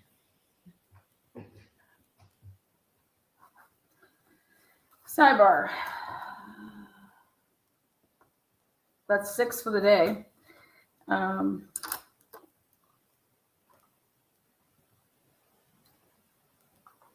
These people are something else. Dude, why is your so your best friend was roommates with her and not you? Because they were roommates at that college. She didn't go away to college. Okay, gotcha.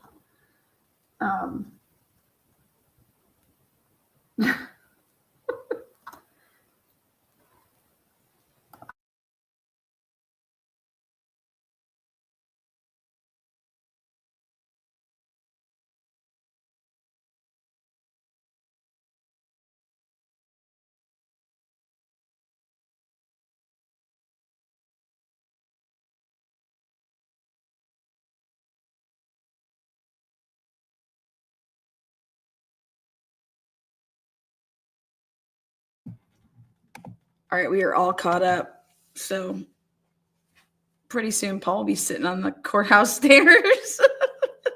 This is as close as you're getting.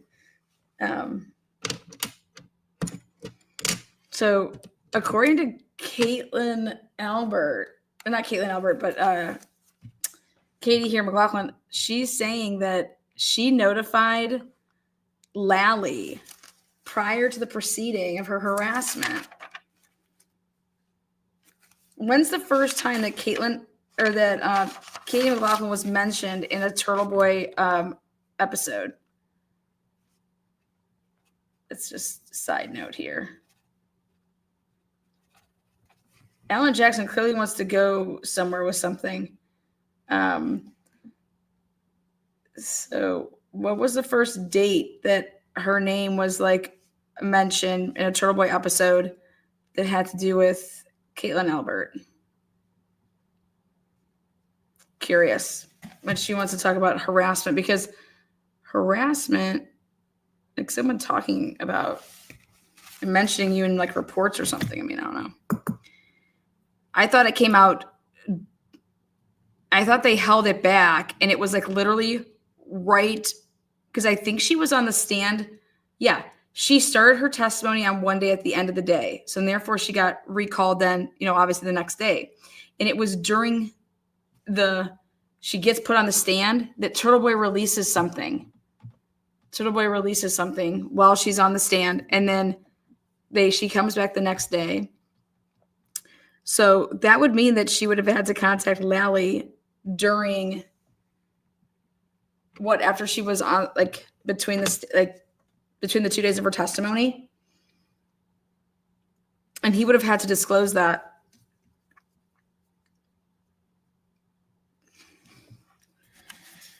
So I remember that the pictures came out, and before I swear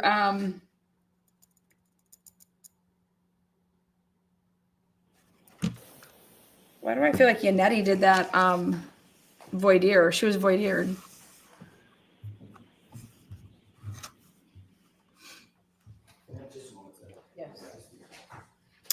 Again, Carrie Roberts has given away 50% off your car being detailed. So Carrie Roberts wants everybody to know that you guys can get your 50% off coupon by showing your fun bags, and she will clean your car.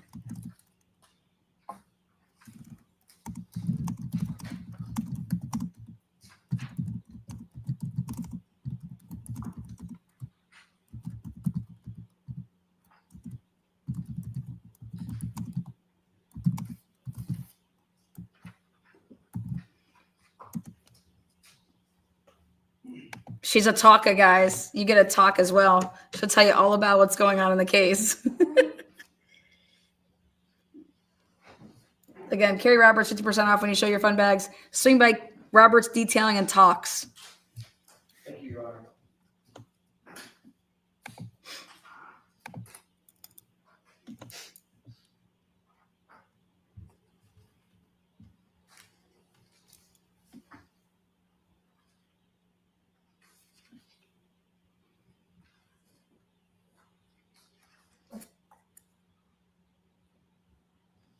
May I approach briefly? Yes.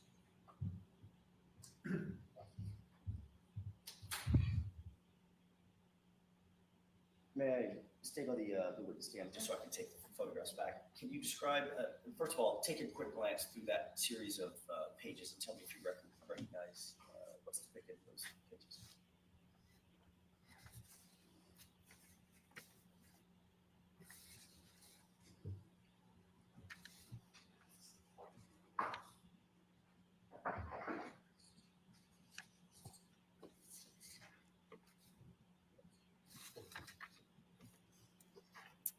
Yes. How do you recognize, generally, how do you recognize those documents? What are they? Objection. Objection sustained. Are those photographs? Yes. Oh. The photograph. Next question. Who's depicted in the first photograph? Myself. Objection. Why? Do you see, does every one of those photographs include you? Objection. Sustained. Does every one of those photographs include Caitlin Albert? Objection. I'd like a curative instruction. Sustained. The reality is, Mr. McLaughlin, your relationship with Caitlin Albert goes back not just weeks or months or years, it goes back a decade. Matter of fact, more than a decade. I mean, I grew up where we live in the same town, so we went through all the same school systems and everything. May I approach? Yes. If I can have this, please. The reality is, you did more with Caitlin Albert than simply go to the same school system. Is that right? Yes. One of these photographs has you on vacation with Objection. Caitlin Albert drinking, correct? Sustained. That is a. Photograph. He brought it up on direct. You've been photographed with Miss Albert on many occasions at many celebrations with your girlfriends, correct? Like a sidebar, please. I'm going to allow that. Is that right? Been photographed on occasions. On occasions, yes. That wasn't my question, Your Honor. Go ahead, ask My it. question was, you've been photographed on many occasions and many celebrations with Caitlin Albert and your girlfriends, a group of girls that you just looked at. Yeah. Yeah. And those include, as we went over just a second ago, 4th of July vacations, correct? I'm not sure the dates on them. I didn't ask you about the dates. I don't know the dates either. Well, I don't know that was that was a 4th of July celebration. I'm not sure. Do you see a beach photo with American flags in the background? Bikinis. Sustained. So you had, those photographs represent some of the celebrations that you have had with Caitlin Albert and others in your friend, correct? Objection. Sustained. You've gone on overnight vacations with Caitlin Albert, isn't that right? There was one that I can remember, one overnight that I can remember with a big group of people. Who was that? Where was that? That was in Maine. It was in Bethel, Maine, wasn't it? Could have been. It was in Maine. Have you been to more than one vacation in Maine with Caitlin Albert? No, I don't know. That's the name of the town. I don't remember. You've indicated that you've had baby showers where you've attended with Caitlin Albert, correct? I was invited to a baby shower, not Caitlin Albert's, but she was also invited to the baby shower. Right, and the two of you posed for a photograph together, correct? We posed around the girl that was having the baby.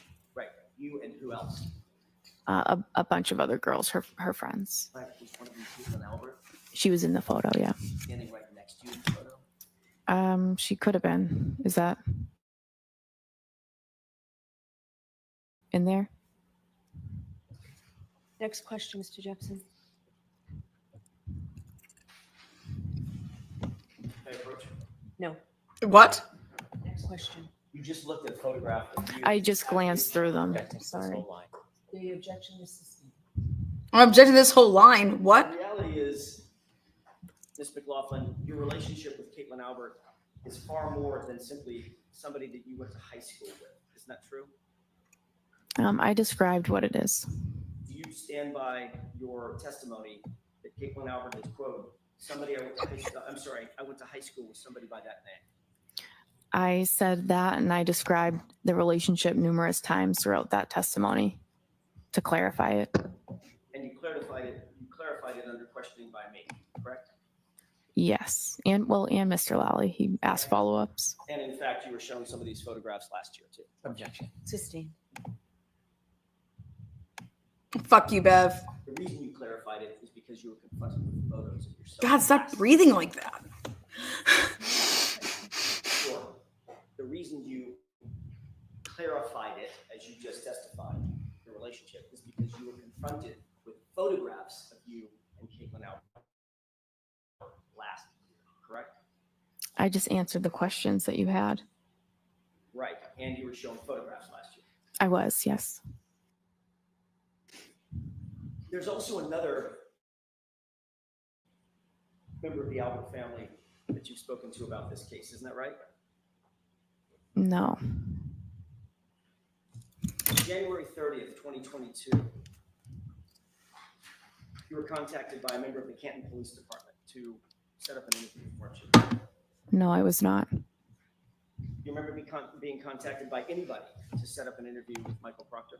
The state police called me and I met with two state troopers. I don't know which one of the troopers called me to set up the interview. Isn't it true that it was actually a Canton police officer who coordinated that interview with you? I have no knowledge of that at all. Isn't it true that the Canton police officer who set up the interview with Massachusetts State Police and coordinated that interview was a detective named Kevin? Do you remember that?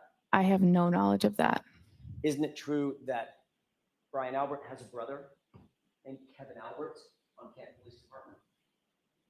I know that now. Isn't that who coordinated your interview with Michael Proctor? I've never spoken to Kevin Albert, ever. You can't remember who it was that set up the meeting. How can you say with such specificity? Because it was the state police called me. The state police called me. It was a state trooper. Can you wait till I'm Just finished with my hold on question? 1 second. Oh, wait. sorry. If you can't remember who it was that called you specifically, how can you say with such specificity that you've never spoken to Kevin Albert? Because I have only ever talked about this case with a state police trooper. So there were two of them there when I went for the interview.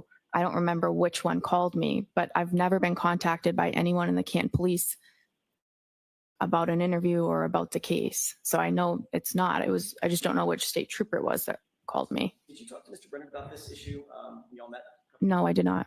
This issue never came up No, about Kevin Albert or the Massachusetts State Police or your first interview? no. You remember testifying about this last year? I remember you asking me about who coordinated the interview. And now as you sit here, you're saying it was absolutely 100% Massachusetts State Police that coordinated that interview. It was I only ever spoke to the state police about that interview. I wasn't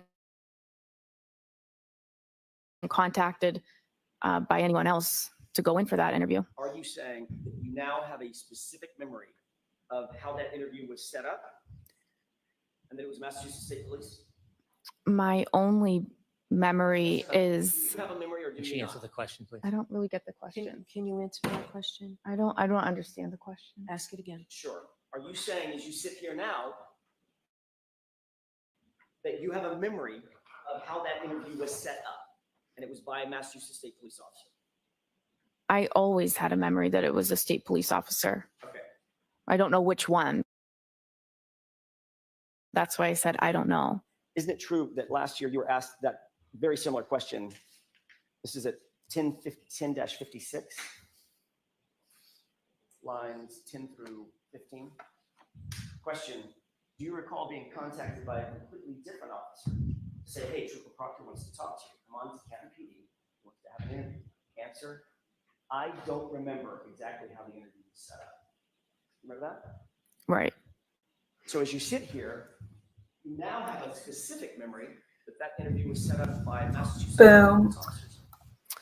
That's the only memory I have of it. And when I said I don't know, you said somebody other than Proctor, and I didn't know if you were referring to the other state trooper that was there, because I didn't remember specifically who called me to come in for the interview.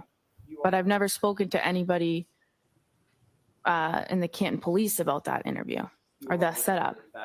Kevin Albert is Brian Albert's brother. I'm aware of that now. You're aware that Kevin Albert is Caitlin Albert's uncle. I guess so. How many conversations did you have with anybody before you actually sat down with Michael Proctor? Either in anticipation of setting up the interview or otherwise? None. I think once I got the call, I just called my chief that they're asking me to come in. And that was that. And you got the call from whom? I don't know which state trooper called me. But as you sit here now, you're very specific in your memory. It was a state trooper. I only ever met with state troopers, and no one from the Canton police ever contacted me about an interview, setting up an interview. During your interview with Michael Proctor, did you disclose to Trooper Proctor that you had a pre-existing relationship with any member of the Albert family? No. Did Michael Proctor disclose to you during that interview that he had any kind of relationship with the Albert family? Objection. Existing. I want to talk to you for a second about your role when you did, in fact, arrive at 34 Fairview, Mclaughlin. How long had you been a firefighter paramedic at that time, January 29th of 2022? Probably about 5 years. You said that you'd responded to hundreds, you believe it's possibly hundreds of calls. Is that right? Possibly. How many were homicides or potential homicides? None that I know of. So this would be the first one on January 29th, 2022, is that right? Yes. And obviously, if you had never responded to a homicide before, you certainly had never responded to a homicide of a police officer before, correct? Correct. I think you indicated as much on direct examination that you are not and are not now a trained detective, is that right? Right. You never conducted any sort of a formal investigation, formal criminal investigation, had you? No. You hadn't been trained, you had no advanced training on how to preserve or interpret statements or memorialized statements for evidentiary purposes? No. Or for the use in trial, things of that nature? No. In fact, your role that morning was just to provide medical assistance and pretty much nothing else, is that right? Yes. And you'll agree that it was a somewhat chaotic scene, right? Yes.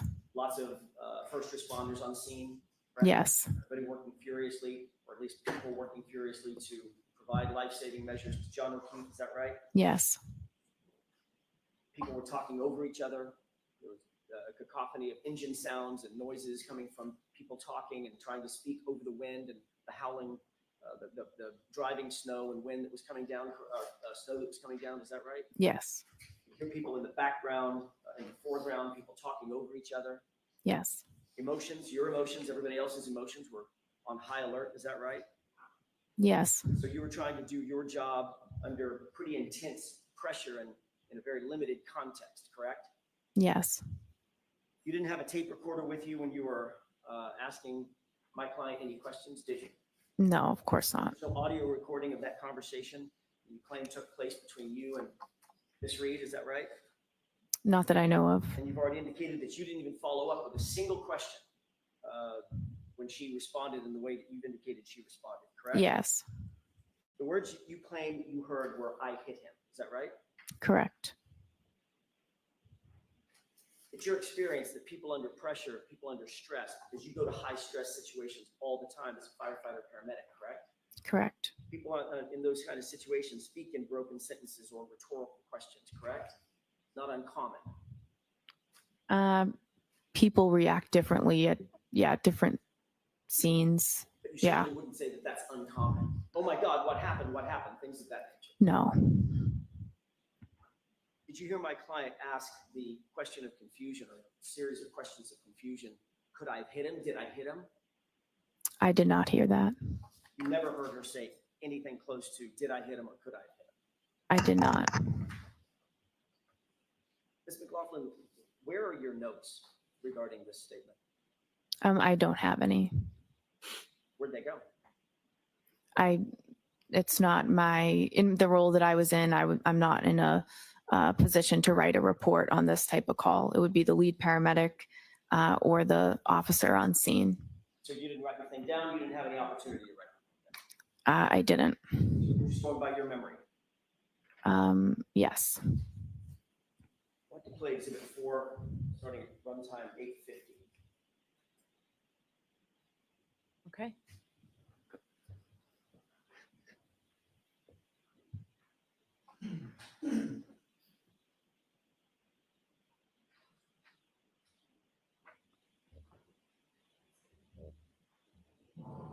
Pause it. Just to orient us, can you tell me where you are in that video? I might be in the middle there, although I didn't get a good look. With the yellow and the red. Yes. Okay. I'd like you to pay special attention, Mr. Mclaughlin, to your right and your left hands as this video plays. Could we go ahead and play it?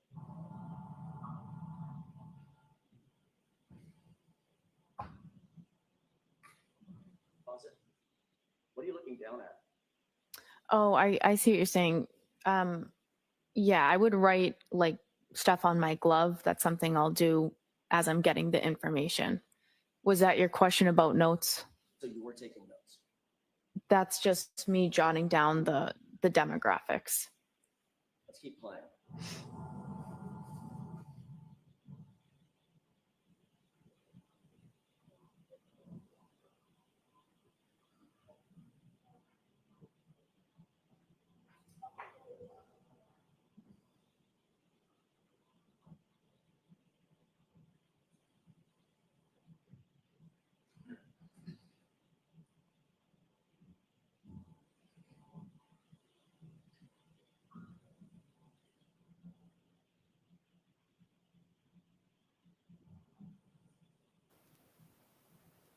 Does she have a clipboard?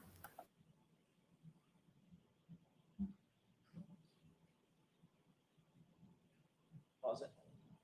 Is this still the part of the interaction where my client is overly frantic and almost hysterical? That's the point where your client started to make the statements. Was she overly frantic and almost hysterical? She was distraught. Okay. Overly frantic and almost hysterical. We're using different words. I'm asking you about your words. Does this describe her as overly I think the overly frantic and hysterical, I was describing the entire scene. So you'll agree that she doesn't look overly frantic or hysterical? Again, hard to say from a video, but. And according to you, well, that's actually, Mr. Mclaughlin, it's easiest to say from a video, isn't it? It's a video. Yeah, I mean, she's kind of, she's not totally in view, and I mean, she wasn't standing there calmly, I guess. Right, she looks hysterical to you. She was upset. She was very upset. Hysterical? I might say hysterical. She was extremely upset. Okay, and this is the point which Ms. McCabe is saying, calm down, you're being hysterical. Yeah. Okay, let's go ahead and play it.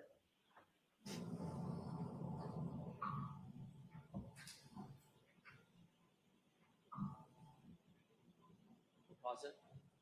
So you indicated that this is the point at which, and we can leave the lights down for a second. I'm going to play it again. This is the point at which you said my client had just said, I hit him, basically confessing to having hit John O'Keefe, correct? Those are the statements she'd made. And Officer Seraph is standing right there, right? Yes. You see any reaction from him right there? I know he turned and told somebody to go get the sergeant. I don't know if that already played. I'm sorry? Do you see any reaction from him? He responded, "You what?" And she repeated it again, and then he told someone to get the sergeant. I know that's what your statement is. I know that's your testimony. I'm asking about the video. Do you see him reacting right here? You'd have to play it again. I wasn't looking at that part. Do you see him handcuff my client? Oh, no. You see him call anybody over to handcuff my client? He turned to signal to get Goody down here is what. So they handcuffed her? No. They didn't handcuff her? No. Even though she just confessed in front of a police officer, according to you. That's what she said. I hit him. It's my fault. I did it. That's a confession, correct? She said, I hit him. And 4 times. Officer Seraph just stands there and my client walks away, correct? You'd have to talk to Officer Seraph about that. Oh, we have. You should. Mr. Mclaughlin, Objection. So Let's move on. Mr. Jackson, I'm not rushing you, but how much longer do you think you'll be? Not long. Okay, so, I can wrap it in a couple of minutes. okay. Toward the end of this video. Are you playing it again or should we put the lights on? If we can play it again. Okay. Continue. Continue. This is awesome. I fucking love this shit. Get these long bitches.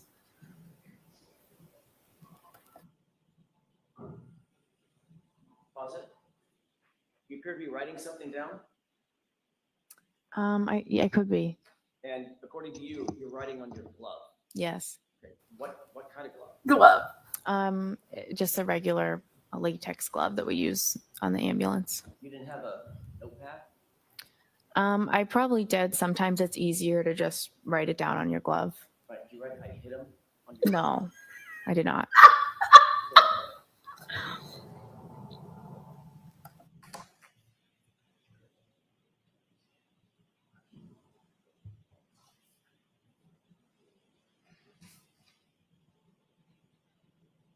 Still appear to be writing something down, looking down at your glove? I may be looking at it.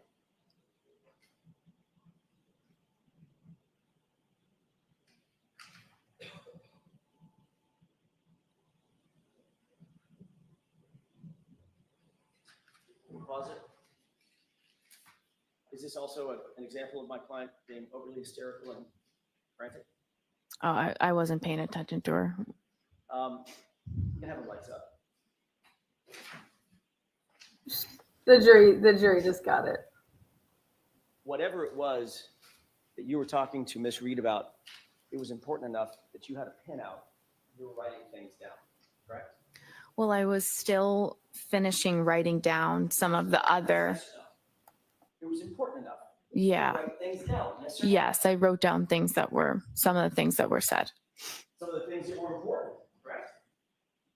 Yes. For instance, you'd write down John O'Keefe. That's his name, right? Right. You might write down a circle with a slash through it. Allergies. No allergies, right? Right. You might write down 46 for his age. Right. You might write down how he was injured, hit by a car, correct? I did not know that was, well, I didn't know what those statements meant. You might write down 3 little syllables. It was just told to you. I hit him, especially if it had been repeated 4 times as you cried, correct?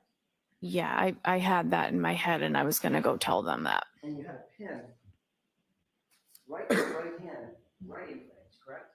Yeah. You never wrote that down, did you? I wasn't going to write that statement down on the glove. I remembered that and I went back to the ambulance and told them.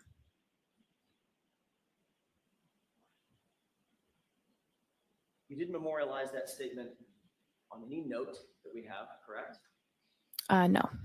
You didn't This is memorialize that unbelievable. statement on any glove that you were wearing, correct? No. Whatever you wrote down on that glove, where is that now?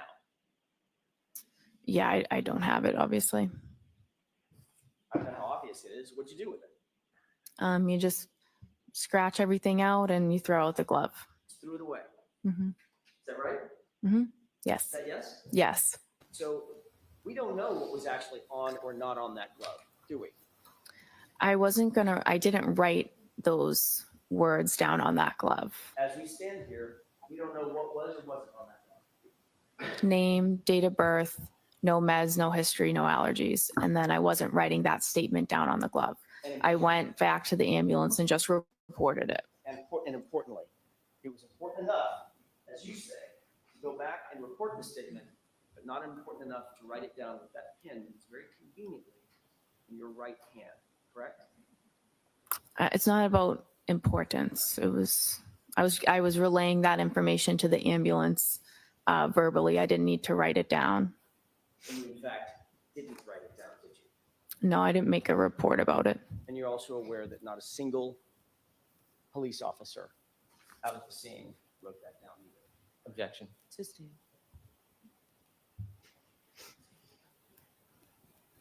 That's all I have. Mr. Brennan, can you do a redirect in 5 minutes? I can. Okay. Late lunch, Bev. Yeah, what are you running over there? She just told you she just got straight pound town. Fucking put a fork in her. And She's when done. Mr. Jackson would show you part of your testimony from a prior proceeding, was he leaving something out when he was showing you that, asking you questions? Sustained. When he asked you about whether you knew Caitlin Albert, and you said you went to high school with her, did you immediately then answer questions describing that relationship? Correct. Watch the phone. Were you asked immediately other questions about the relationship?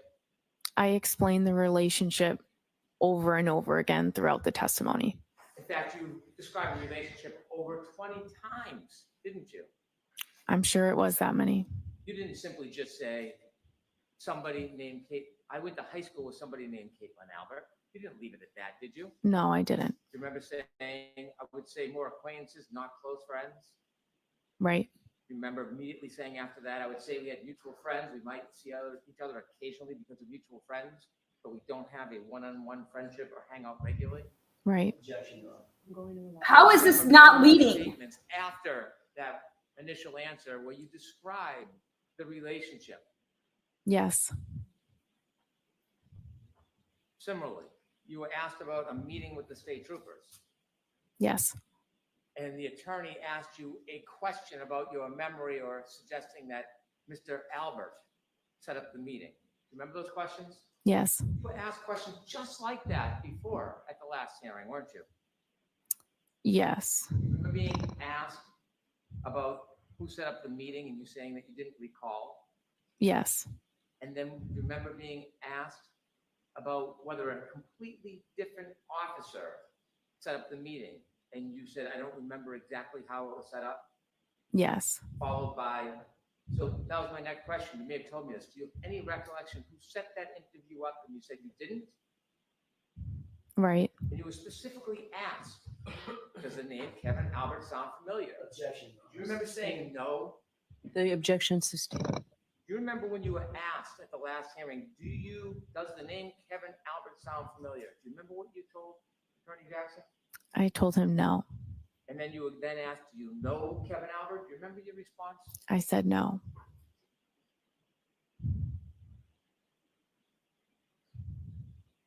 When you were there trying to help the gentleman that was on the ground, did you know this would become a homicide investigation?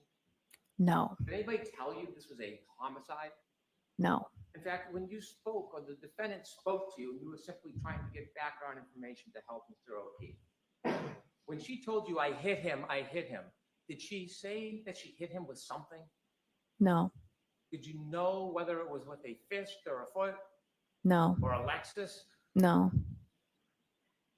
You mentioned this was not part of your role to investigate. Why didn't you persist? Why didn't you follow up and ask more questions about that statement? What about the situation and the dynamics caused you not to ask questions? Sustained is to the.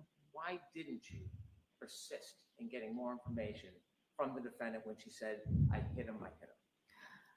I felt bad for her at the time. It was a very disturbing scene, and I did not want to push further down that road. It's not my job, and I didn't feel comfortable doing it. Write those statements down on your glove? No. Then how do you remember she made those statements? I won't ever forget those statements. I have no further questions. Anything, Mr. Jackson? Very briefly, that was a disturbing scene, you said, correct? Yes. An emotional scene. Yes. Right? A Yes. scene that was upsetting. Yes. To a lot of people, Yes. For a lot of reasons, right? Yes. And that's when things start getting missed, when emotion starts playing a role, correct? That's when details start getting missed. I guess it depends on the situation. Right, but this was a disturbing, emotional, upsetting scene even for you, correct? I felt that for a civilian to see it, it was very disturbing for them. Probably wasn't great for you either, was it? It's not. Yeah, and your testimony is you never heard my client say, could I have hit him? Did I hit him? Correct? You never heard that. I didn't hear those questions. No. What you heard was, I hit him. Is that right? I heard him. I hit him repeatedly. And changing gears for a quick second, I'm almost finished, Your Honor. You did ultimately start talking about your relationship in more detail with Caitlin out under my questioning, didn't you, after that first date? Is that right? Yes. That's when I started showing you photographs, correct? Objection. Was that when you were seen showing photographs? I don't know. I've described it so many times. I don't remember. But you knew I had information that I was going to ask you about. Objection. No. Objection. Finally, with regard to Kevin Albert, did Trooper Proctor tell you during that interview that he had texted with with Officer Kevin Albert about setting up your interview? Did he tell you that? I have no knowledge of that. Did Trooper Proctor tell you that the reason we're here, the reason we set this up is because Kevin Albert texted me that he had already coordinated with you? Never, no. Thank you. That's all I have. All right, Ms. McLaughlin, you are all set. Jurors, I appreciate you going a little later into lunch to just finish the witness. So why don't we do that? We'll give you 45 minutes, come back at 5 minutes past. All rise for the court, please. Put the notebooks and follow me.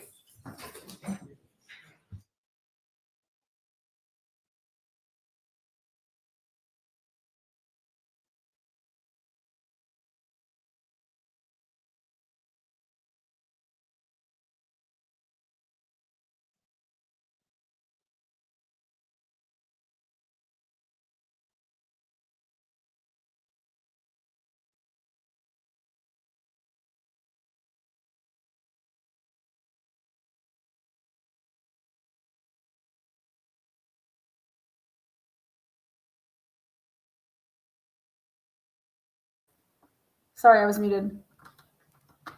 I'll just repeat what I was saying. I'll just repeat it.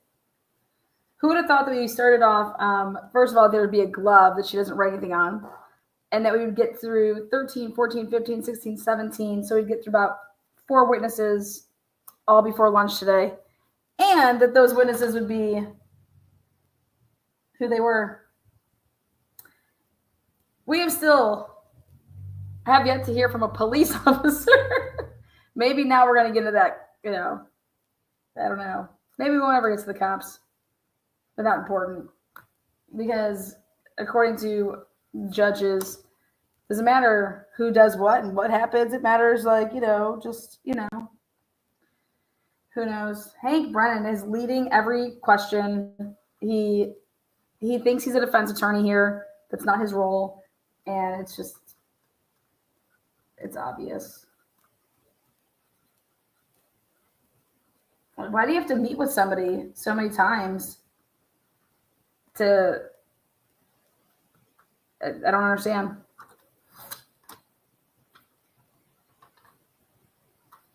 Why do you have to meet with people? And then here we go, Carrie Roberts over and over and over watching her clear off a car. Meanwhile, her best friend is just like dead.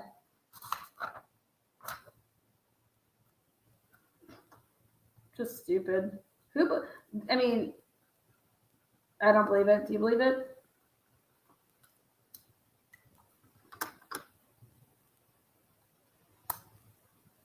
I guess Proctor's supposed to just continue to do you think that Proctor's going to say anything differently here in Trial 2.0?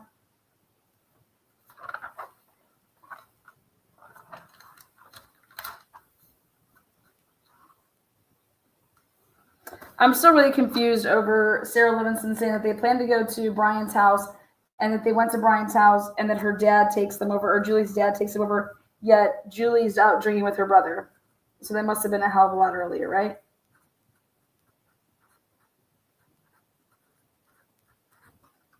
How do we even know that fucking Julie was there? How do we even know that any of this fucking shit happened? I call bullshit on it all.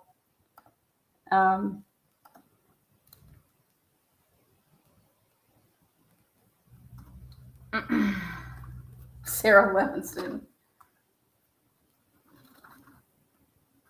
Witness 16. What a frumpster. What a frumpy.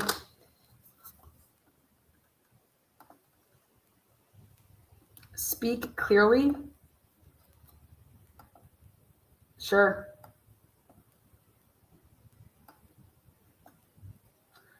I agree. Somebody go subpoena that glove.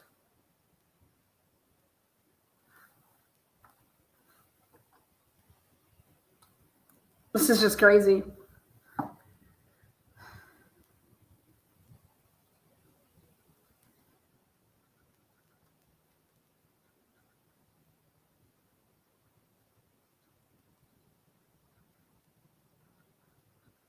Okay. Bev's biased shows anybody that's watching this, you could see it all. So who do we have up next? I have no idea. Hank Brenton's going in a crazy way. Don't know what he's doing. But we haven't even heard from a cop. 17 witnesses in, haven't heard from a police officer.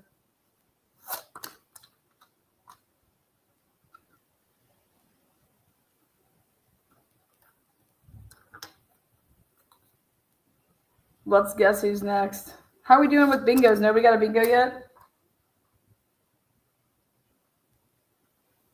We're going to up the prize value then on this bingo. This bingo will carry over, so it'll be worth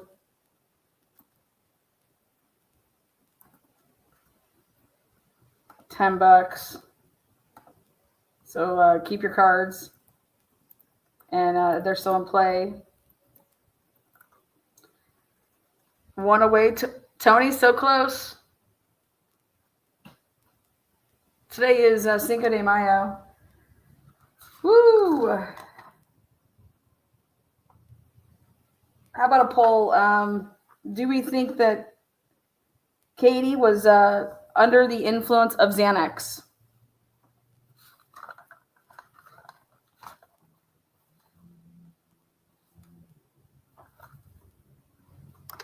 Was Katie under the influence of Xanax?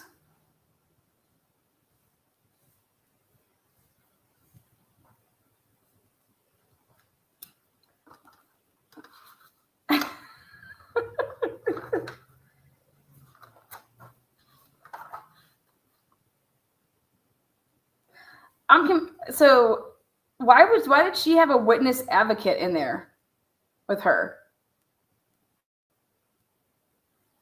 When she's meeting, Steve Nelson's just there. Is he everybody's? And then let's talk about it. What's with the mix up here? Was Katie not there? Why did Sarah go first? Oh boy.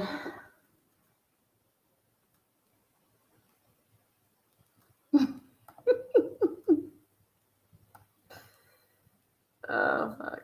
She said, you guys do know that Katie said that she just met with Brennan and that her and Brennan just watched her here.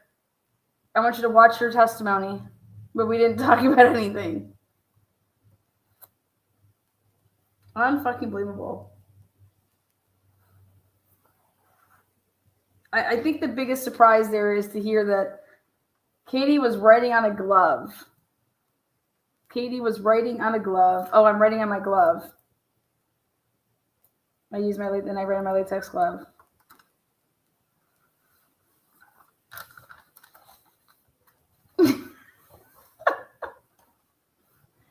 Where does Steve Nelson live? Give him a... God. All right. Well, I think it's interesting that Matt had to go back into the house, right? He forgot his jacket. That's consistent with the phone moving after Jen McCabe is in the vehicle.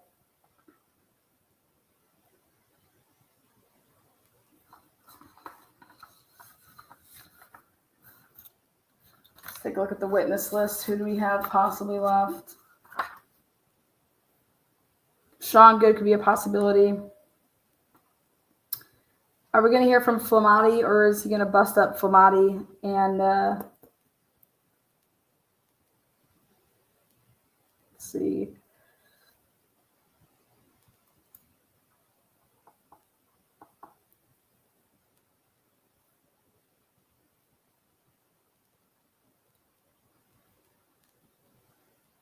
I mean, he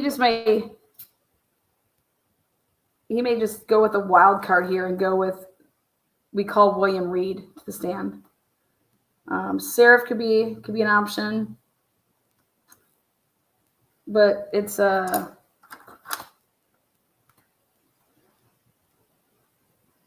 Hank Brennan, so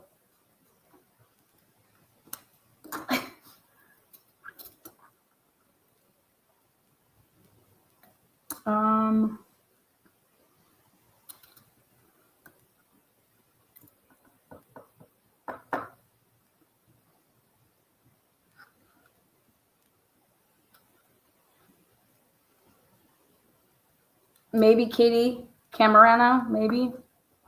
He likes to do weird stuff, so. All right. All right, so this is back here at 2:05.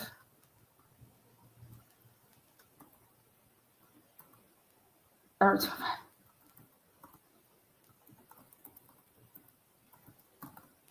And she goes until 4. I'm surprised she's not doing lunch earlier with only going till 4.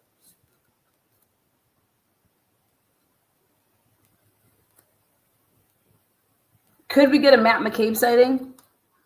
You know, Julie Nagel has not testified yet either. Could see Julie. I don't know.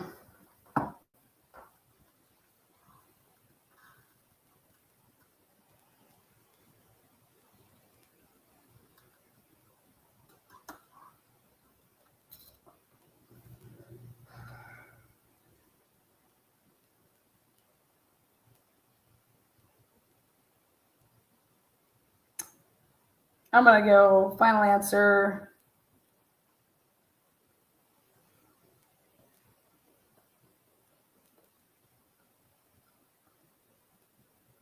He cannot call Sarah because Sarah doesn't say the same thing that she says. I'm gonna go with Flamati.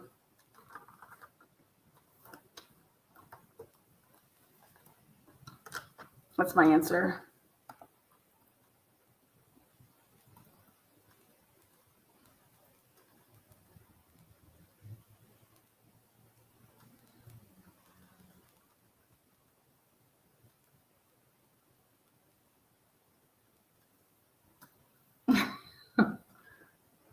I wish it would be Matt.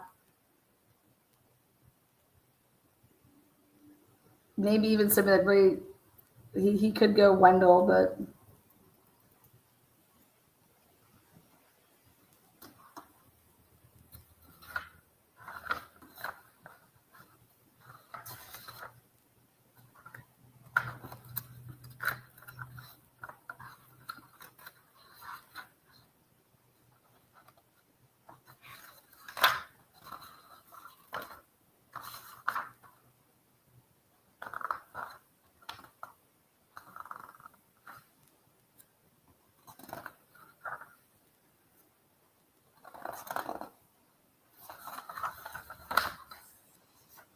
we'll see.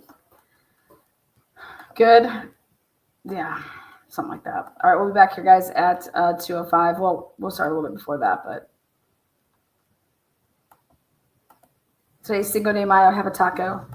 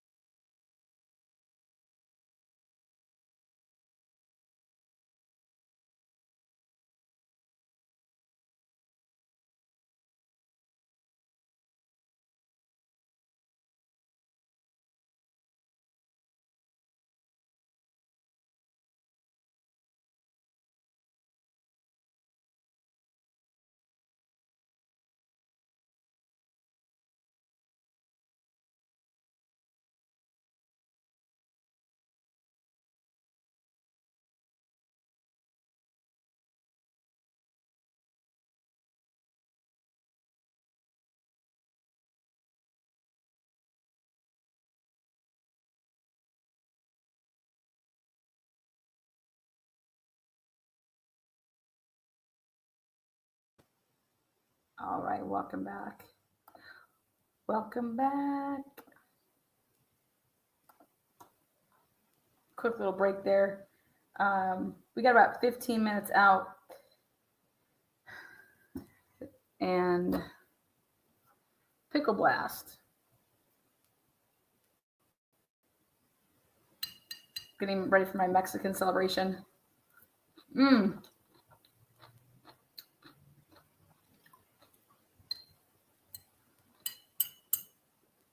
Having some pickles.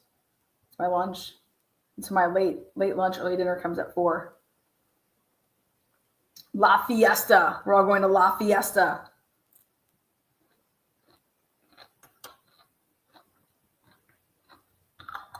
I'm really excited to see my Mexican crew. All right, guys, what is good? What is good? Rumor mill. Let's talk about the rumor mill. Well, I should say rumor mill. So, John McCourt was in charge of the Canton Housing Authority. Canton Housing Authority. And you guys know what the Canton Housing Authority is? What the Housing Authority is, period? Yeah. It helps with, lower income families.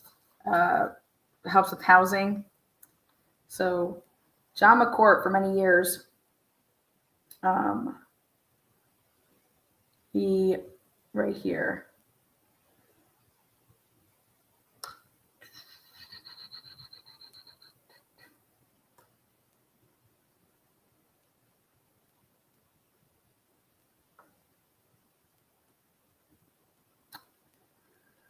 The foundation of his agenda for the select board is based primarily on his desire to be there for all Canton residents and to represent the best interests of the entire community.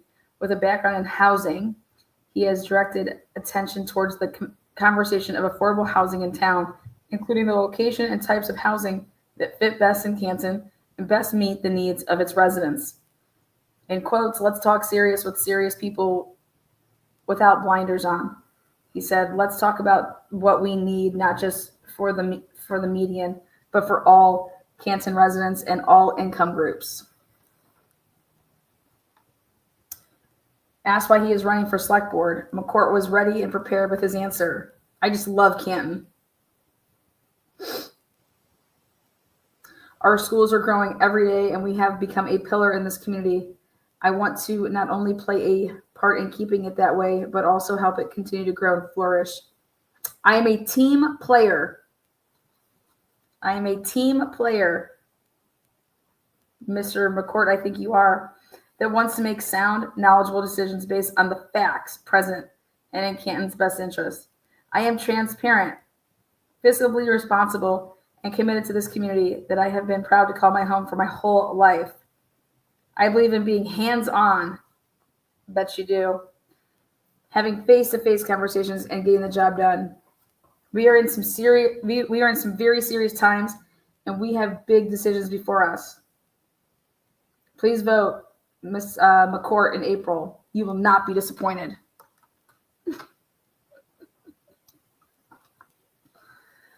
Oh, all are welcome to attend and to meet J.R. McCourt at a campaign kickoff event on February 26th from 3 to 6 p.m. at the Canton Town Club.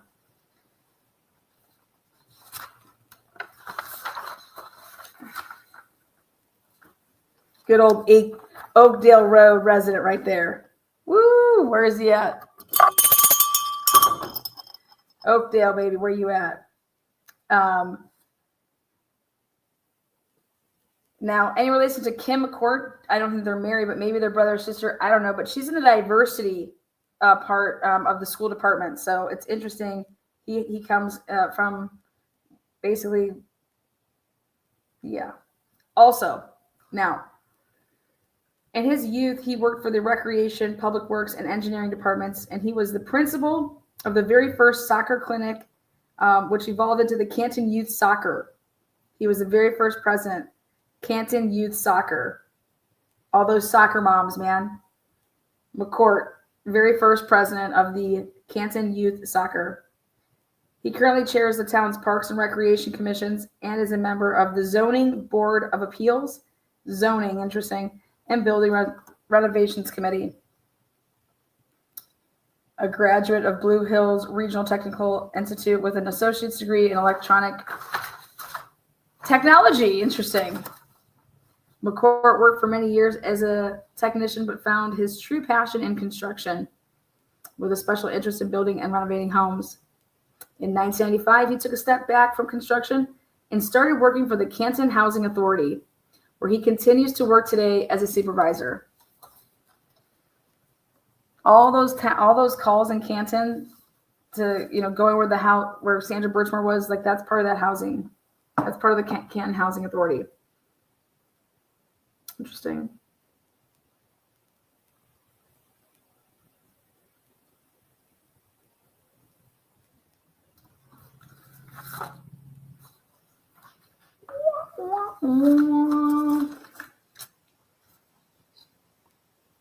Now, there's a cop by the last name of Nee, N-E-E. Stacy Nee lives over there on Birchcroft.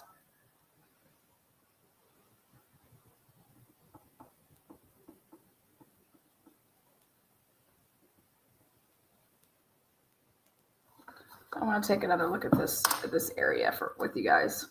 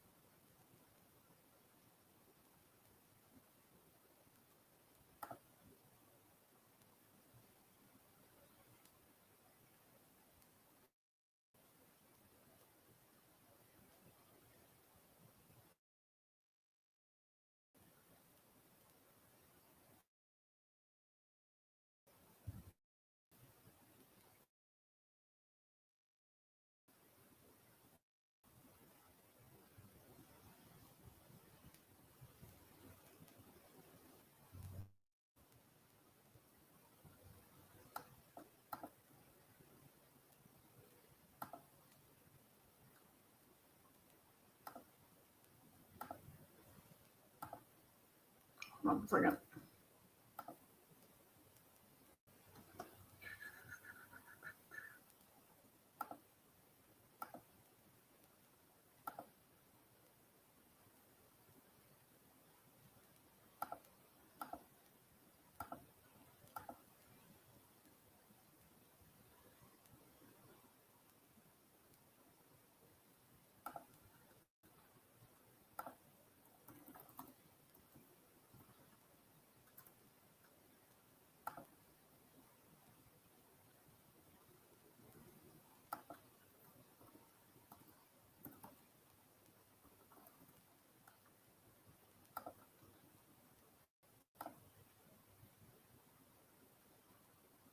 All right, I'm going to show the screen now. Sorry. The Atlanta Pacers are no joke. I see the Celtics resting while the Cavs have a long series. Well, that's great there, Yuri. All right. To like a lab.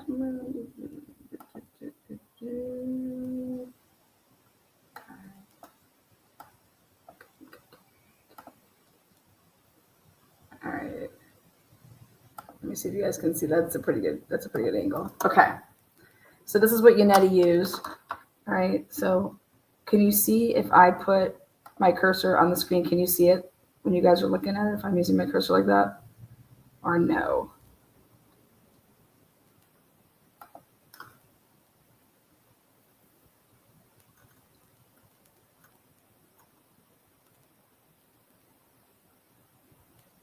Yes. Okay, good. Thank you for answering. All right. So, all right.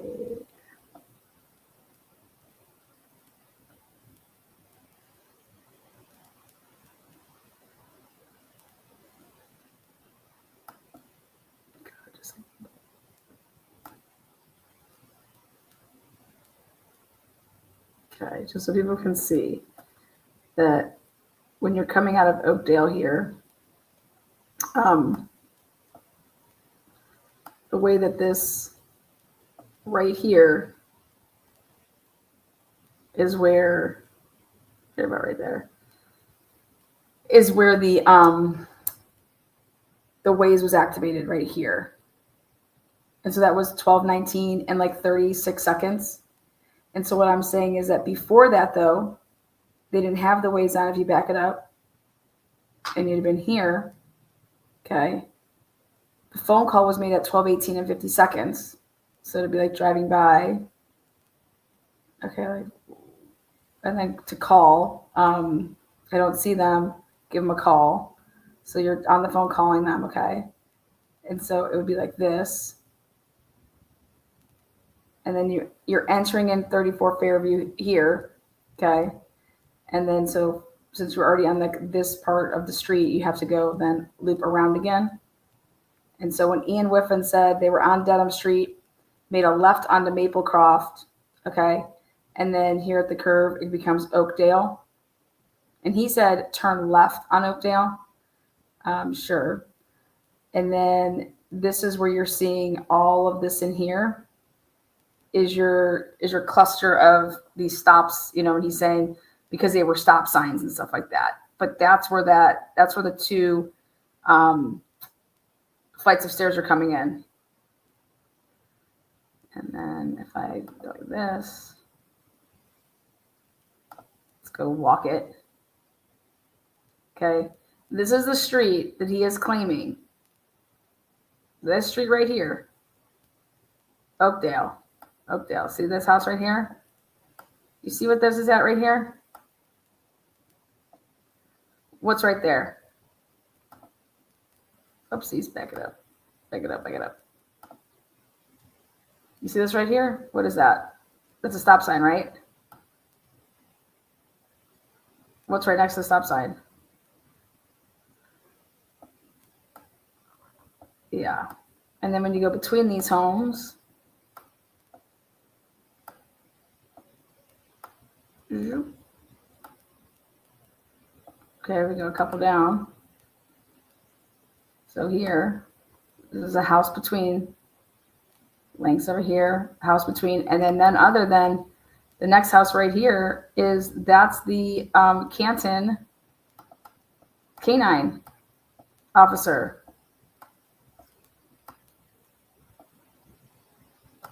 So I don't believe that John was lost.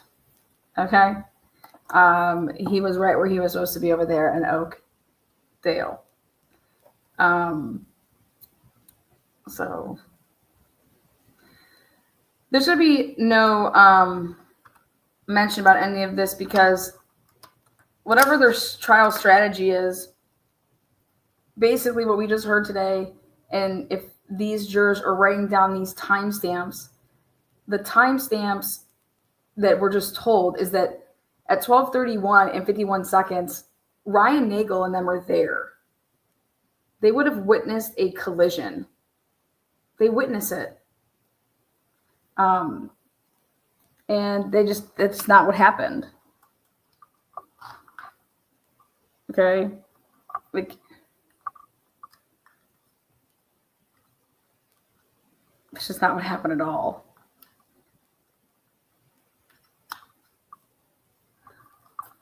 I don't know if on Richie's direct examination or cross, whatever it comes, if they even call him, if he is going to mention what time that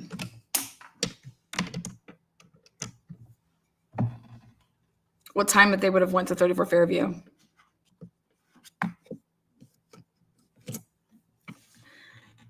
Yuri says that John would have never needed directions in Canton. Yeah, so I think it's interesting where they were. They were in a very familiar place. Let's close that back down. And so let me go.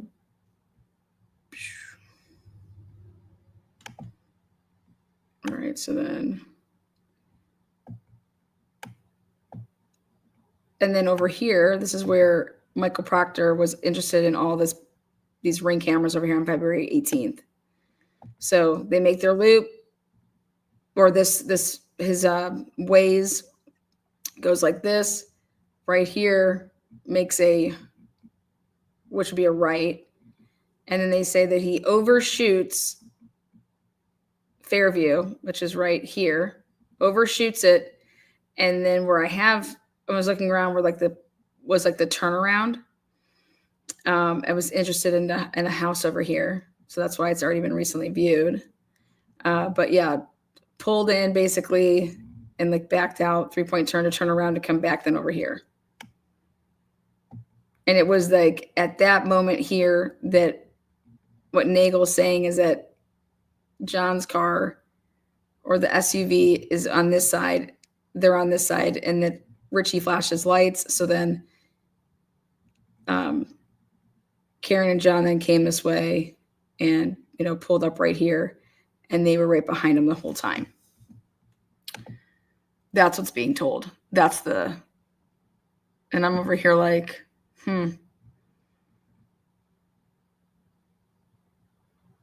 I'm like, none of this is right.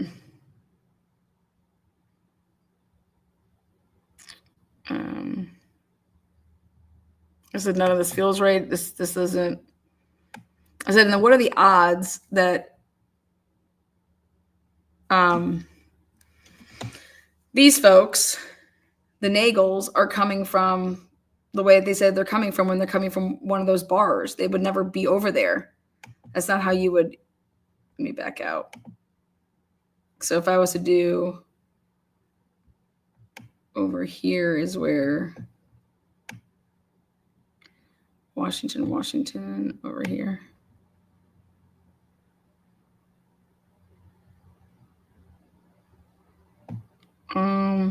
It's up over here where like Hillside is.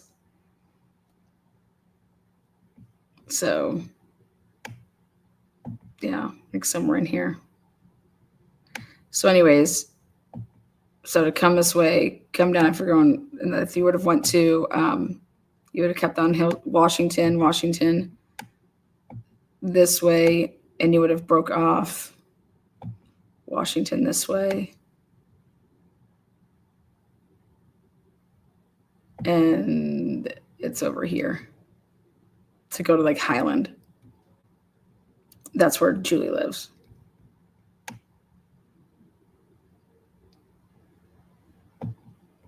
So if they're driving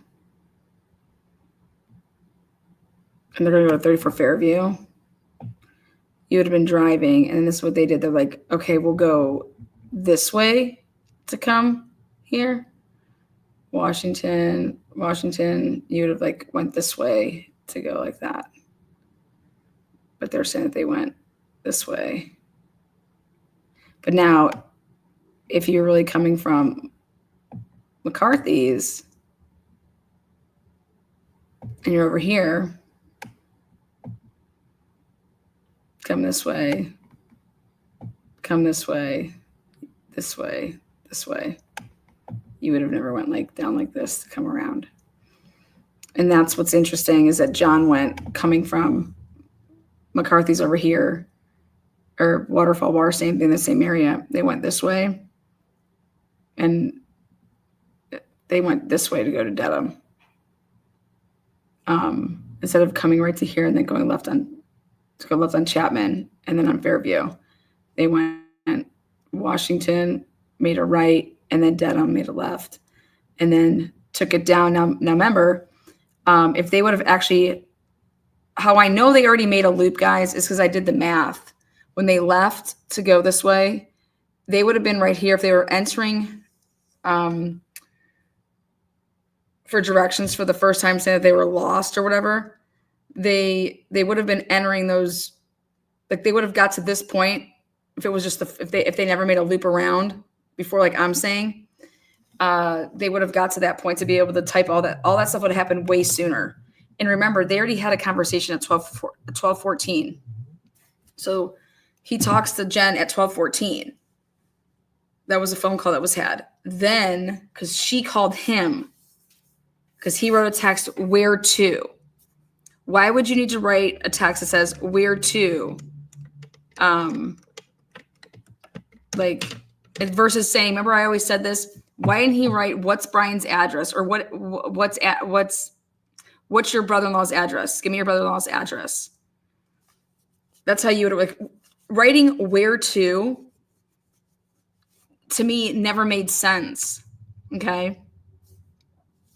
And then she calls at 12:14. They talk 36 seconds, hang up. Okay. And then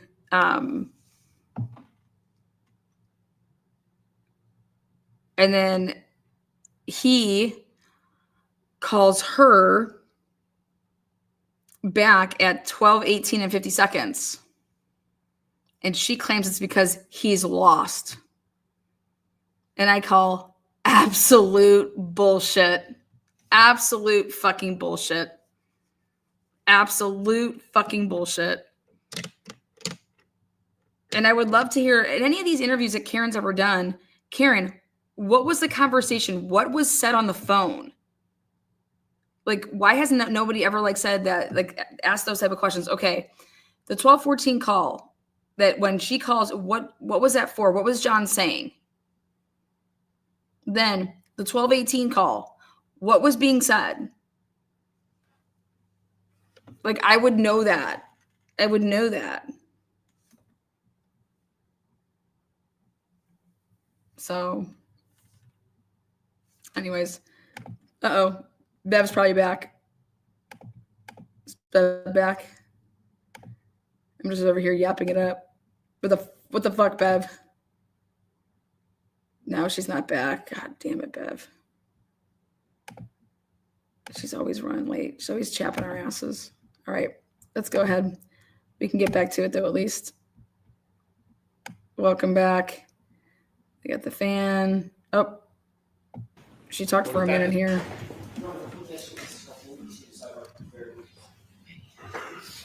Sidebar. I got to make sure I mark down my sidebars.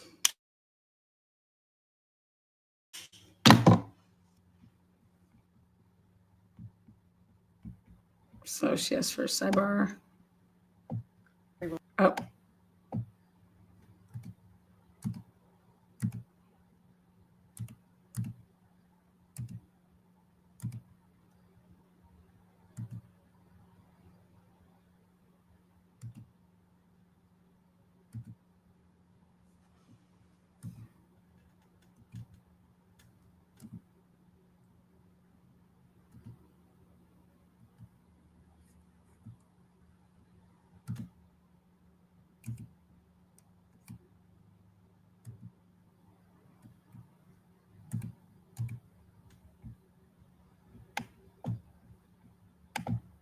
What the fuck are they doing?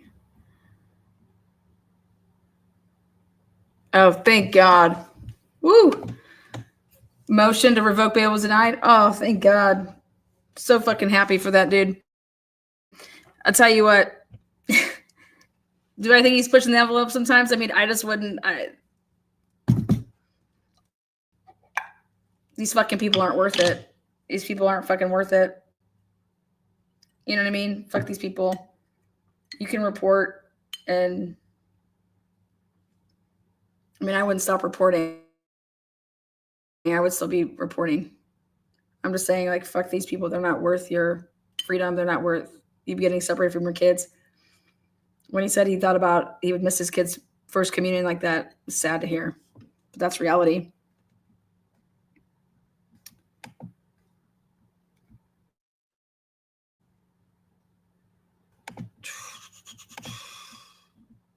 Again, welcome back. Make your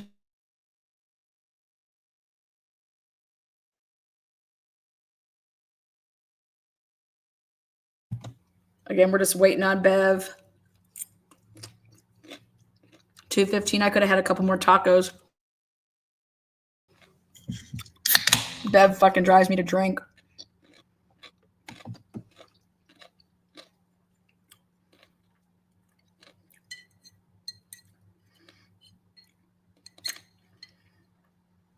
Tell you what, Carrie Roberts, little sneaky fucking bitch, brushing off her car. Brushing off her car. It's crazy. Brushing off her car. That's what she's doing versus trying to listen in and to hear what the hell's like that Karen's saying. I'd be like, Karen, what the fuck is going on here? Nope, not Carrie. Because if you think about it, they were only in the car for not that long, right? Then this whole thing happened. So she's never had a chance to say, if for me, I'd be like, wait, you're going to tell me what the heck happened last night? Where were you guys? Break it all down. Like, let's start going here. Like, I would want to know what's going on. Carrie Roberts brushing off her fucking car. Absolute bullshit.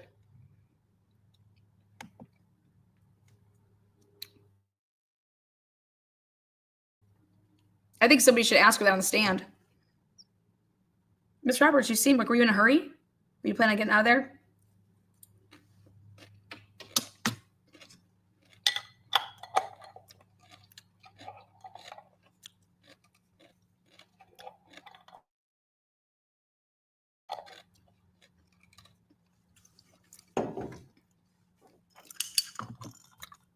We just answered the phone that day. It's all we did was just answer the phone that day. Yeah, at 5 o'clock in the morning, just waiting for it. Up, ready to go. You know what I mean? I don't think that any of these people were John's friends. I don't think these people know what friendship's about.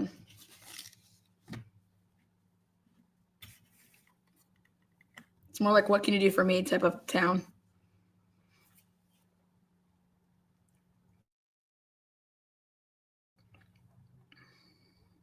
You got Paul sitting back there like this now, you know?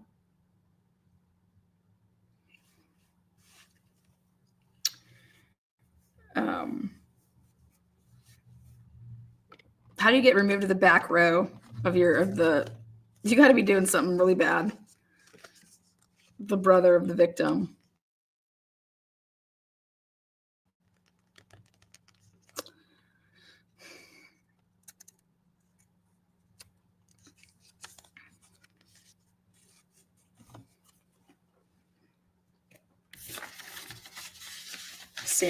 Poor Sandra Birchmore.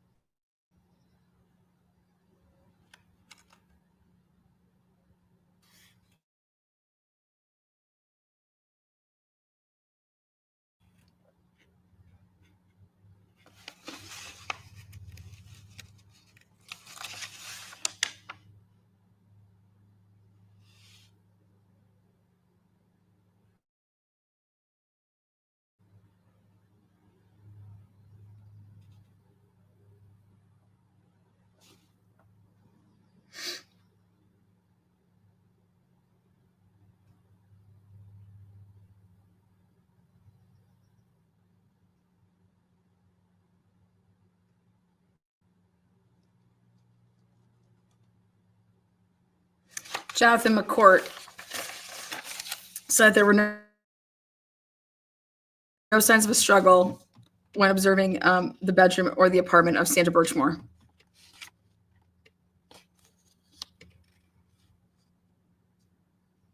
Fuck out of here. Sergeant Link arrived shortly after my arrival. Norfolk County District Attorney's Office, CPAC, the Medical Examiner's Office, and Canton Fire all were notified. Canton firefighter Whitley arrived on scene and pronounced Birchmore deceased. Firefighter Whitley informed me that he believes Birchmore was deceased for a few days.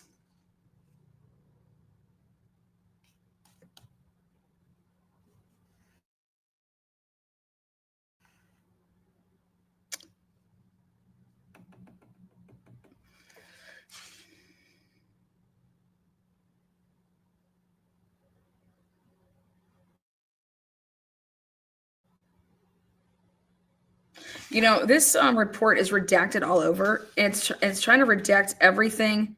I don't know.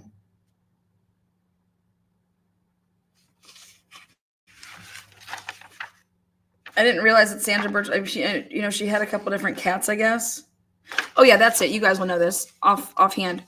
What's the name of the officer or whoever gave Sandra Birchmore the cat? Remember, allegedly was for sexual favors. You guys remember that?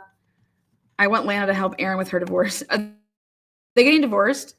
Hell yeah, I'll help Aaron. We can have some nighttime. So we're bringing the jurors over. I'll see counsel. What the fuck is going on around here?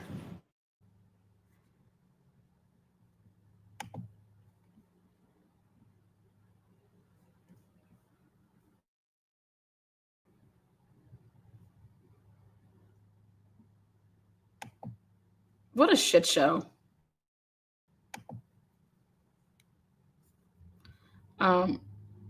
Yes, what was the animal control officer. What was his name? Anybody put that in chat? If I missed it, write it in there. It wasn't him. It was the other guy. I've been trying to track him down. It wasn't Divine or whatever.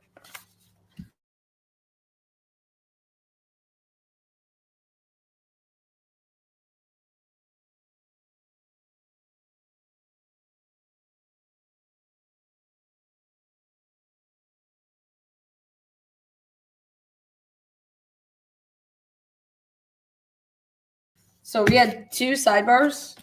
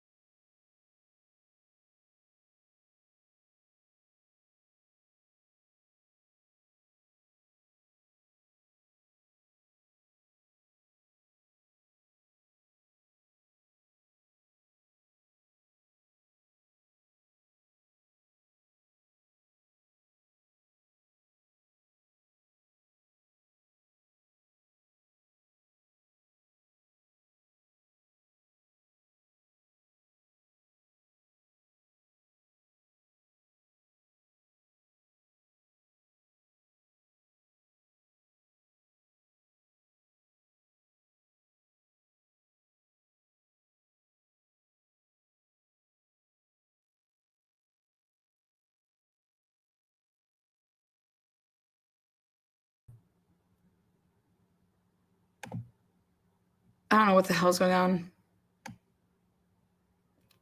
Is it Josh Healy? I swear the last name's Healy, right? No? Last name Healy, right?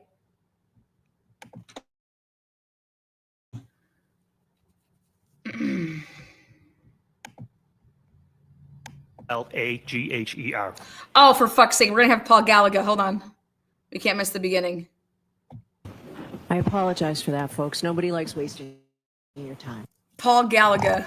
Shut the fuck up. Thank you, Your Honor. Paul Gallagher.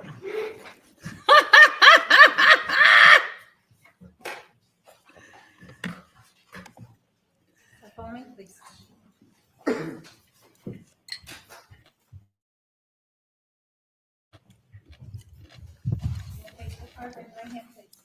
Just on the straight, now, let's give the court and get in the case down here. The whole truth, nothing but the truth, so help you God. I do. Josh Hill. God, thank you. All right, Mr. Brennan, whenever you're ready. Thank you. Sir, could you please introduce yourself to the jury? Yes, my name is Paul Gallagher, For the court reporter, would you mind spelling your last name? Gallagher.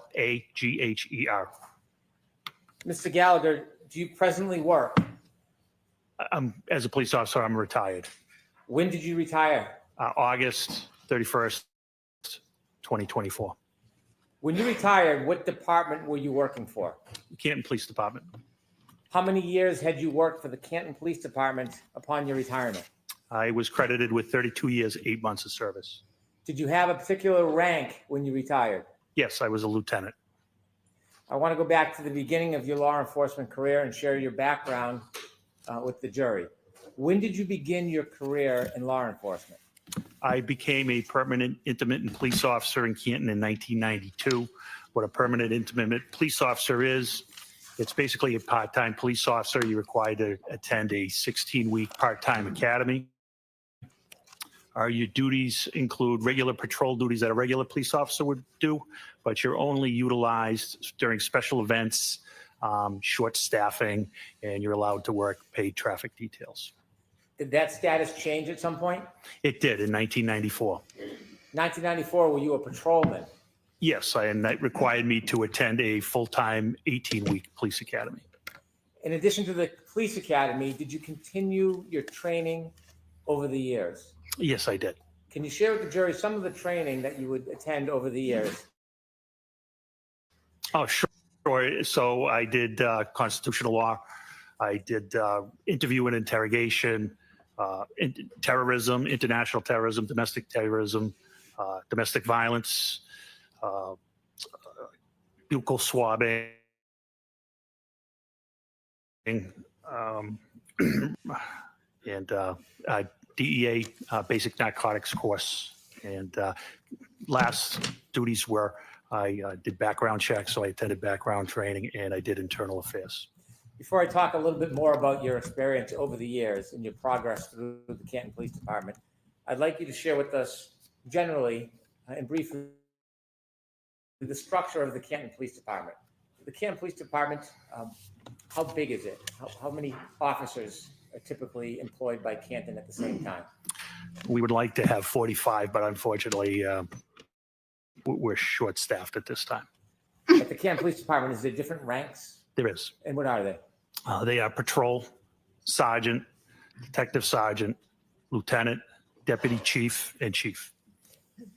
Given the size of Canton, is it a small department or a typically large department for that size? I would say it's a medium-sized department. Is Canton, do you receive traffic from other areas nearby? We do. Is Boston part of the crossroad through Canton at times? It is Route 138 runs from Boston, and it goes all the way down to the South Shore through Brockton, Taunton, et cetera. Other cities or towns nearby that bring traffic through Canton as far as law enforcement is concerned? They do, and other states. 95 runs through Canton as well and brings up traffic from Rhode Island. For a relatively small town, is Canton a busy police department given all the crossroads and intersections?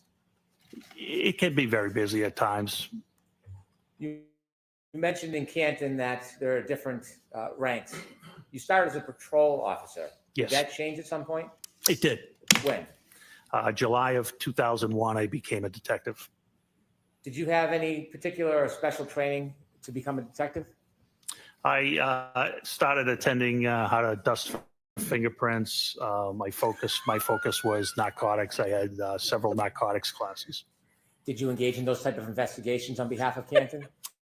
I did. Did you work with other agencies? I did in 2005. I started working with the Drug Enforcement Administration in 2006. I was assigned as a task force officer for the DEA, initially out of Worcester Tactical Diversion Squad, which their mission goal was to eradicate OxyContin and oxycodone distribution at that time. It was during our oxycodone phase. In 2008, I was moved to Boston Division, and there we focused on all narcotics, not just oxycodone, heroin, cocaine, etc. Coke. How many years did you spend as a detective before you received your next promotion? Approximately 15 years. Wow. What happened next in your career as far as progress? I took the sergeant's exam, and I became a sergeant. In order to become a sergeant, do you have to pass an exam? An exam and an assessment, yes. Is that enough to become a sergeant, or is there another process you have to go through? That's where they rank you after the exam and the assessment. What year did you say you became a sergeant? 2016. Became a sergeant in 2017. Was that your first supervisory position? Not actually. I also worked as an officer in charge, which you're not technically a sergeant, but when there's no sergeant to fill the shift, they'll use experienced officers to work as a sergeant, and you receive sergeant's pay. How long did you work as a sergeant for at the Canton Police Department? I worked as a sergeant for 1 year till 2018, and I was promoted to detective sergeant. As a sergeant, did your duties change or expand from that of detective? I was still assigned to the Drug Enforcement Administration at that time. And you just shared a year later, you were promoted to lieutenant. Did you have to take and pass an exam for that? That was detective sergeant, and I did not have to pass a test for that. Did your duties and responsibilities expand when you became lieutenant? Yes, I was brought out of the DEA to work in Canton specifically. Were there other lieutenants on the Canton Police Department when you worked as a lieutenant? I became a lieutenant in 2021. At the time, there was 3 other lieutenants. Were there any other officers above lieutenant at that point? There was a deputy chief and a chief. In 2022, January, were you a lieutenant? I was. Your duties and responsibilities, do they include actually going to scenes, or was it purely supervisory? It was supervisory, but we were expected to respond to scenes. What do you mean by that? Our chief expected a supervisor on scene at all times, at all scenes. Even if there was a ranking supervisor like a sergeant, were you still as a lieutenant expected to go to scenes? Oh, yes. Did you do that often? Yes. I want you to take us to January 29th, 2022. Here we go. Were you working the overnight shift from January 28th, 2022 into January 29th, 2022? I was the outgoing lieutenant. I did not work into the 29th. I was the last lieutenant to work on the 28th. In the early morning hours around 6 a.m., were you on shift or off shift? I was off shift. Were you planning on working that morning? I was planning on working later that day, yes. Do you remember what the weather was like that early morning? Yes, there was a nor'easter, which was snow, wind. Did anything interrupt your plan of working later that day? Yes. Tell us what happened. Shortly after 6 a.m., I received a call from Sergeant Sean Good of the Canton Police Department. After you received a call from Sergeant Sean Good, were you informed about a situation? I was. Were you told any basic details of where and what? Yes. Without sharing the actual conversation, where was this situation taking place? I misunderstood the situation. I thought it was on Meadows Ave in Canton. I later found out through dispatch that it was actually Fairview Road. When you heard that there was a situation in Canton, did you decide to change your plans about when you would come in? Yes, I responded. Why did you respond? That's the expectation our chief had for us. When you go into work, do you use a police cruiser or do you use your personal vehicle? On this particular day, I used a personal vehicle because of the weather. Was that different than typical? Yes. And why would you use a personal vehicle instead of a police cruiser? It was larger. It was four-wheel drive. It was the only way I probably would have got there to the scene. After you received a call about a situation, tell us what you did. I loaded up the car with a tent, and I drove to the Canton Police Department, and I got some winter gear from the office, and I got on the radio and advised Sergeant Sean Good, who was at the scene on Fairview, that all officers were held to further notice. What does that mean? They weren't going to be going home at their end of the shift until they were relieved by another supervisor. Why did you take a tent with you? Because of the snow. The way the call was described to me was a person possibly not breathing. And if it was an unattended death, I wanted to be able to cover the person. Why? Respect. That tent, What? A tent from your home, a personal tent? It was an 8x8 pop-up tent. You went to the Canton Police Department first? I think he means canopy. I did. Why did you go to the Canton Police Department first? I had some winter gear there, including a reflective jacket that I thought would be helpful, given it was dark out. Visibility was very bad. When you got to the Canton Police Department, did you learn anything from any of your colleagues while at the police department? The only one colleague at the police department at that time was Officer Kelly Dever. After you got your gear at the Canton Police Department, did you head towards Fairview? I did. Other than the general description that you had heard, did you know anything about what was going on? Just that a gentleman was found unconscious in the snow, possibly not breathing. You mentioned the term unintended death. What does that mean?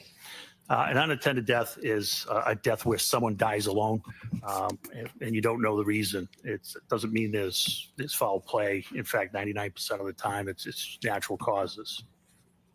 Is there a process for the Canton Police Department when they learn of any death, unintended or not? Is there a process you need to follow? Yes, there is. And what is that process? That's the call, the Norfolk County DA's office, their CPAC unit, Crime Prevention and Control. They have jurisdictions over deaths and unattended deaths. You mentioned a CPAC unit. What type of officers or law enforcement is the CPAC unit? It's manned by the Massachusetts State Police. Are you required by statute to contact CPAC or the Massachusetts State Police, even if it's an unintended death? Yes. Did you follow that process? Sergeant Lank followed that process. Is that one of the officers who worked under you? Yes, that is correct. Did you know if Sergeant Lank was at the scene when you were leaving Canton, or did you learn at some point when you got there whether Sergeant Lank was at Fairview? When I got there, I saw the black Toyota Tundra, which is operated by our detectives there, and then I saw him.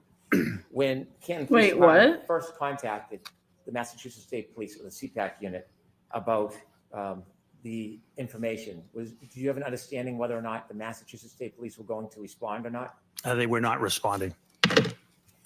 Why So when not? you got to Fairview Road, were there any other law enforcement officers other than Canton police officers? No, there was not. When you appeared at Fairview Road or arrived, were you the superior officer on the scene? I was the highest ranking officer. As you're pulling up to Fairview that morning, what's the first thing you see when you get there? As I pull up, I see the last of the fire apparatus pulling away. I get out of the vehicle. The first one I encountered was Sergeant Sean Good, who was the shift supervisor. Did you see any other of your officers there? I did. I saw Lieutenant Lank further down, and further down, I saw two other cruisers, which ended up being Officer Mullaney and Officer Saraf. Did any of the cruisers or vehicles have lights on? They did. Did you hear any sirens? No, there wouldn't be any sirens. Why wouldn't there be? Sirens are used to move traffic. There was no traffic. It was a blizzard. There were no cars on the road. You might see an occasional plow. Did you ever learn the general area where the person was found? Yes, At that time, did you know who the person was? I did. I knew him by name, yes. Did someone inform you of who the person was? Sergeant Sean Good did, yes. Okay. And who's the person that you learned was on the ground? John O'Keefe. Had you known John O'Keefe? I knew of John O'Keefe. I had never met John O'Keefe. When you first arrived at Fairview, was Mr. O'Keefe still on the ground? He was not. Was he at the scene? He was not. So when you got to the scene at Fairview, Mr. O'Keefe was already gone? Yes, he had been transported to the hospital. So did you ever firsthand see exactly where Mr. O'Keefe was lying when he was found? I did not. Did anybody point out to you the general area? Yes. Did you have a chance at that point to, well, obviously you didn't have a chance to examine or look at Mr. O'Keefe. Did you have a chance to look in the general area where you were told he was found? I did. Tell us a little bit more about the weather now that you're standing outside Fairview Road. What's the visibility like? What's the temperature like? What are the conditions? What time does he get there? So it was terrible. It was blizzard-like. The wind would blow in your face. It would change directions. The snow was an icy snow. In the wind, you had to actually talk loud to be heard. Somebody right next to you, and it was your typical New England blizzard, basically. At this point, did you have any position as you assessed the area, whether this was a criminal investigation? When we had no crime at that time. When you were there, were you looking for anything? Yes, I was examining the scene. At that point, did you have any reason to start a criminal investigation? Not at that time, no. When you learned that Mr. O'Keefe was found outside, did you go look at the particular area? Yes. Can you describe the area that was shown to you where Mr. O'Keefe was found? Sure. It was on the left side of the property of 34 Fairview. You could see where first responders and witnesses and police officers had walked up to the area. It was by a flagpole on the property line of number 32 Fairview. What was the lighting condition at that point in that area? It was dark. It was sun was coming up, but due to the weather and the cloud cover and the snow, its visibility still is not great.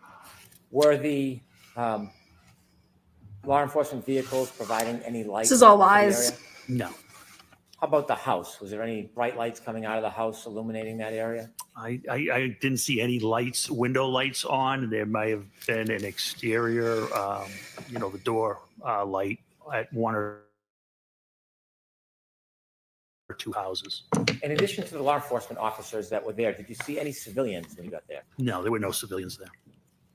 While you were outside looking at the area, did any civilians ever come out? No, not at all. Any civilians ever come out of 34 Fairview? No. How about next door, 32 Fairview? Did you ever see any civilians come out of that address? Nobody ever came out of the house. Across the street, is there homes across the street from 34 Fairview? There is. Did you see anybody come out of either one of those houses? Did not see anybody come out of those houses.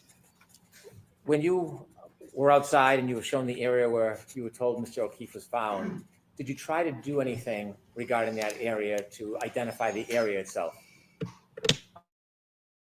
I'm sorry, can you ask that again? Yes. The area where you were told Mr. O'Keefe was found, did you try to do anything around that area to identify the area? Well, it was marked out with crime scene tape at that time. And what I saw was pink blood, and it was in a circular pattern. Was the crime scene tape holding up at all? No, it was not. It was blowing wildly in the wind. And at one point, it was actually blowing in. It was triangular, and it was actually blowing into the crime scene. Was the tape helping at all? No, it was not. Was there any use putting a tent up at that point? No, there wasn't, not due to the high winds. Did you learn whether any of the officers had, at any point before you got there, gone into Fairview Road? Yes. Who did you learn went into Fairview Road? Both Sergeant Good and Detective Sergeant Lake went into Fairview Road. Did you know how long they were inside for? Oh, did you know that? I did not. At that point, did you go and speak to anybody in any of the nearby homes? I did not. When you were at this scene and you saw what was happening in the weather, did you make a decision to do anything? Yes. What did you decide you were going to do? Since the state police were not responding, I decided to process the area where Mr. O'Keefe was found and try to find out why he had the medical episode he was having. If you understood this to be a medical episode, and at that point you didn't have any information it was a crime scene, why were you taking the time and effort to process the scene under these conditions? Because that's what we do. Even the hospital, there could be a reason that there's obviously a reason he's there. I think we had a duty and obligation to check around where he was found and see if there was any explanation to what caused his medical. Then why wouldn't you ask neighbors? Did you focus on a particular area when you decided to look around? I did. What area were you going to look at? Where it was pointed out he was found and where the blood pattern was. Were you thinking about looking in any other areas around that? Not at that time. Why not? We didn't have any reason to. We only had the area where he was found. And at that point, did you have any idea what caused his injuries? We had none. At this point, when you were pointed or you're looking at the area where Mr. O'Keefe was found, was the area getting covered up at all? Yes, it was. With what? Snow. How quickly? Very quickly. I believe it was forecasted to come down to 1 to 2 inches an hour, if I recall. Did you have any idea how hard the ground was at that point? It was frozen. No, did you have any idea? It was frozen. I'll allow it. It was How frozen. deep was the snow covering that frozen ground? Approximately 4 inches at that time. When you want to look around the area, did you consider using a rake or a shovel? I did. And did you? I did not. Why didn't you use a shovel at that point? I was afraid I would miss something or possibly break something. What could you break with a shovel? Anything, glass or anything What? of that nature. What was your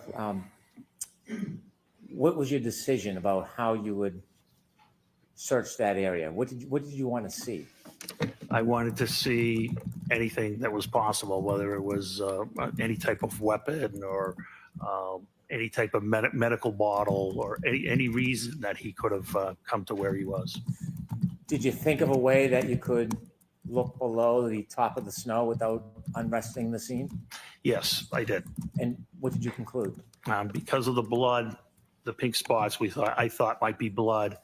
I thought a leaf blower would be the best method because I have seen it used and to remove light layers of snow, and it can be controlled.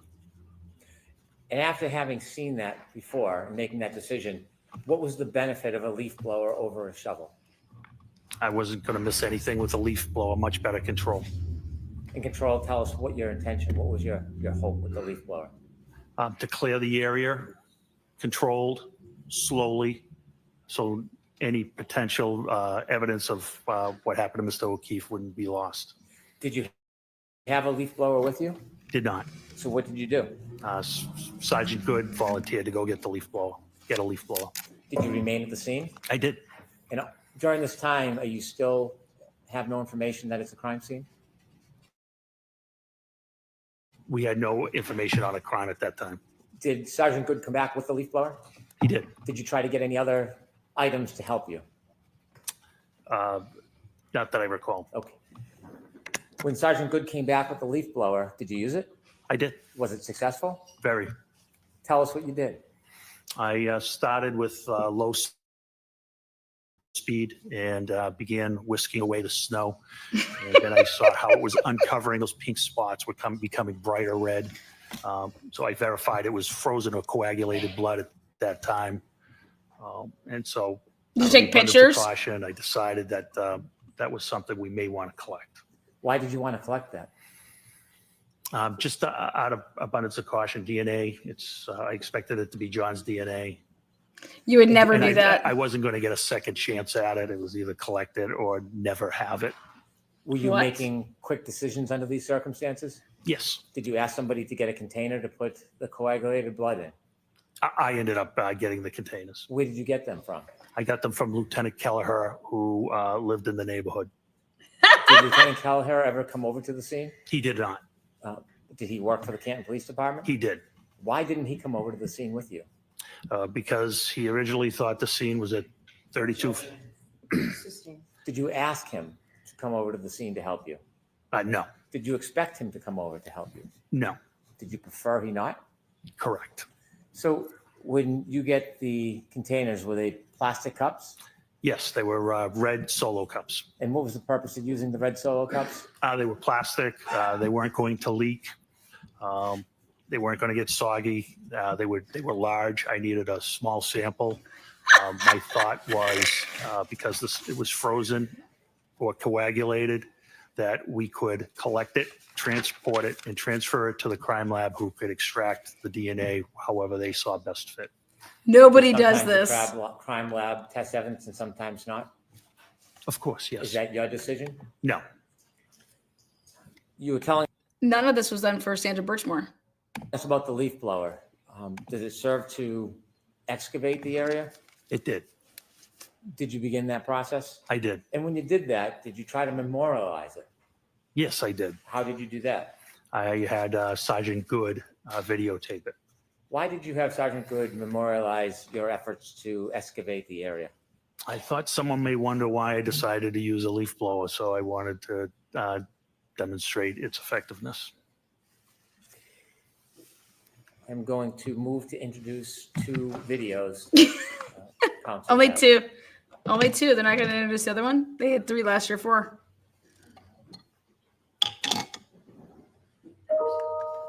So there's no objection to these videos, right? Okay. Exhibit 51. Unbelievable.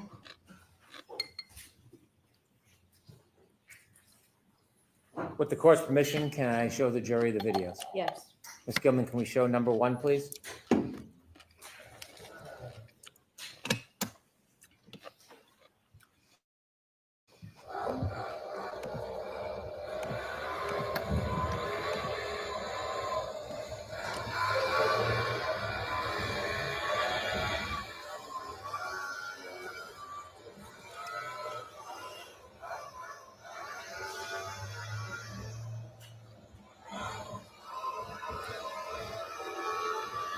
It's dirt. Looks like dirt to me.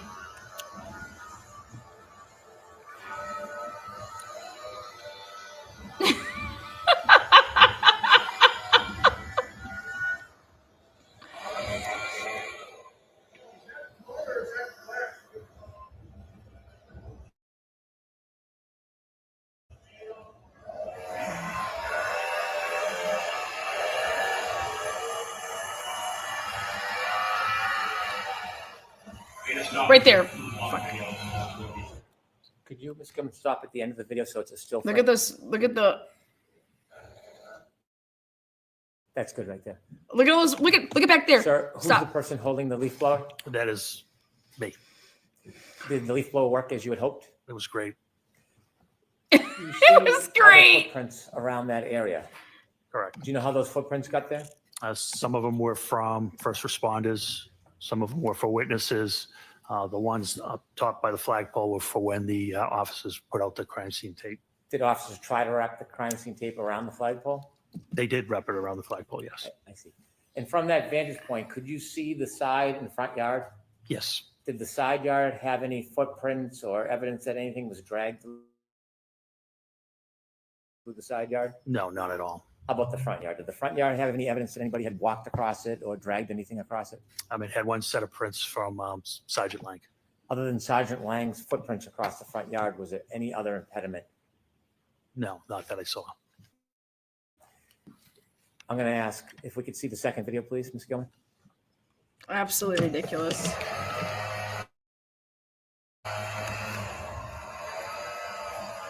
Those Could you stop those there, don't please? go to the flagpole. Those footprints don't go to the flagpole. You see the end of the leaf blower? I do. There's an object just below it at like 7 o'clock. Do you see that? I do. Did you discover something in that area? We did. What did you discover? It's a cocktail glass. Was it, did it have any damage to it? It did. Describe that for us. It was broken on the top. Could you continue the video, please, Ms. Gilman?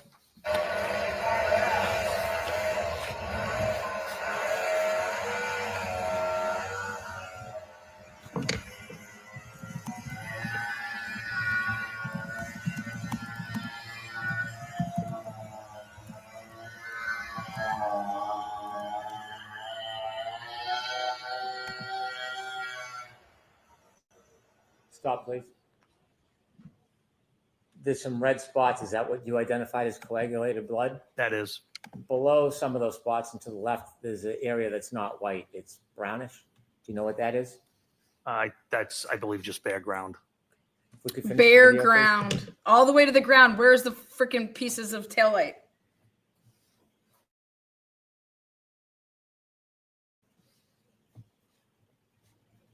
Okay. Thank you. Could you have the lights on, please? Did you or any officer at your direction obtain and preserve that broken cocktail glass? Yes. May I approach, Your Honor? Yes.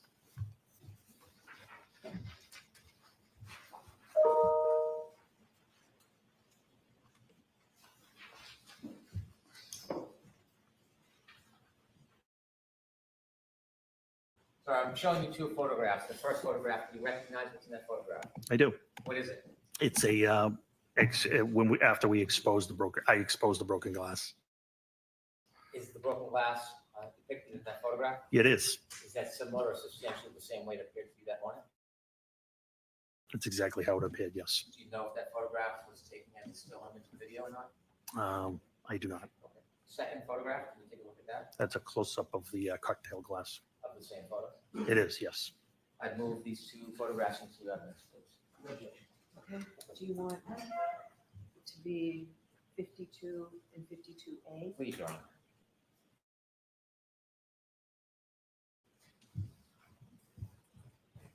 It's 52 and 52A. Lieutenant, what was done with that cocktail glass? It was bagged and seized as evidence. Was it brought anywhere that morning? It was brought back to Canton Police Headquarters. What happens when it gets back to Canton Police Headquarters? It gets logged into evidence and it's assigned an evidence number. The officer types in a description of the item. In this case, it was a broken cocktail glass or broken glass. And once he hits the space bar, it automatically generates a property number for it. And I believe in this case, it was 22-18-PR, which means 22 is the year, 2022. 18 is how many pieces of evidence that the department as a whole had collected that year so far. And PR, I believe, means property room. Why is it assigned a particular number?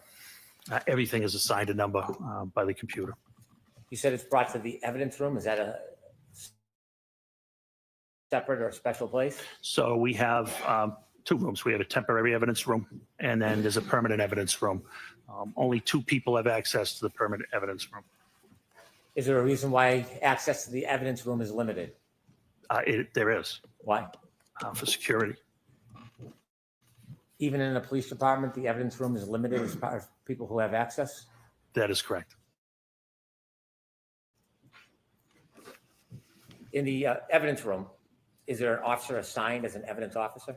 Not full-time. There is an assigned admin sergeant who is assigned as the evidence officer. Does anything happen specifically with the evidence? Is it packaged or stored in any particular way? The glass was put into a locker, I believe, and temporary evidence. And then it's the evidence sergeant's job to retrieve it. But in this case, we were going to transfer it to the state police. Was it transferred to the state police at some point? It was. Were you part of the transition of that item to the state police? I was. And when was it transitioned and to who? It was on February 1st, 2022, and it was to a criminalist from the Massachusetts State Crime Line. Do you know who the criminalist was? I don't know the name, no. Did the criminalist come to your department or did you bring the item to them? They came to our department. In addition to the glass, there was plastic cups with coagulated blood? That's correct. What did you do with those cups? Those were placed in temporary evidence and placed in a refrigerated unit. To carry them from... What the fuck?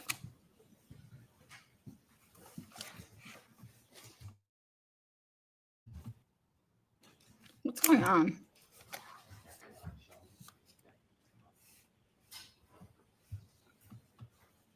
Handing you a box, gloves, and some scissors. Let me ask you about that box. It has red tape on it. Why? It's a secure transfer of custody. Yeah, approach. That's because that's not how it was originally done. Okay, this is trial 2, so there's issues here.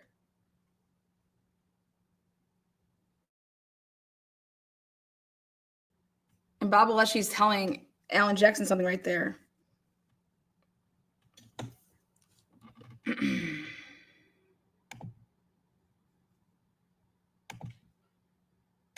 I'm interested in this vehicle because I have Lank as having not the Toyota Tundra, unless that was the one that he was assigned to use for work. I have him going in his other stupid truck to the scene. So, oh, for fuck's sake.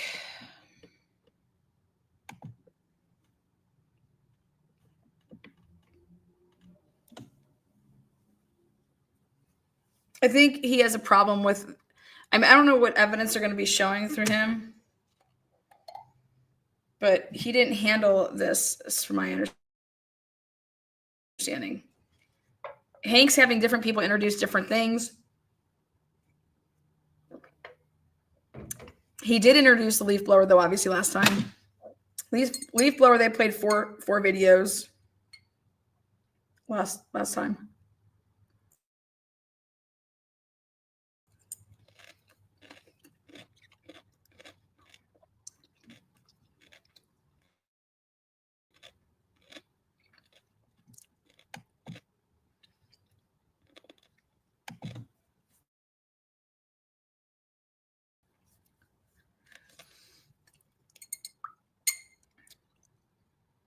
I would be objecting every question to his form.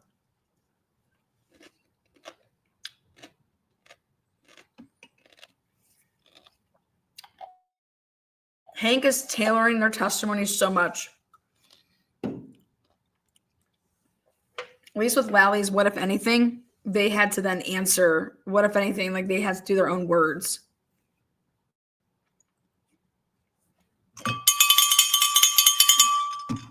Have we had yet to get a bingo? Nobody wants to be a loser. Nobody wants to be a loser.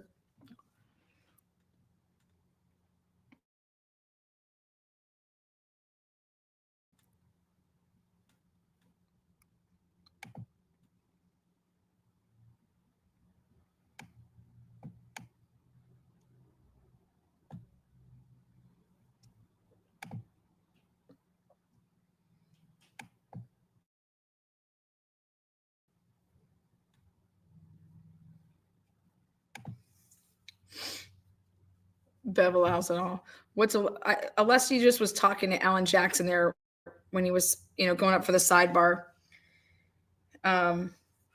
Just saying like, hey, say this, They're really working. I think they're really working well together. I feel like they gel together. I feel like they, you can tell they all get along.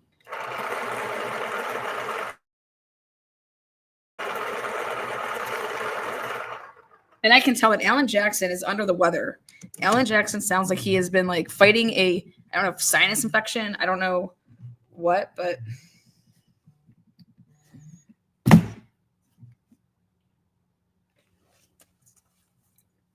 give it up for Alan Jackson. He has been a trooper here.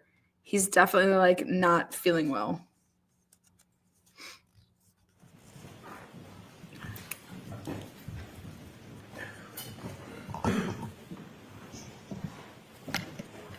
Lieutenant, before you open the box, were you one of the officers that discovered that broken glass? Yes. Did you personally bring the glass from Fairview to Canton? No. Do you know who did? Yes. Who? Detective Sergeant Lang. Sergeant Lang? Yes. When you went back to the station, you said that the evidence was then put into an evidence locker. Did you place it in the evidence locker? I don't recall. Oh, he did not.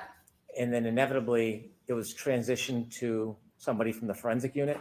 That's correct. Were you personally there when it was taken from the evidence locker and given to the person from the forensic unit? Yes, that was me. Did you have a responsibility and role in that process, or were you a passive observer? I had a active role. I was the chain of custody. I was turning it over to the criminalist. So where's your form? After that glass was given to the criminalist, did you ever have possession of it again? Never. Did you ever package it or touch it again in any way? No, never. Did you ever process it in any way? No. Did you put it in that box and tape it up yourself? No. Ooh. Can I now ask you to open the box, please?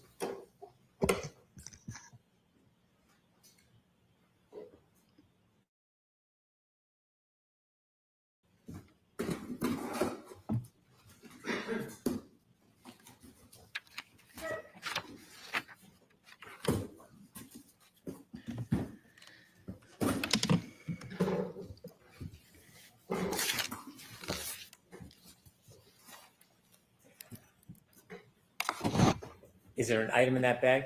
There is. Would you please open the bag and show us what's in that bag?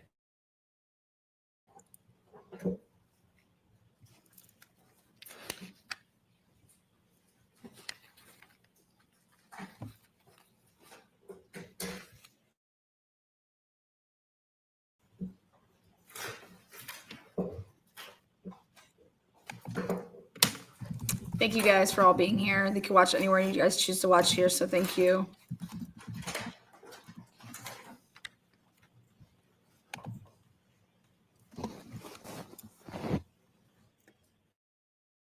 Thank you. If you could put it back in the bag and the bag back in the box, please.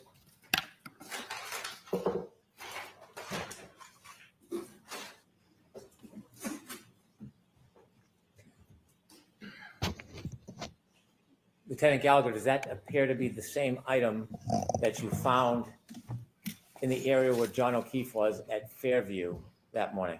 Yes, it does. I'd like to have the box and the item marked for identification, please. Okay.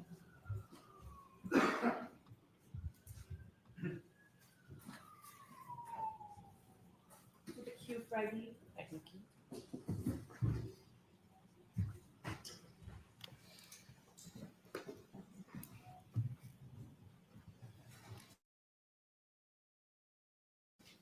When you were looking around the area that was pointed out to you as where John O'Keefe was found, did you expand across the front lawn into the street during your search?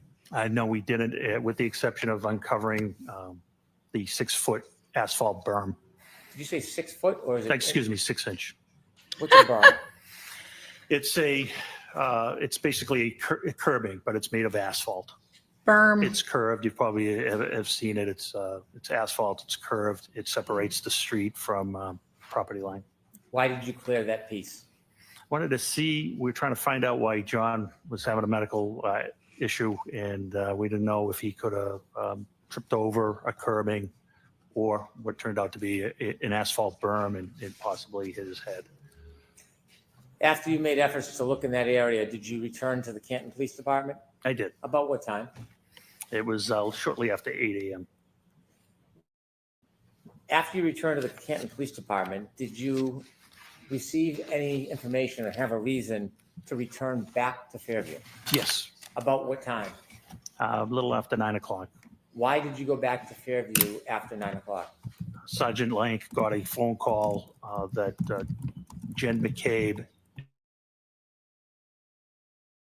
had more information. And where did you understand Mrs. McCabe was? At 34 Fairview. Did you go back to 34 Fairview? I did. Did you go with anybody? I went with Sergeant Lank. Did you travel together or separate? Together. When you got back to 34 Fairview outside, what did you do?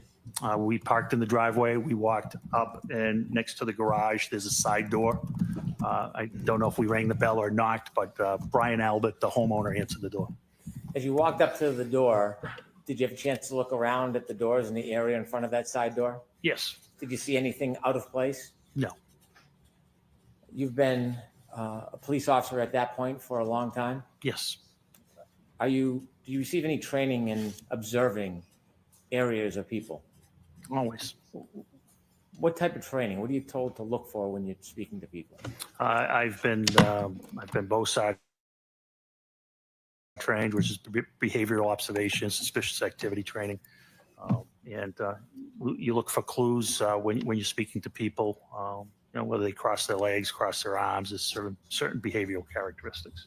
At this point, did you have any understanding that this would later be a crime scene? I did, yes. What happened? Can- How did you come to that conclusion? Oh, not at that time. Oh, not at that time? No, not at that time. When you went into the house, what part of the house did you go into? I went into the room. It's adjacent to the kitchen, and I stood there with Brian Albert. Can you describe what kind of room that would be? Yeah, it was just a typical family room type room. It was not large. It was between the garage and the kitchen. You met with Brian Albert? Brian Albert answered the door and let us into the house. Did you understand what his relationship was to that house? He was the homeowner.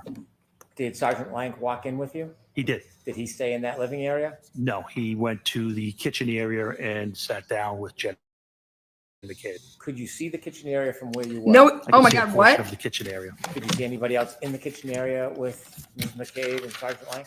There were people in the kitchen area. There was nobody with Sergeant Lank or Miss McCabe.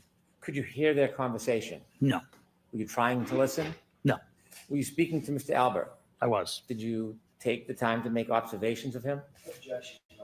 I'll allow it. Did you take the time to make observations of him? Yes, Did you speak to him? yes, Did he speak to you? yes. Was there anything about his mannerisms or affect that caused you any concern? No, it was just a social conversation. There was nothing of concern at all. Was there anything about it that caused you to hone in or be concerned? No, I'll allow that. no. Did you get a chance to look around that living area at the Sure. items? I didn't look around, or just with my eyes. Did you get to see? I didn't look around just with my eyes. Did you see anything broken or looked out of place? No, nothing. Anything that caused you any type of concern? Nothing. When you looked towards the kitchen, did you see anything that looked different or suspicious in any You've way? never been in there Nothing. before. Was the interaction, did it cause you any alarm or concerns? No. After Sergeant Lank had an opportunity to speak to Mrs. McCabe and you spoke to Brian Albert, what did you do next? We left. Where did you go? We went back to the police department and were informed that the state police were going to respond to the hospital and that we didn't need to respond to the hospital. When you heard that the state police was then going to get involved in the investigation, what does Canton do when the state police takes over an investigation? Well, it was based off of a conversation I had with my chief in the detective sergeant's office. Was there a decision about Canton's involvement in the ongoing investigation? There was. What was that decision? That we should recuse ourselves from any further investigative interviews. And why was that? Because our best detective, his name was Kevin Albert, and he was the brother of the homeowner. And I didn't want any potential bias, whether unconscious or subjective, to be perceived by the O'Keefe's, by the O'Keefe family.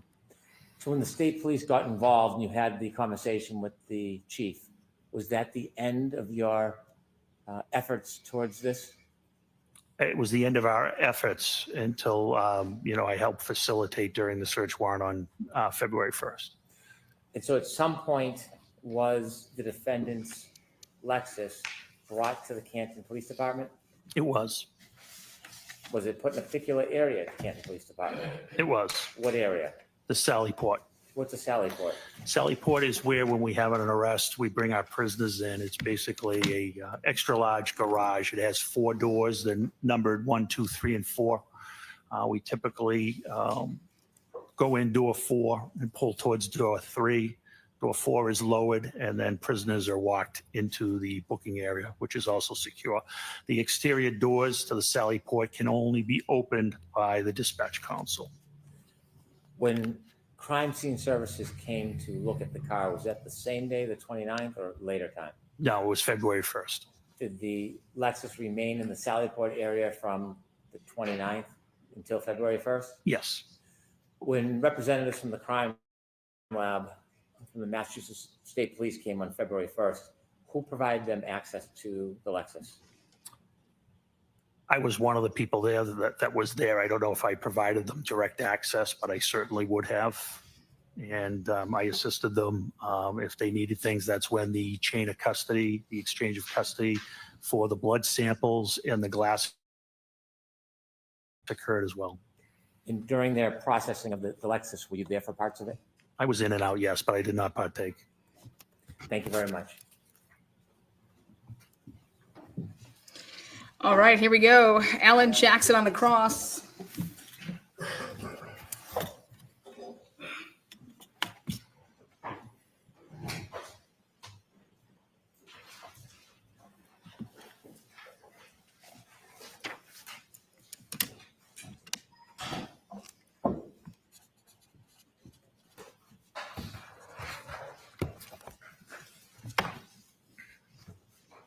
Mr. Jackson, is this video up there yours or is it the Commonwealth? Not mine. He's like, fuck you, Bev.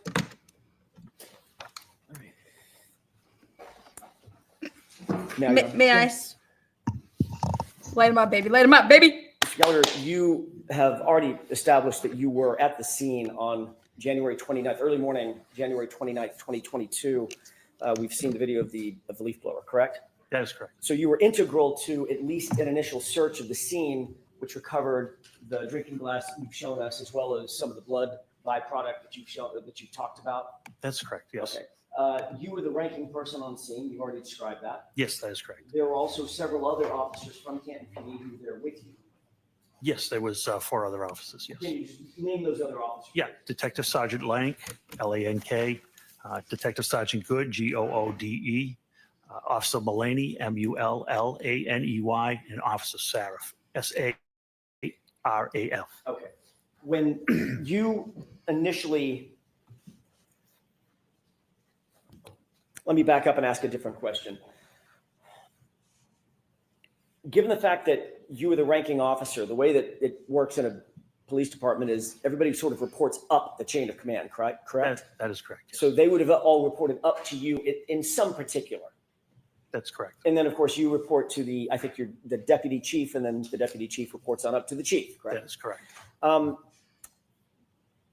You were involved in not only the exposing of some of that blood byproduct, but also exposing the glass with the leaf blower, correct? That is correct. You were responsible for utilizing certain equipment. You chose a leaf blower at the time, correct? I did, yes. There was also, I'm guessing, there was also some use of your hands and or the gloved hands with some others to recover some of the items. Yeah, I didn't use my hands. How did you get the glass into a bag? That was Detective Sergeant Lank. Somebody had to pick it up, right? Correct. That's what I mean. The use of hands to manipulate some of the evidence, correct? Yeah, I apologize. I didn't understand that question. That's okay. I thought you were speaking about me. It's probably my fault, not yours. Nope, that's okay. There was also some plastic cups that we've talked about. We'll talk more about those in a second. Those were utilized as well, correct? They were, yes. And you were responsible for the use of those as well.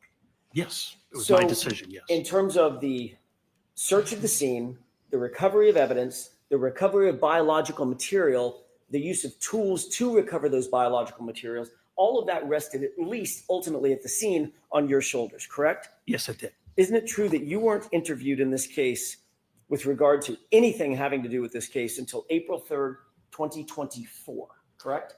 Yes, we can call it an interview. It's when I met with the prosecutor, yes. And that was about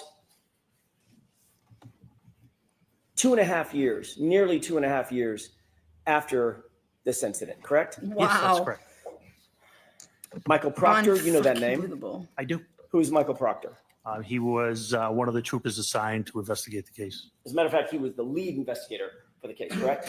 I don't know if he was lead or trooper mechanic. I don't know. As you sit here, you don't know that Michael Proctor was the lead case agent for... I know he was one of them, yes. Okay. Do you know that he was the lead investigator assigned to the case? I don't. I had nothing to do with the DA's office. Right. I know you didn't have... I don't know how they assign their cases, counsel. I don't know what you want me to say. I can't say what I don't know. Mr. Gallagher, I'm not asking you to. I'm just asking if... I did not know he was lead. I know he was one of the leads. Okay. I believe they do it in a tandem, but I'm not sure. Okay. He may have had a partner, correct? That is correct, yes. But it's not unusual to have a lead case agent, the person who's responsible for most of the search warrant writing and the memorialization of documentation of evidence collection and the movement of evidence and booking into evidence, things like that. That is correct, but I don't know anything about who wrote their affidavits or who logged their evidence in. I wouldn't know that. You're also familiar with Yuri Buchanek, correct? I know who he is. You're also familiar with Lieutenant Tully? I know, yes. They're all Massachusetts State Police officers, correct? Yes, they all are. Did Michael Proctor interview you before April of 2024? He did not. Did your Buchanan interview you before April of 2024? No, he did Did not. Lieutenant Tully interview you before April of 2024? No, he did not. Did anybody else from the Canton Police Department, your deputy chief or the chief, interview you formally about your conduct and responsibilities before April of 2024? I don't understand that question. Did anybody at Canton PD, separating out Massachusetts State Police, Correct. did you sit down at Canton PD and provide an interview with anybody at Canton PD about your conduct at the scene? What do you mean by conduct? Going to the scene, collecting evidence, securing evidence, transporting evidence, booking evidence, those kinds of things. Your conduct at the scene, sir. Yeah, I briefed my superiors, yes. Okay, other than briefing, was there a formal report written No, or a formal interview conducted of you? no, absolutely not.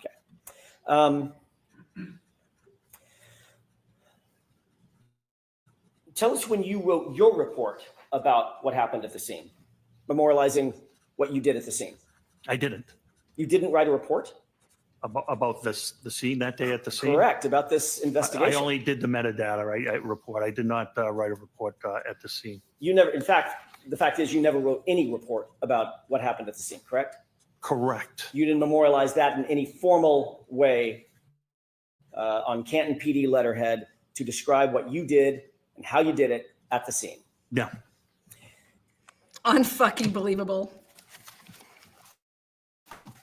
Normally, when you report to a scene as a first responder, you would be expected to write a report about that, whatever that conduct is. I'm not the supervisor, no.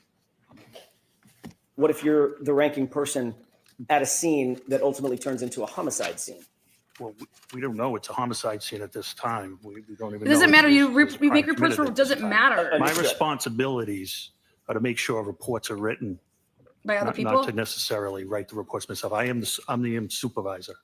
It's Although- my job to make sure reports are written, evidence is logged, those types of things. Under ordinary circumstances, you would respond to a scene as a supervisor and you would oversee what other people are doing, what your That's subordinate- correct. Can I finish? Sure. I don't want to talk over each other. I apologize.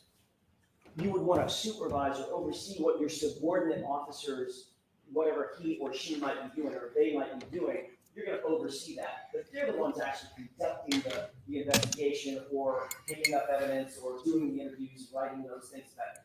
Correct. Detective Sergeant Lake's investigation, yes. So in that circumstance, you wouldn't be expected to write a report because all of that conduct is memorialized by others subordinate to the supervisor, correct? Correct. But in this case, You did it. like the opposite happened. You were the one that was in the video utilizing the leaf blower, correct? That's correct. You were the one that actually exposed the drinking glass, correct? Correct, yes. You noted the drinking glass and actually called somebody else over to take a look at it, correct? That's correct. You directed someone, Sergeant Blank, to pick up the drinking glass and recover it as a potential piece of evidence. That is correct. You noted the blood or the coagulation of blood in and around that area, correct? That is correct. You noted where you believe the drinking glass was, in other words, what location, if there were grid coordinates, where it would be, correct? Correct. And you instructed others to transport that important evidence back to Canton PD to have it booked, correct? That is correct. You also secured the plastic containers in which to recover the blood. That is right? correct. You also directed someone to get a bag to put the plastic containers in and ultimately transport it, correct? That is correct. So you would agree with me, Mr. Gallagher, that in this circumstance, you were the centerpiece of the recovery of evidence and the investigation as it was at that time in that limited context. You were the centerpiece of what was happening at the scene, correct? And I made sure it was documented by Detective Sergeant Lang. But you didn't find it important enough to write a report yourself. I think that's poor misrepresentation. What? There's a person fighting for their life. It was very important. When you were there at the scene at, what time was it, by the way? I got there shortly after 7. Okay, you knew that that person who was fighting for his life had already been transported and was in good care, as best care we can provide at Good Samaritan Hospital, correct? That is correct. So certainly you're not excusing away the idea that you didn't memorialize your conduct because you were too busy fighting for someone's life. That's not what you're saying. No, definitely not what I'm Okay. saying.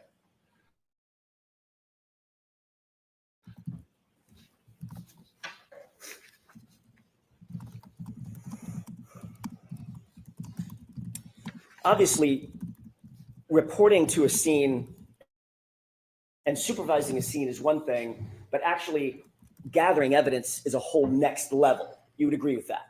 Sure. Because just to put a fine point on it, responding to a scene as a supervisor, you want to make sure everybody's doing their duty, but the officer or officers who, for instance, uncover, let's say it's a knife or a gun or some weapon or something like that, actually documenting and picking up that evidence and handling it up in an appropriate way, that is all highly, highly technical. It's very important to get it right and memorialize it all, correct? That is correct. That's why you're highly trained to memorialize and report everything that you do in that regard in a report that can later be used forensically, in other words, in a courtroom setting, to recreate as best you can with as much detail as you can exactly what you did and how you did it and where it was done, correct? Sure. Yes.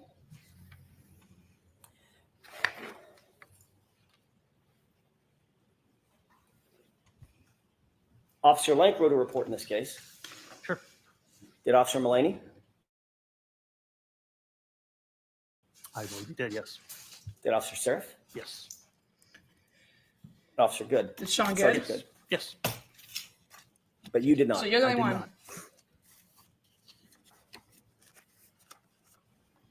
Who was the first officer to find any potential physical evidence at the scene, be it blood or glass? I can't answer that. It was not me. I was not the. What? The first thing that was spotted was the pink spotting, not the glass. Okay. What? Who was the first person to see the glass? I think it was myself as I uncovered it with the leaf blower. One of the important things that we've talked about, Mr. Gallagher, is documenting the details of evidence recovery, not just the fact that something was recovered, correct? That's correct. So you'd want to know what time of day it was recovered, correct? Sure. You'd want to know who was there and who was around when it was recovered, correct? Yes. You'd want to know what the item is, the condition of the item, right? Yes. You'd also want to know exactly where it's recovered, correct? Yes. In other words, as best you can to pinpoint the exact location where an item was found. That could play a huge role in any investigation, be it criminal or otherwise. It could. It could.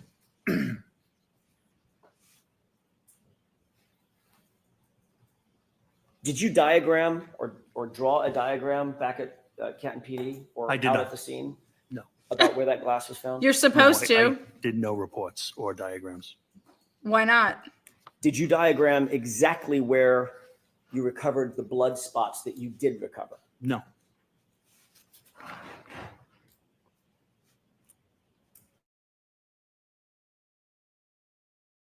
Did you at least, if you did write a report, did you at least take notes on a pad about what you were doing? The conditions weren't, it's pretty hard to take notes What? at that time, but I did not take You have a notes. car, don't you? What a cocksucker. I hope his wife sucks good dick. At some Fuck point, these you people. mentioned a person by the name of Tom Kelleher, Deputy Chief Kelleher. That's correct. Who is Deputy Chief Kelleher? He's the deputy chief of Canton Police.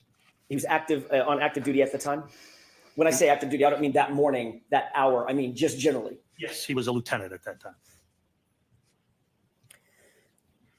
He was someone to whom, as a matter of fact, probably the only person to whom at Canton PD you actually reported, correct? Up the chain of command. He was the only person to whom you reported up the chain of command, meaning he was your direct report. He was in charge of detectives at that time. And then, of course, the chief would be above him, correct? Deputy chief and chief. Okay.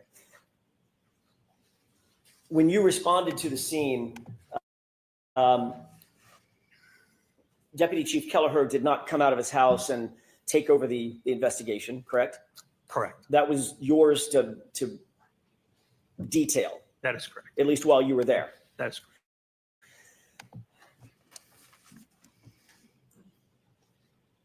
Unbelievable. So can you describe what you did Yes. to preserve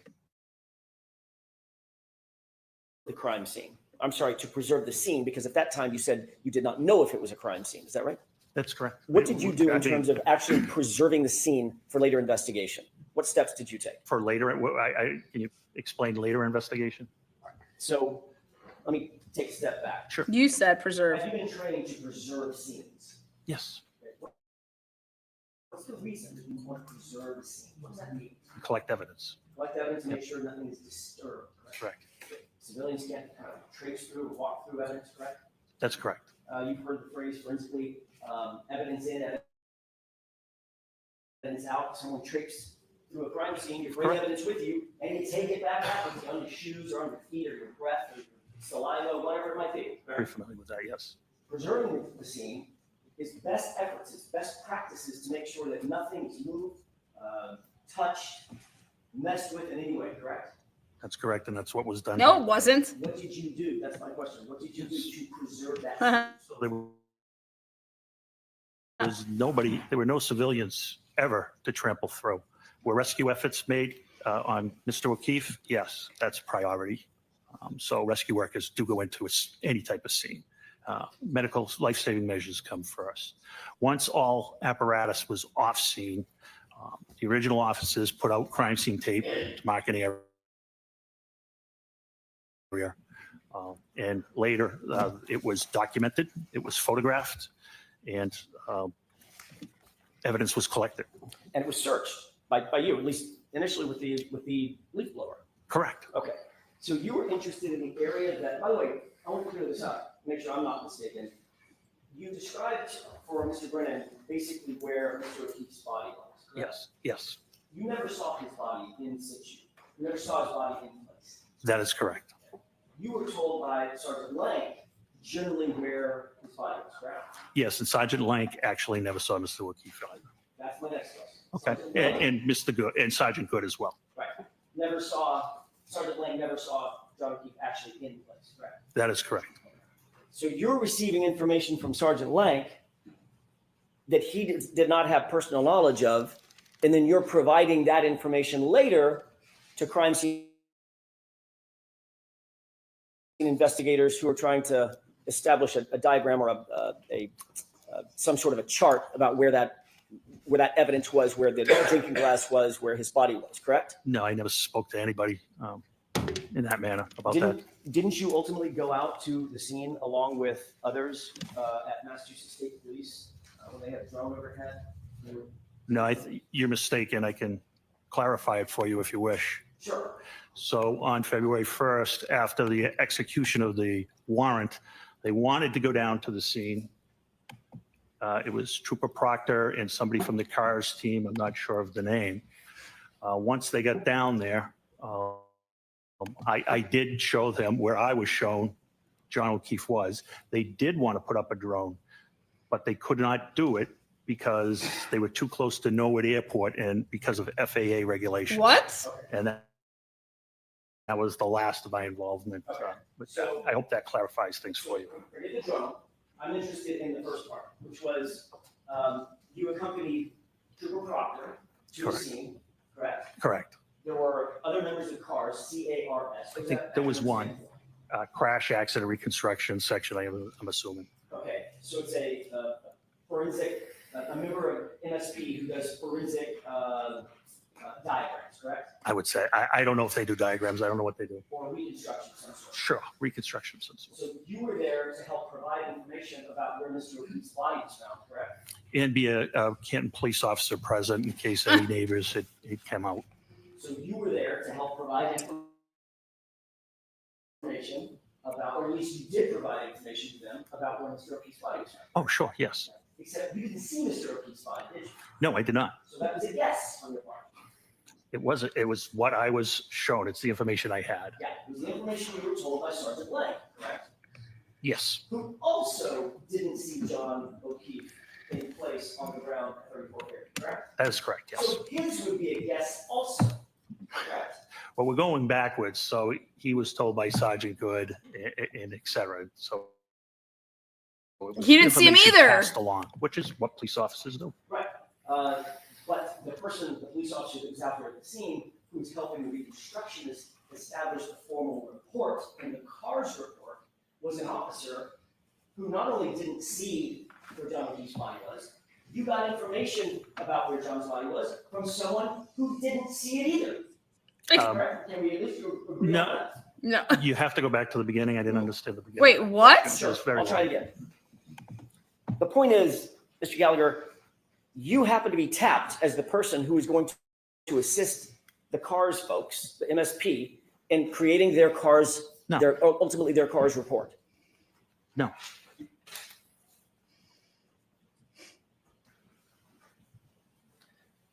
Isn't it true that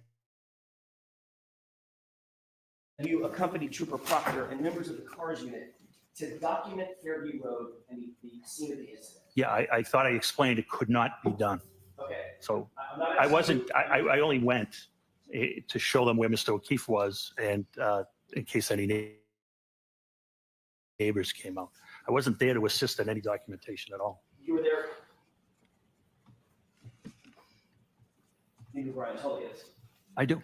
Have you reviewed Brian Tully's report? I have not. You showed me one section of it. Is it true that what you actually told Brian Tully is that you went with Trooper Proctor and you're already shaking your head now. I didn't finish the question. No, I got that part wrong. You accompanied Trooper Proctor? no, what's wrong is I was interviewed by Lieutenant Tully. That was a meeting I had with Prosecutor Lally. Okay. Trooper Tully was present. Trooper Tully never asked me any question. I don't recall Trooper Tully ever asking me a question, sir. So let me be a little bit more defined. So in Trooper Tully's report, where he reports what you said, you were actually talking to Adam Lally, my colleague sitting up in front. Correct. Okay.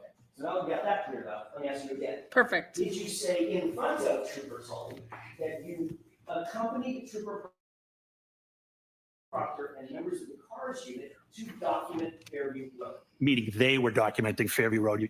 It's not clear. The report's not clear. They were going to document Fairview Road, not me. So you just said something that I want to follow up on. Okay, The report's not clear, correct? that's correct. So that's an inaccurate report. I wouldn't call it inaccurate at all. I'm just saying you're What? misinterpreting the wording. Wait. And I'm misinterpreting it even though I just read it directly from the report. Yeah, sometimes sentences have different meanings. Okay. Yes, you are. Okay. The Yes, you are. reality is you did end up going to the scene, correct? I did. And you accompanied, I don't want to use a word that you'll challenge, you went with Trooper Proctor, correct? I took my cruises at 34 Okay. Fairview, yes. You were there at the same time Trooper Proctor was? Yes, And you were aware that the CARS team was there so that they could document the scene, correct? I don't know what the purpose of the drone was. What? I'm not familiar with that section. I thought I answered that question. I'm not familiar with what they do. But you do believe that as you sit here, you were there, we weren't. You do What a believe that combative that's fuck. The reason that they were there was to document the scene.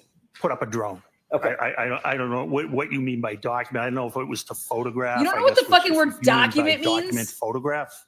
No, you fuck. I guess it could, I would agree. If it means take measurements, I wouldn't. How the fuck is this man making $300,000 a Did you year? tell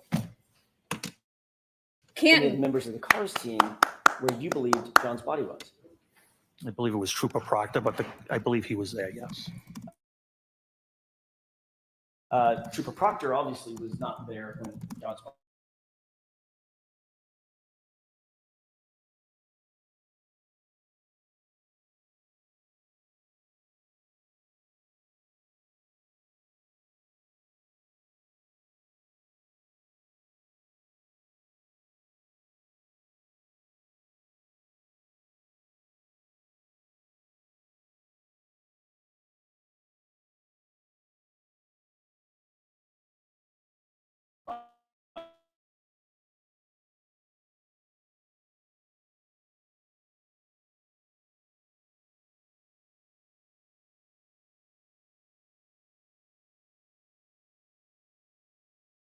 was.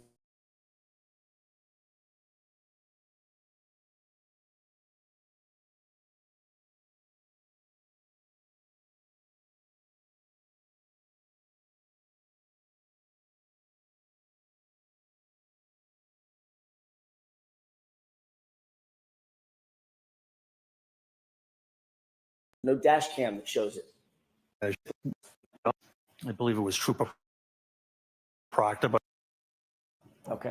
And I believe that as you sit here, you were there, we weren't. You do Right. believe that that's the reason that they were there was to document the scene. put up a drone. Okay. I don't know what you mean by document. I don't know if it was to photograph, I guess, which if you mean by document photograph, I guess it could,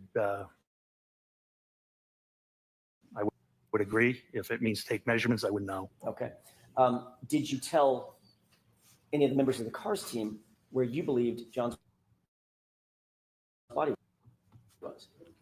I believe it was Trooper Proctor, but I believe he was there, yes.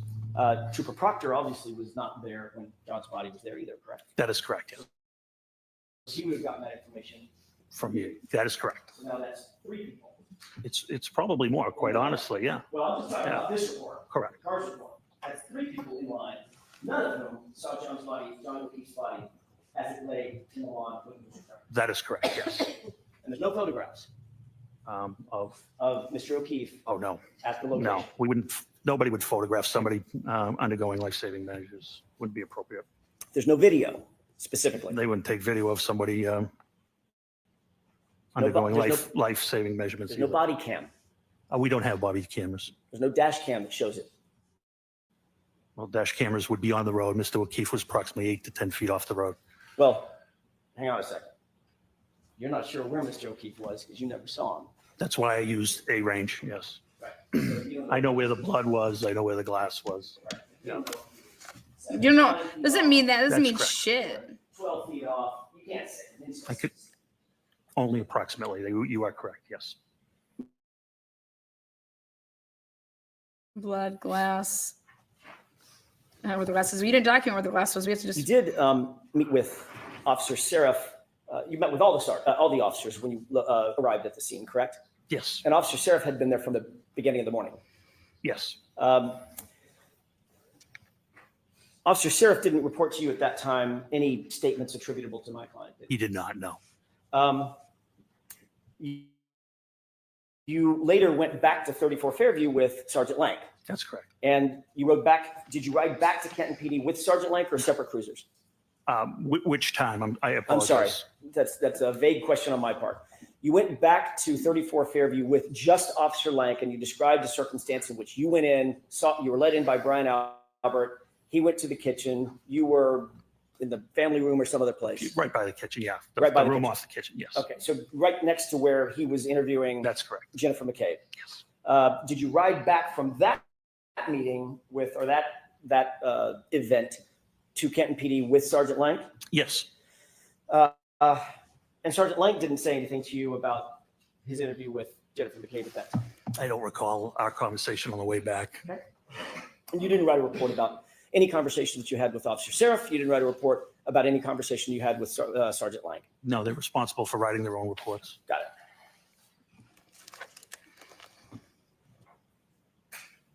You did say that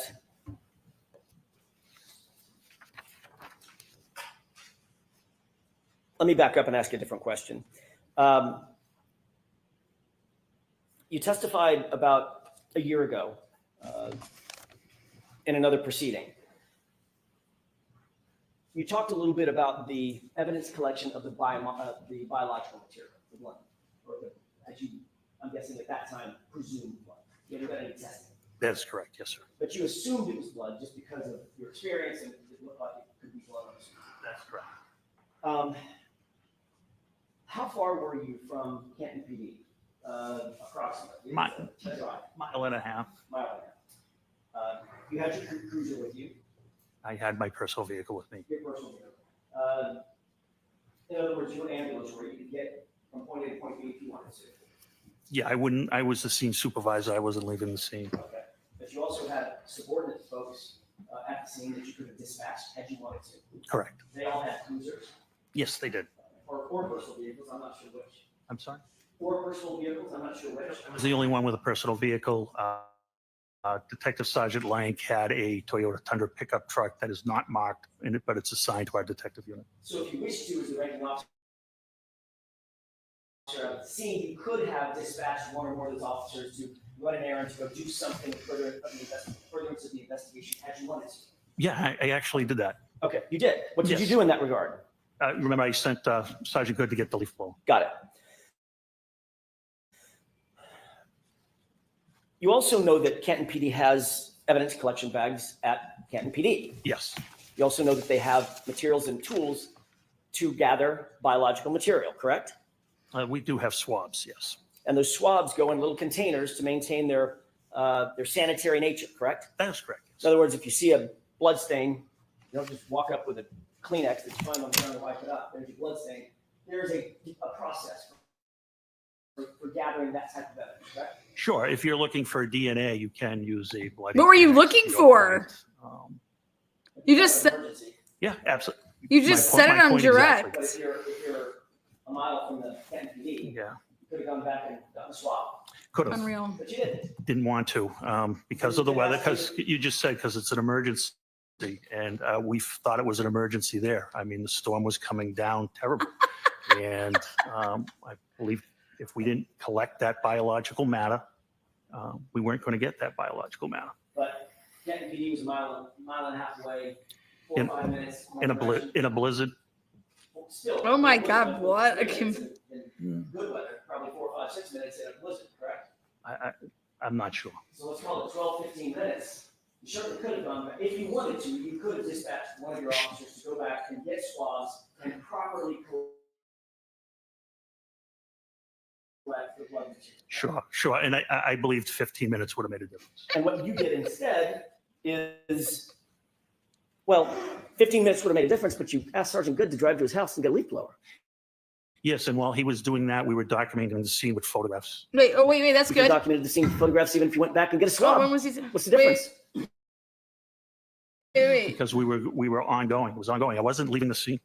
I didn't ask you to leave the scene. I didn't ask if you were I leaving the scene. needed the other officers. We talked about scene security.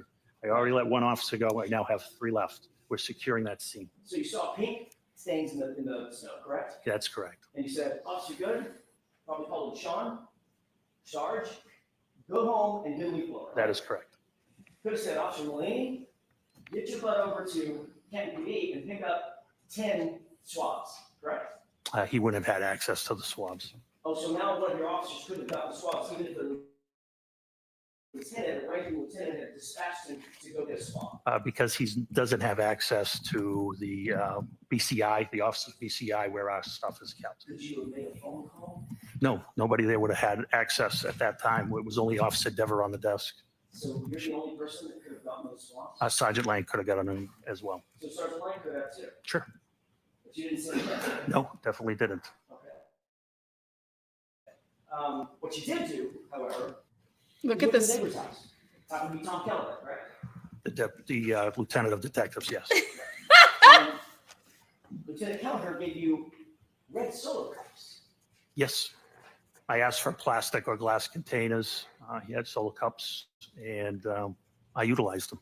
You The asked your same kind of neighbor. solo cups that we all see at backyard barbecues. Yep, they hold liquid terrifically.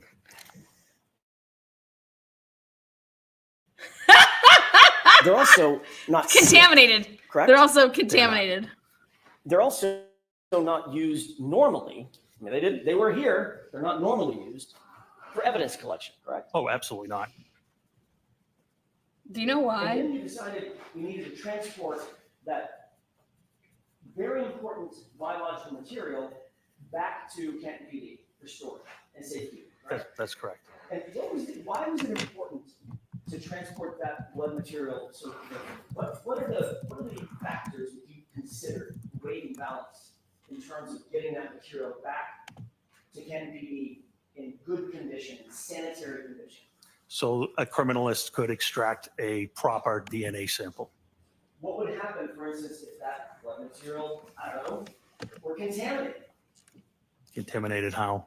You tell me, you're the professional. So DNA is pretty hardy, pretty forensically stable. The only things that are going to harm it are radiation, ultraviolet light, harsh chemicals such as bleach. That's not present here. I wasn't. Then you would have 2 sets of DNA when it's tested, which would benefit you. Well, depends on whose DNA it is. That's correct. That's correct. Yes. Which would benefit you. What? He doesn't give a fuck. You could tell. I'm retired. I don't care. I'm saying whatever I want. While you were, I'm going to stay on this for a second. So obviously there's a reason why blood swabs or biological swabs are handled with such care. For instance, the DNA analyst is going to put on gloves. Correct. Oftentimes they're going to put on a mask. Right? I don't know about that. Oftentimes they put on goggles, is that right? It depends what they're testing. Right. Yeah. But when you go out and collect something, you'll see CSI, crime scene investigators, in full body suits when you Sure. walk into a crime scene. Yeah, you can. Because you don't want to contaminate the scene with your own hair off your arm or an eyelash falling into a blood stain, correct? That is correct. So there are protocols. I mean, you said just a second ago, Mr. Gallagher, well, it's DNA, unless somebody pours bleach in it, you're pretty much golden, right? That's not quite the fact. And that's not quite what I said. No, it's not quite what you said. You were suggesting that it's hardy enough that it doesn't really matter. No, no. It's contaminated or not. If there's multiple people's DNA, it just benefits everybody. No, I simply asked what you meant by contamination. Okay. So it could be contaminated with debris, is that right? Sure, it can. It could be contaminated with other people's DNA, is that right? It can. It could be contaminated with foreign items, foreign either aerosols or somebody's spittle when they're talking, correct? Sure. Contaminated with 1,000 things. Hypothetically. Right. Of course, these solo cups didn't have lids on them, right? They did not. They were open. Yes. You didn't photograph where you picked up the samples. No. You didn't document where you picked up the samples. No. So if the samples were in six, how many solo cups were there? 6. 6 solo cups. We don't know as we sit here where each of those solo cups contents came from specifically, do we? Specifically, no. Specifically. Okay. Then those solo cups with no lids were placed into a bag, right? That's correct. You said on direct examination that this was a brown paper bag, right? It is.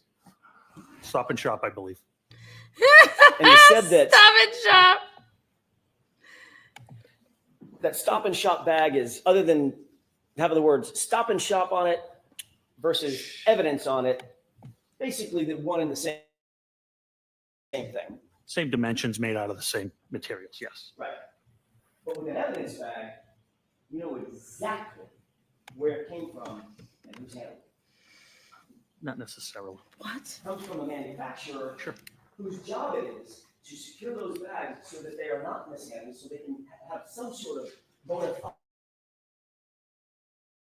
fides that they're clean and ready to accept evidence. In, say, for instance, I don't know, the investigation of a homicide of a police officer. Important stuff, right? We're not at a homicide of a police officer at this point. I'm just talking about evidence bags in general. We're at a homicide of a police officer. Does it matter? I'm trying to think of some of the most important investigations around. The manufacturers of those evidence bags manufacture them and send them in a way so that they're bona fides, that the provenance of those bags is maintained, correct, and protected. That's the way they ship them, yes. Right. And Canton PD pays extra money for those bags for that very purpose. I'm sure they do, yes. You mentioned almost tongue in cheek, look, except for the price, Yeah. they're probably pretty close. Yes. There's a reason that there's a price difference, right? What would the reason? What? what's the reason? Well, it's not the shop, I can go pay 10 cents Yeah. for that bag, because I don't really give a hoot where it's been or who's handling it, right? It's got my milk and my eggs in it, really don't care. Yeah, I don't know. I don't know how they price it because of how they package it. I don't have any knowledge of Well, you're the one that mentioned the price. I'm just Oh, trying no, to no, make no. a point. that. Yeah, I agree with you on that. I'm sorry, we're speaking over each other. Okay. I apologize. I'm sorry, Mr. Gallagher, we gotta wait. Yep. There's a reason, my point is, there's a reason, right? Yes. That evidence bags are more expensive, because there is a way they're manufactured and they're taken care of, and Canton PD is willing to pay that extra price, like every other law enforcement agency, because of that, correct? All right. So they're not quite the same, are they? No.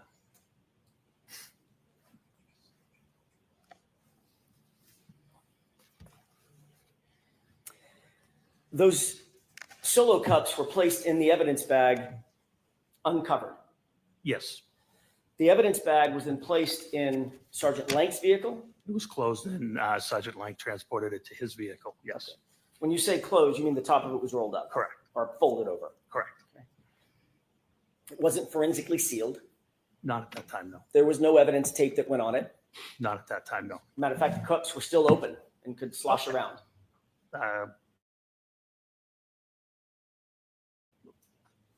Assume they melted. Yes. There's liquid blood and liquid water, like That's correct. snow. That's correct. And you indicated that those were, at least you believe, those were placed in an evidence locker, temporary evidence locker, correct? No, the blood samples were put in a refrigerated unit. My mistake. I thought the refrigerator was different. Yes, lockers are not refrigerated. That's where the glass would go into a locker. Unbelievable. This was placed into an evidence refrigerator. That's correct. That was to maintain the integrity of the sample, the biological sample inside the cups, correct? That's correct. You have an evidence log of that. I don't know. You've never seen an evidence log indicating that those were actually put into a refrigerated evidence locker. I removed them myself, so I know What? they were in the refrigerator unit When did you remove them? on February 1st. Right. Evidence January 29th. log. It was taken to Canton PD by Officer Lang, Sergeant Lang, on January 29th. I'm just asking, well, let me ask a foundational question. Does Canton PD maintain something called evidence logs? No.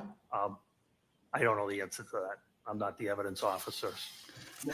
It's all computerized. Right. So like I explained earlier, when they do get logged in, the officer puts the description of the property, hits the space bar, and the computer generates an evidence number. Right. And that evidence number is associated with just that piece of evidence. Just that piece of evidence, correct. And every time it's checked out or put back in, there's a log created, correct? They do It's it by called- computer, yes. It's a digital fingerprint. Correct. All right. I mean, you're a former narco specialist, right? Mhm. You did narcotics for years, right? I did. Drugs, about the most sensitive thing out there, right? I mean, you get a bottle of fentanyl, you're not just gonna go set it on Of course. the evidence subject's desk. You're gonna make sure that damn thing gets logged exactly how it's supposed to. Damn thing. Of course. Because it needs to have a Alan. trace of where it goes and who touches it and who has access to it, correct? That is correct. You've never seen an evidence log for these items that were taken from 34 Fairview and supposedly put into the, well, not supposedly because you took them out, and ultimately went into a refrigerated evidence log. Yeah, I wouldn't have access to the evidence log. Our evidence room is a very strict process. There's only 2 people that can even have access to the permanent, once it goes into permanent evidence.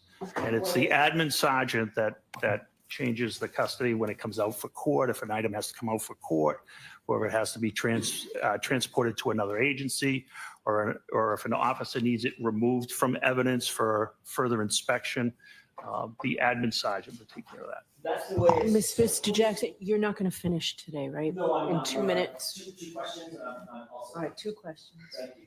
That's the way it's supposed to work, correct? Yes. But you've never, as you sit here, you've never seen an evidence log determining where that blood went and who was handling it between January 29th and February 1st. I have never seen an evidence log. That's all I had, Robert. At least at this time. All right, Lieutenant, we're gonna have you come back tomorrow morning. Thank you, when Your the jury files that you can file right now. Thank you. So jurors, that's it for today. The same 4 cautions. Please do not discuss this case with anyone. Don't do any independent research or investigation into this case. If you happen to see, hear, read anything about it, please disregard it and let us know tomorrow, and be very careful with your social media use. All right, see you tomorrow. Thank you. All rise for the pledge, please. Jurors, close your notebooks, follow me. Goodbye. All right, so no evidence, no chain of custody there. Big thing is with the big thing is, why were you even looking for anything? Why were you taking? Like, what are you doing? What are you doing? How do I know that it wasn't John's blood from, I don't know, somewhere else? I don't even know. This is just wild. Today is Cinco de Mayo, though, so I am going to sign off early today. I'm going to go hang out with my Mexican friends. You don't need me for anything, right? Oh, here she comes. There's one very short issue. Please be seated. Oh, sidebar. Let's get our sidebar in there. Sidebar. Gotta count it. Sidebar. Alan Jackson's like, there's an issue. We're gonna talk about it. So Galaga's coming back tomorrow. why did he even show up there? I have questions now on what time these pictures were taken, because he said, I think he may have slipped up and said that they were taking pictures during, and I'm going to look into this timeline again. They were taking pictures when Good went off to get the leaf blower, but Good is the one that was taking the pictures. So like that doesn't make any sense. There might be more pictures out there then. I would go back and ask him about that. That doesn't seem right. Good was the one that was video recording the whole leaf blowing incident. Who's next to Paul? Who is that?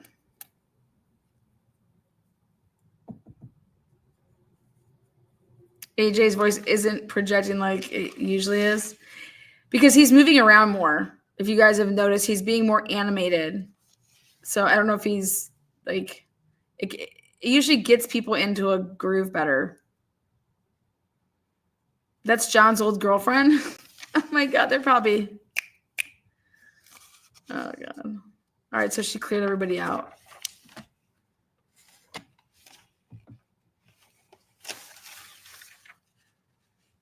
She dismissed everybody, but they're still talking. That's interesting.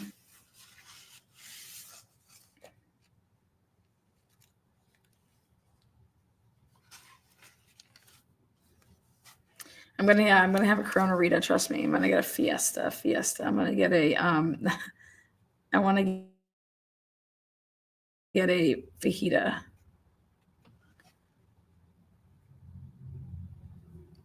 Gallagher states that he was with Proctor at 34 Fairview on the 29th. No, I think he said he attended. He went back there with him. We'll get more into that. But why was he even called in? Why was he there? Why was he even there? Why was Gallagher there? He doesn't write any reports. He's like all these schmucks. He write the report. What do you mean? You're doing all of this stuff. Why would I write what you're doing?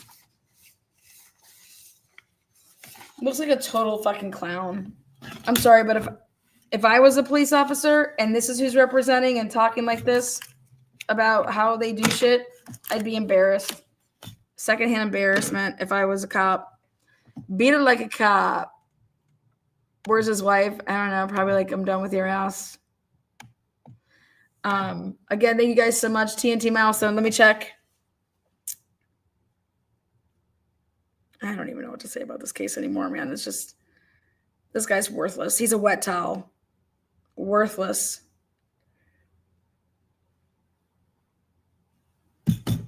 All right. Nope, didn't get the milestone. Blue Candy. Thank you so much. Tell you what. I'm good.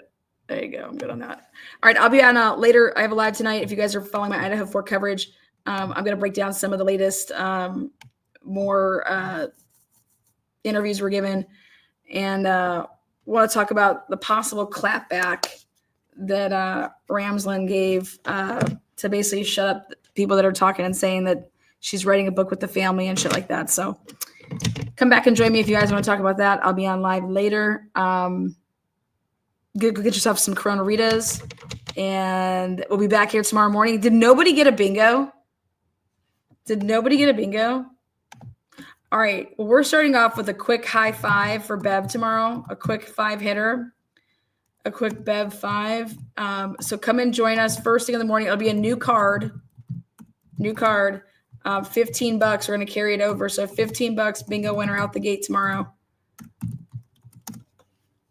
It'll be a quick high five. That means the first one to get 5 spots plus the free. So you can include the free spot as one of your spots. So it's 4. And they can be anywhere on the board.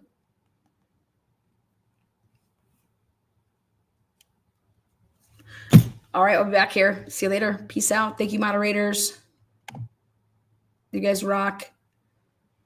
Join us tomorrow morning. Adios. Adios.